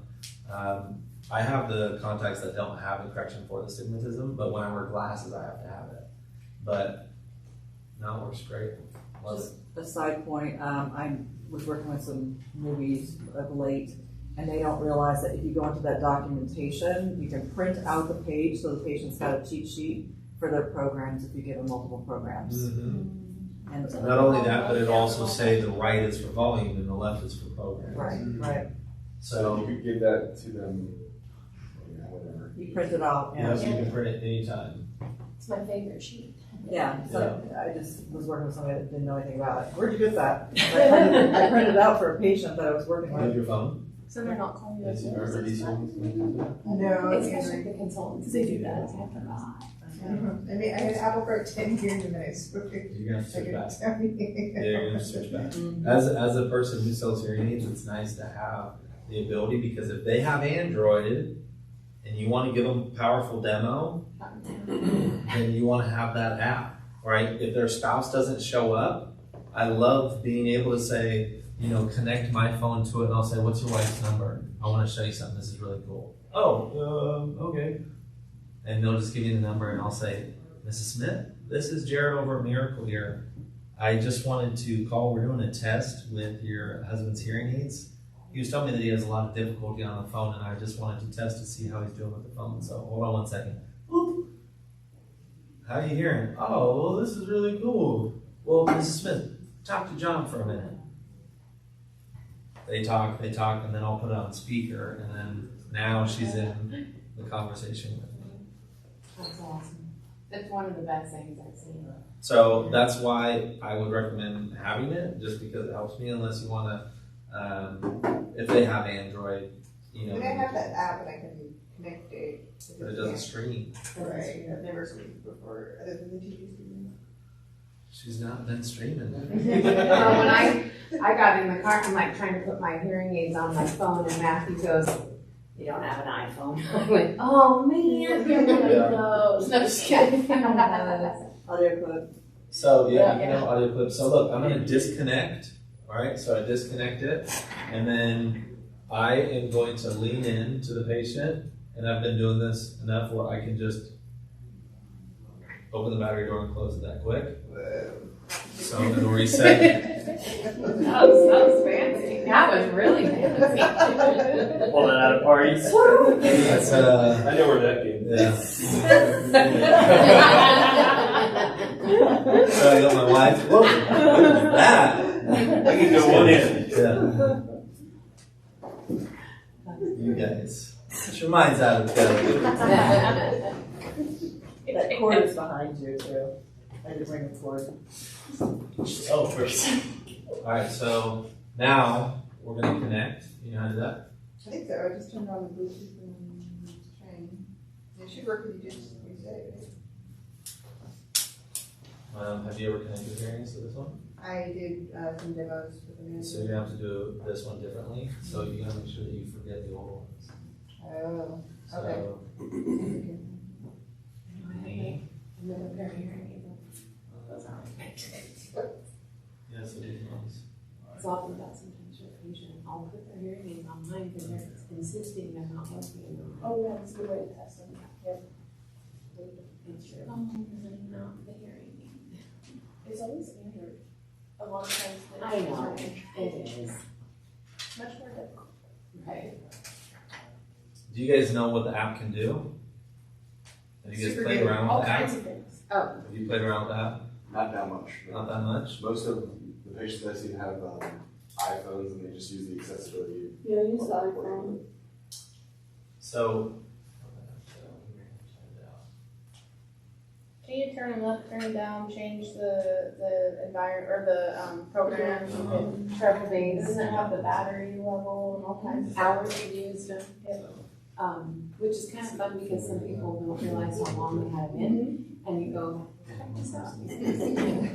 Our big brother chick has been checking on you. How many hours you've been logging? Oh, that's my favorite. I like joking with patients, and I'll say, you know, these hearing aids are so amazing and so sophisticated. They can tell us how many hours you've been wearing them, what environments you've been in. Now, they don't tell us what conversations you're having. I like to tell them too that that's really important because for their auditory health, they need to log 4 or 5 hours every day. And this just helps us keep track of that and making sure that they're stimulating their brain enough on a daily basis. And people are trainable because I'm going to tell you, I've heard all that, right? And so the first thing I did this morning was look in there and see how long I wore them yesterday. Because I want, when you first open it up, it's the day before. So it clicks really quick, it was 3.5 hours. What was that box? But because someone told me that, I was like, I'm trainable. Even when the patient says they wore them Yeah. all day and they've only worn them 9 hours, it tells on them. I think this is why he has this job. Yeah. So he can feel people's ears.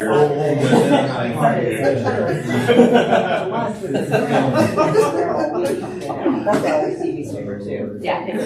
Research hearing aids more, even with, local little so. How was that for you at home?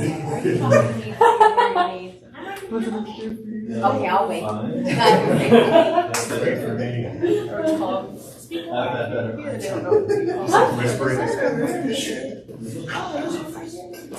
Loud accents.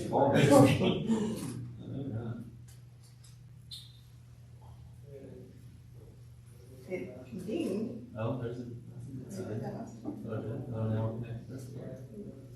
okay, so now connect. Sometimes I will have to take the hearing aids out, open the battery door, close them, put them right on top of the phone. So this is the cool part here. That one there, you click on, and then this button here. Okay, so background noise. This is where you can control that. So you can see this here, how it's all green, right? And then you drag it over. Son of a biscuit. Background noise, goodbye. So now you can see it's just like a beam, right? So it's automatic. It will make decisions automatically, intuitively, read out the environment and adjust. If I go to a play and I don't want to hear the kids in the back and we got a soft talker, I can focus that and turn up the volume. That's the benefit to the person where this makes it really nice. So you have manual control through the app. So the longer I sit there and talk to the person in front of me with that noise going on, it'll automatically do it? Automatically adjust. Yeah. Yep. But if, again, it's really noisy, you got a Texas Roadhouse, and you want to adjust it yourself, or just make it more comfortable, you can. Now to get back to auto, you just click that. You notice the change? Background noise more? Yeah. It's not terrible, is it? But definitely a change, right? It's because you're basically shutting off all those microphones and it's only focusing on the ones. What's the difference between that and having the second program back in the day? What's the difference? Volume versus frequency adjustments in between, right? Part of one it. is an amplification and one is a clarity. Yep, that's a big part of it. But the microphones, back in the day when I would go to program 2, what would it do? Turn off, right? It would turn down everything, all of right? So if I'm in a restaurant with you and I had a program, I used to have a program. Well, the difference is back in the day, if I had 2 programs, it would literally pretty much turn everything down. Now, how's my voice? It stays the same, but the background noise is a lot louder, right? You can still hear me just as loud, but the background noise isn't as prevalent. Were you gonna say something? No, sorry, Johnny. Oh. They also can adjust bass and treble if they are music fans. It's basically giving them a 2-channel control, and then they can adjust the volume on both of them with an iPhone. If you right-click it 3 times, it will give them control over each hearing aid individually. Yeah, with the left sidebar. Yep. So, And I asked because I was sitting here and thinking, oh, now it sounds so much better, but I was letting it do it automatically. And this one's yours. Oh. Questions on anything? Oh.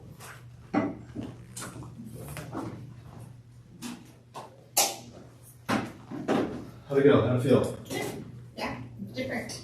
I feel like everything feels a little bit more natural. Okay. Compared to mine. But I do like it to be pretty darn crisp. So I kind of like want to turn it up a little bit. Okay. And the sound junkie. Yeah. How long have you worn hearing aids? 27 years. So she's used to more amplification. So that might be something that we play around for the day. Let's see. Okay. Play around with your app. Turn it up, turn it down, and I want to see how you do. So for a person who's more of a power junkie, I'm going to tell them that.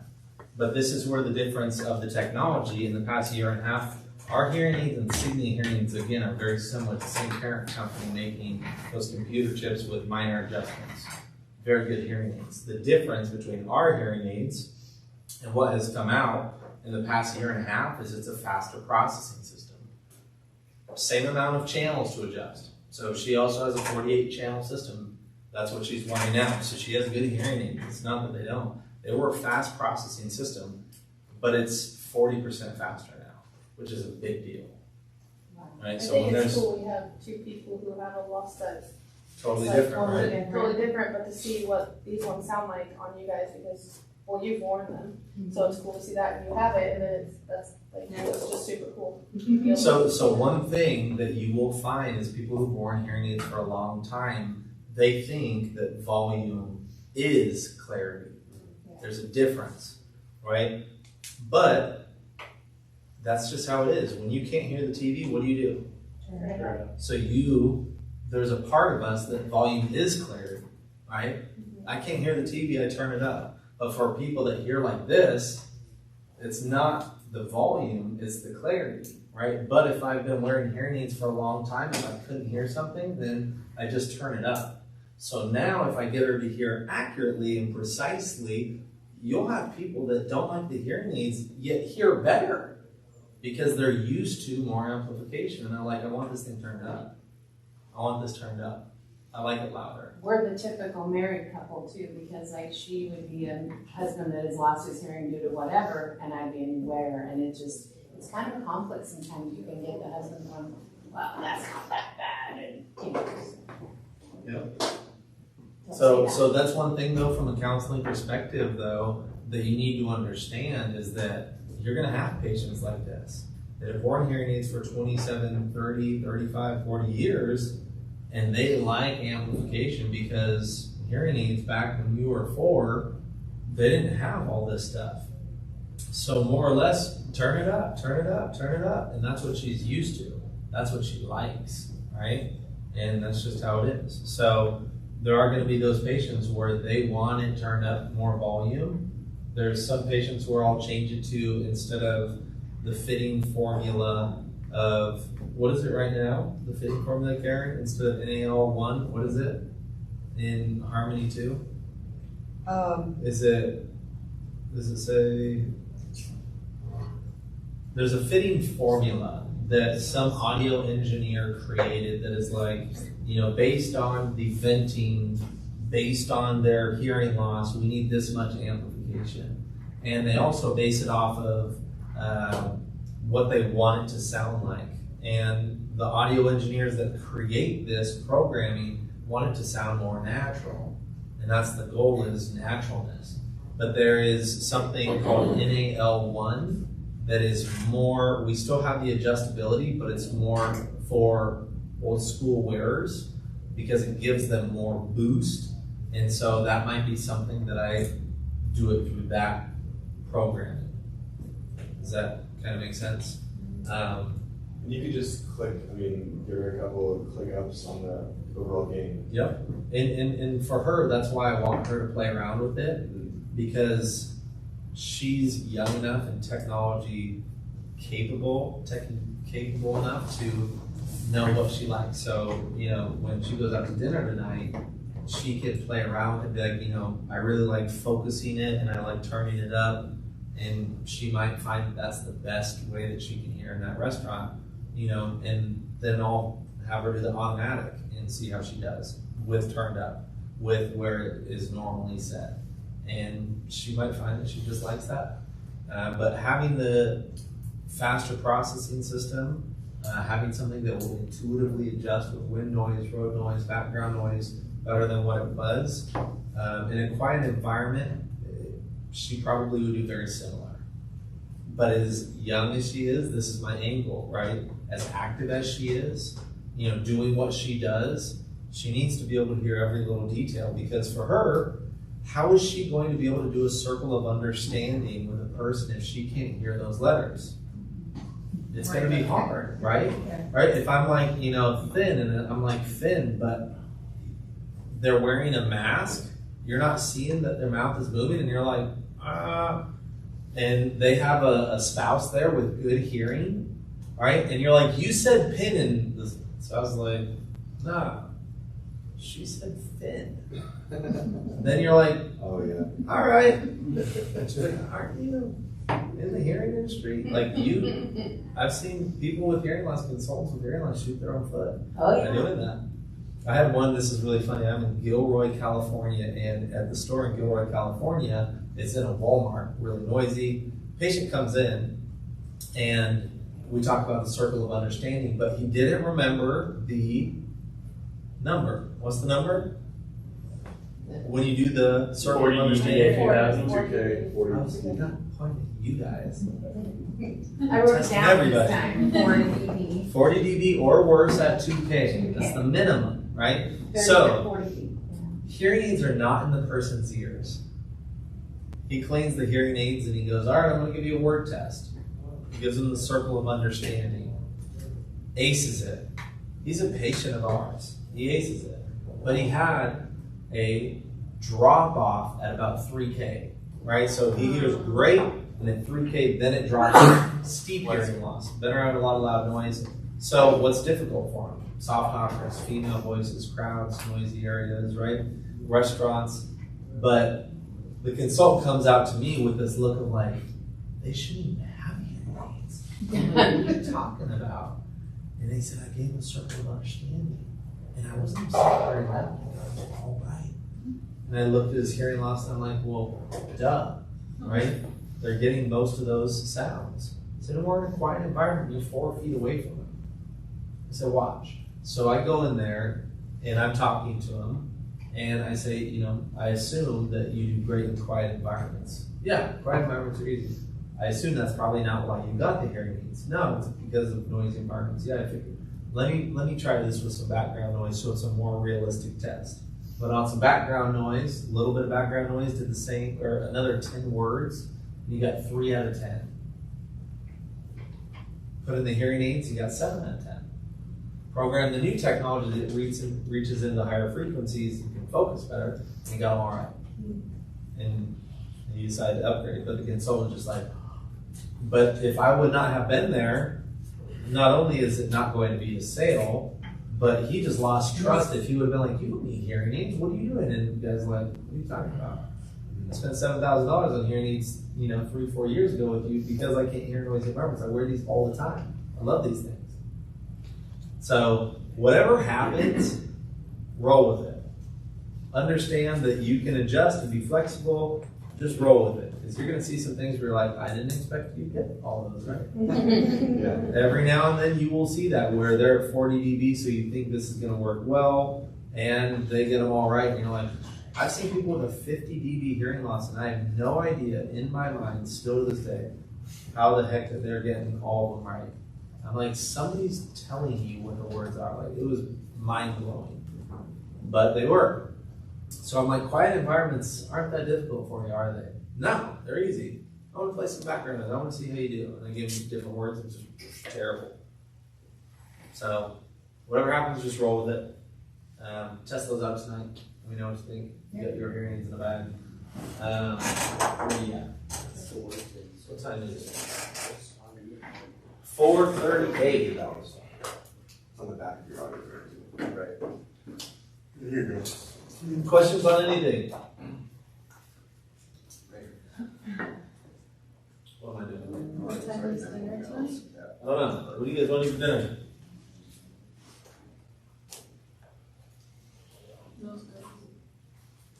Karen, is there a place you'd like to go to? For what? Dinner? Just places that I like to eat around here, or what are you talking about? Yeah.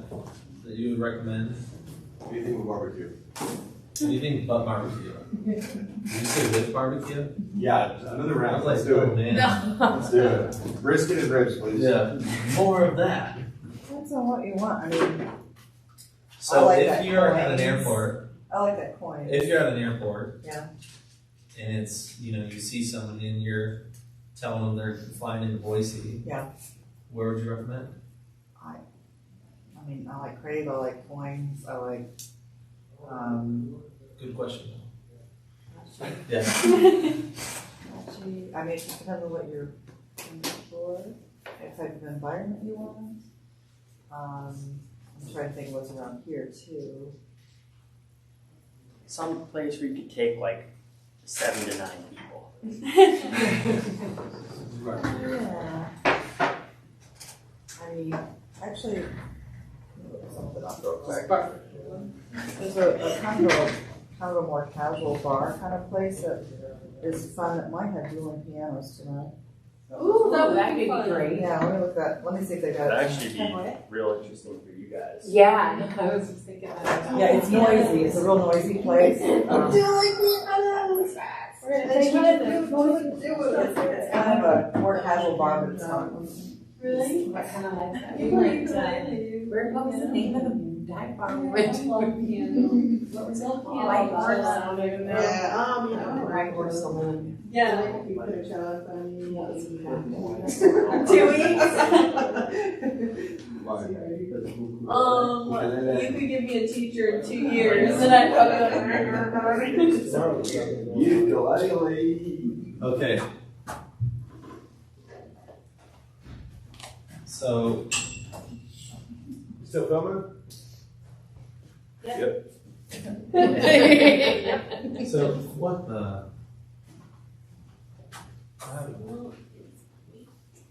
You're weak. So we're getting better, and the next time we have a training, we're gonna have something like this. Not for you guys. We're getting better. So we had somebody make this for us, and we had our marketing gal that went on to another job. She was kind of taking our PowerPoints and trying to make them all look similar, so it'd be a similar format. But that's why this is messed up, because apparently she didn't get to this one. And that's my fault for not double checking.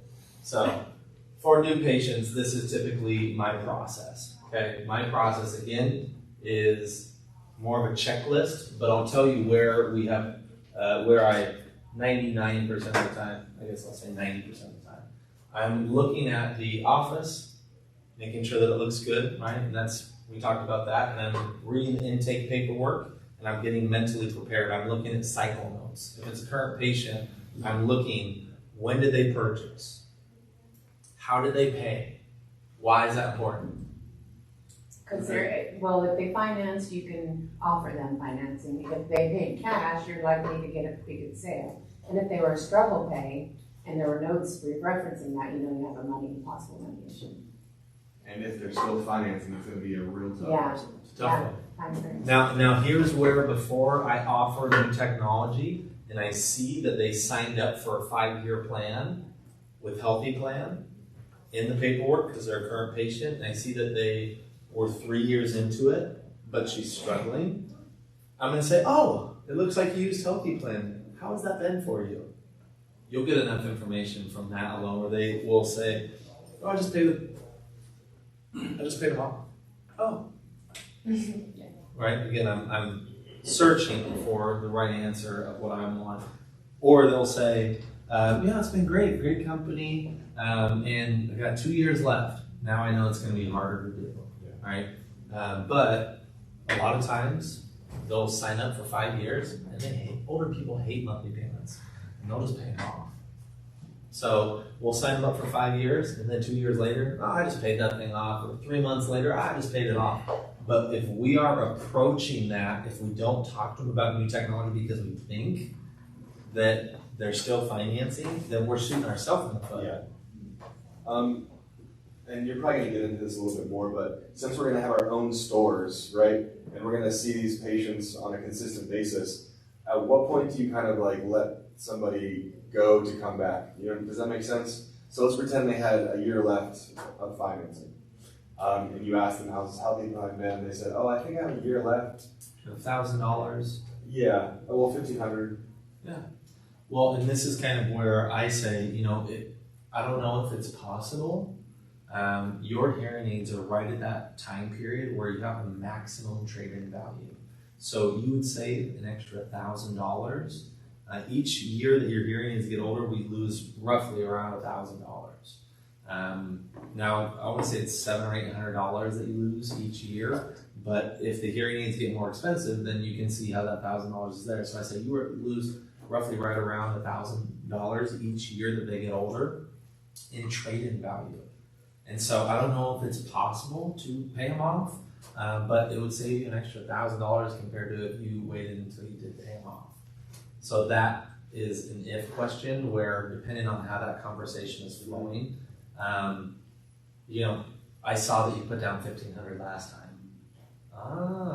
So why don't we do this? Instead of putting down the $1,500 like you did last time, why don't we just pay that off and then we'll finance that. The monthly payment will stay right around the same. They think so when you offer that, I was wondering about that. If you don't ask for it down, it kind of makes them feel like they're kind of a preferred VIP customer, right? Because they already paid you the down the first time. Yeah. And that's already, you're giving them something for being loyalty reward, basically. Yep. And that can be possible. So I'm very creative in financing. So what I mean by that is if I have a patient that we're at $7,000 and they say, I just got too many things going on right now. Like I need some time. Well, if you don't mind me asking, how much time are you thinking you would need? I just got to get taxes back, which is, here in about 2 to 3 months. Okay, let me ask you a question. How much were you intending to put down? Well, I could probably put $1,000 down. Okay, so now I have $1,000, right? And right now we're at $7,000. If we do 7,000, it's roughly within a few dollars. It's $168. So this is where knowing your numbers is helpful, right? So I know it's $168 for $7,000 on a 5-year plan. Okay, so and even if I'm within $5, good enough, right? So if they were going to do $1,000 down, and now it's $6,000. Every $1,000 is $20 off, right? So now we're at $150. Okay, so I say, why don't we do this? Because that next monthly payment, they're like, I can't do that right now. If we were intending to do $1,000, why don't we just not do that? Let's just do the first monthly payment, or let's just do $250 down, right? And so then it'd be $67.50 instead of $150. It'd be $165 or $163 a month. That's being creative. Your first payment. So write this down. Healthy plan. Healthy plan financing.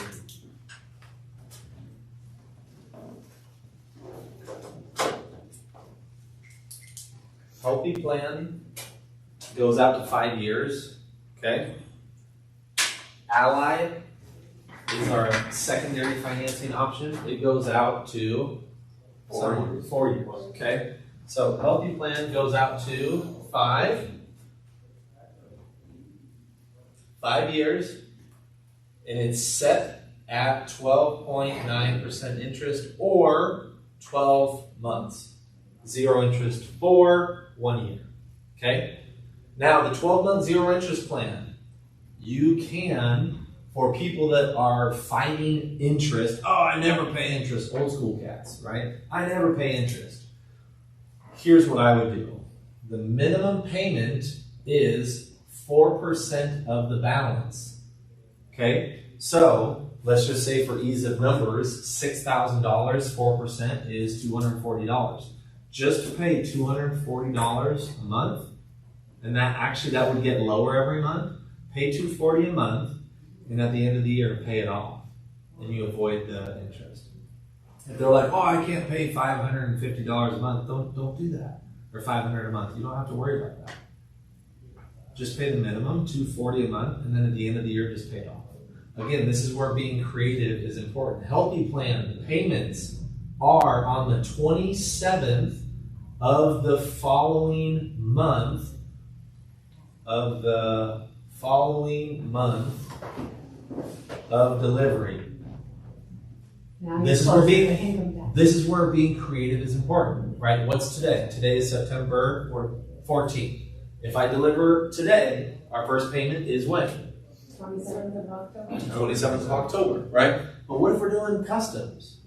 That's 2 weeks out, right? So 2 weeks out puts us at, let's say, September 25th. Well, why don't we do this? Why don't we just deliver October 1st, the first week of October, because then the first payment is due November Oh, 27th. man, I just push that out another month. Don't worry about it, right? So same thing is, instead of 1,000 down, why don't we just put the minimum down? And that will cover the next, how many months can we get 170 into that? Yeah. My math guy? He's like, I got lucky the first time. Right? But now I got what? 6 months, 7 months of paying 170 a month? Guess what? There's your 3 months that you needed. You see how I'm being creative and changing their perspective on this? Well, I planned on $1,000. You know why I know that they planned on $1,000? What app did they come in off of? Oh, $995. $995. I know they came in able to purchase $995, right? Or $695. I got at least $700, right? So if I got $695 on those hearing aids, I might even say that. I know that we were planning on these hearing aids, but obviously your hearing loss and your lifestyle, whatever it is, we need better ones. And so I assume that $675, was that doable to put down and to pay? Yeah. Okay, well, why don't we do this? I know you're saying that you needed 3 months. Why don't we just do this? Let's just pay that $170 a month. 170, 340, 410. I think that's right. 580. I think I'm rolling, right? 750. We're good. That's 6 months, right? So taxes are good. Now, if you want to pay it off quicker, there's no penalty to pay it off. Oh, I hate interest. Well, then do this here. And sometimes I'll just say, well, you know, in this many months, this is how much the interest will be. Let me take that off. I'll catch that interest for you. Beautiful. You see how that changes your perspective? All right, you were going to pay this much, 12.9% in interest over, let's say, that time period is an extra $1,000. If you have wiggle room, you can give them an extra $1,000 off, and you can say, I'm going to prepay that for you. Okay? I'm going to pay off that right now for you. Another great one is changing the perspective of what the discount is, right? So if you were to pay 12.9%, even if you did take the full 5 years, the interest that you would pay would be, let's say, $1,600. The promotion that we have going on this week is saving you $2,300. So you're saving more than the interest that you would pay. I'm just changing their perspective on it, right?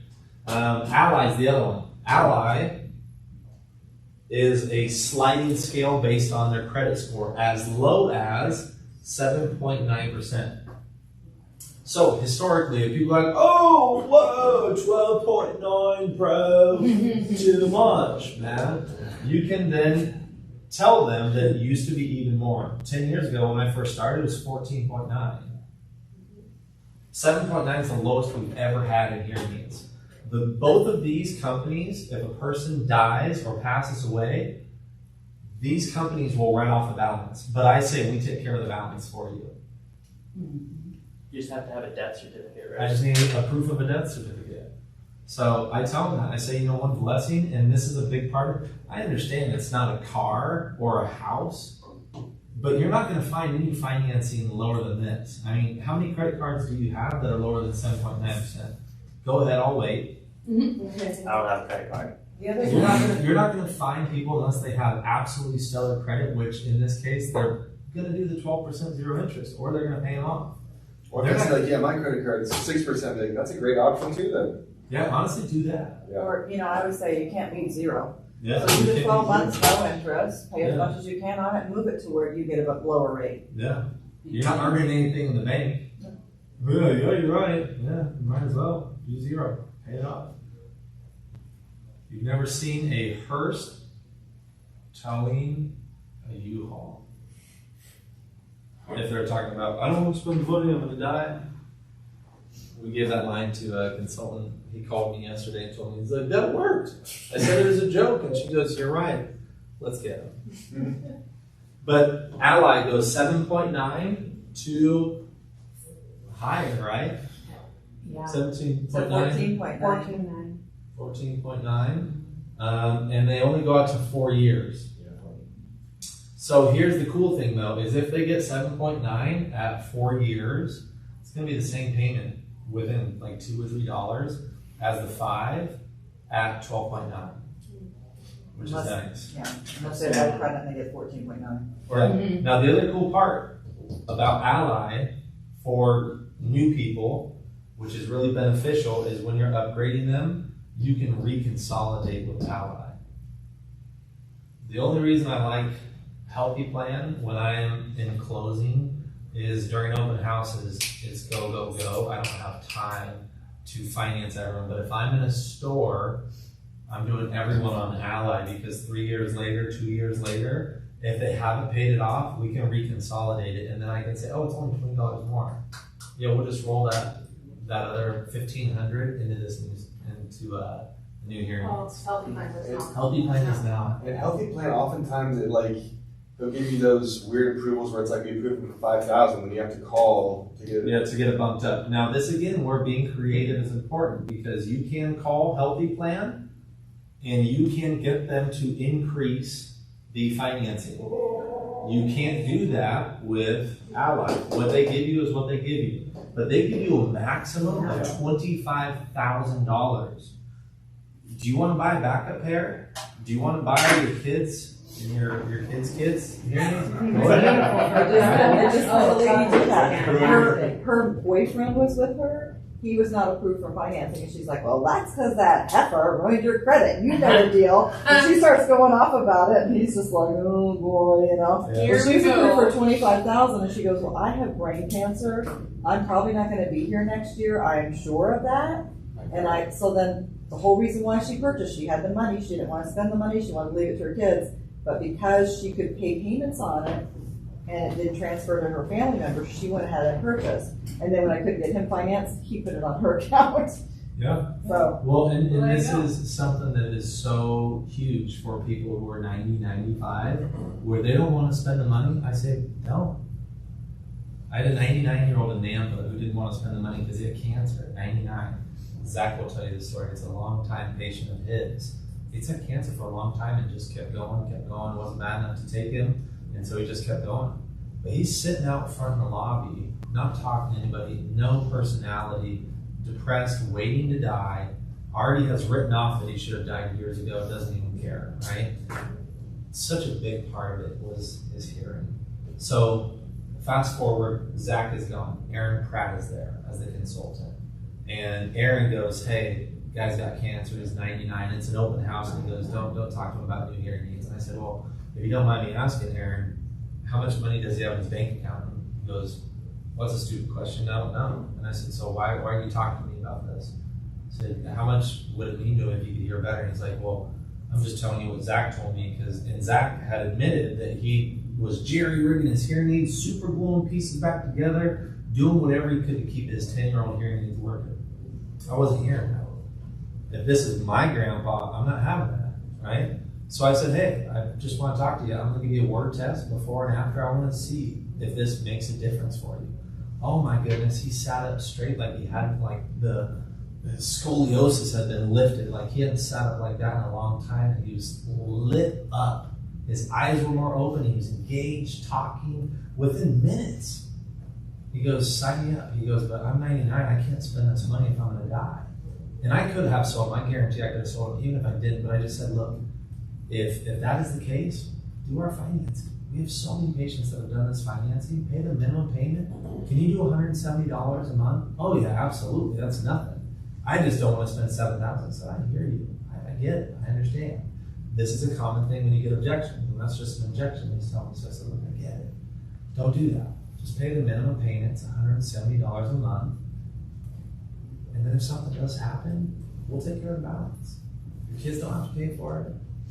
Nobody has to pay for it. Sign me up. Right? Within months, I mean, the guy was a totally different person. His daughters come in. He passed away like 6 months later. Daughters come in and say, I can't tell you how grateful we are. We have not had our dad back for the past 10 years. And his hearing aids work, but these past 6 months have been absolutely amazing. His ability to just keep up, I mean, his laughter was back. He was enjoying life again. And we want to donate these hearing aids to someone else. And that's just, you don't know.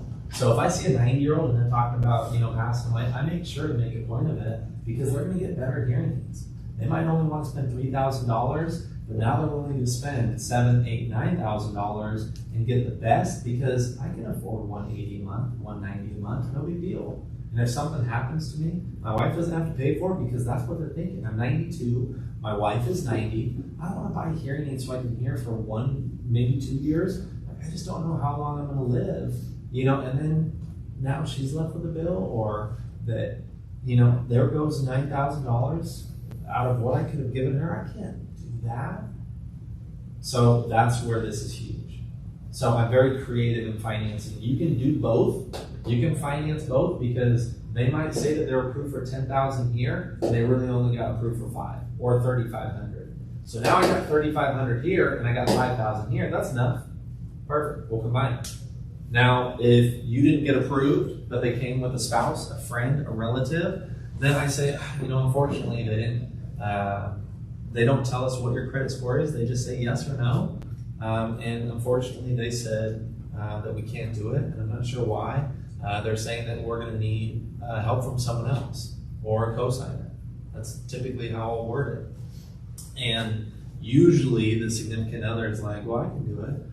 Perfect. Well, let's do it there. Name, date of birth, social security, and I'm doing the same thing. I do a quick input into Healthy Plan. Again, for me, I'm in open houses, so I do a quick input in Healthy Plan, and then I just enter, apply, boom. Doesn't work, then I go to Ally. I might do Healthy Plan on him for $3,500 and Ally on her for $5,000. I might do $3,500 on him and in Healthy Plan, $2,000 on Ally, and then the rest on a credit card or down payment. There's so many different ways you can do it. So that's where being creative. I'm in Ontario. A 44-year-old gentleman walks in, terrible hearing loss, didn't want to spend money, thought he was too young, so he didn't have hearing aids. We're at 70 dB across the board. I'm yelling at this dude to talk to him. His roommate brought him in because the roommate's like, I'm tired of yelling at this dude. Like, this is horrible. Put in hearing aids, changes his life. Everyone's like, oh my gosh, how amazing. Yet, couldn't get approved. When the will is strong enough, they will find a way. Roommate says, I will co-sign. Can't stand. No good. Don't worry, I'll find a way. Another friend. No. Guess what? Grandma in Ohio gets approved. Oh. Got him hearing better. I've never done a cosigner in Healthy Plan. Is there just like an option where you input their information? Or No, you create a separate account. So okay, I just click a random box on the side and then just do quick add. And I do name, date of birth, address. I might even put a fake phone number in there. I don't care. I just want this. I do say cosign just to soften that. Yep. The other thing I'll say to them is, if this is a surprise to you, if they don't know that they have bad credit, well, most people should. But I always say, if it's a surprise to you, you should really get that free credit report. You get the letter stating that you were denied financing and you're entitled to a free copy of your credit report.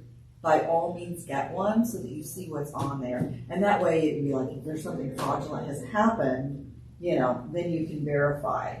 Plus they're embarrassed. Right, so it just makes them feel better, like, yeah, I'll check that out. Or they might have a freeze. It'll be denied if there's a freeze on their credit too. So Keep which that in one, if you ask for 5,000, does Ally give you, like, if they only get 35, will it tell you that? Because Healthy Plan doesn't. I think they deny you no matter, I mean, if. They'll say They don't give 7 you to 10 another days option. if they're denied. Uh-huh. Yep. I always put just 10,000. So if the hearing aids, if I'm on Ally, I always just put 10,000. And again, I'm juicing the numbers a little bit.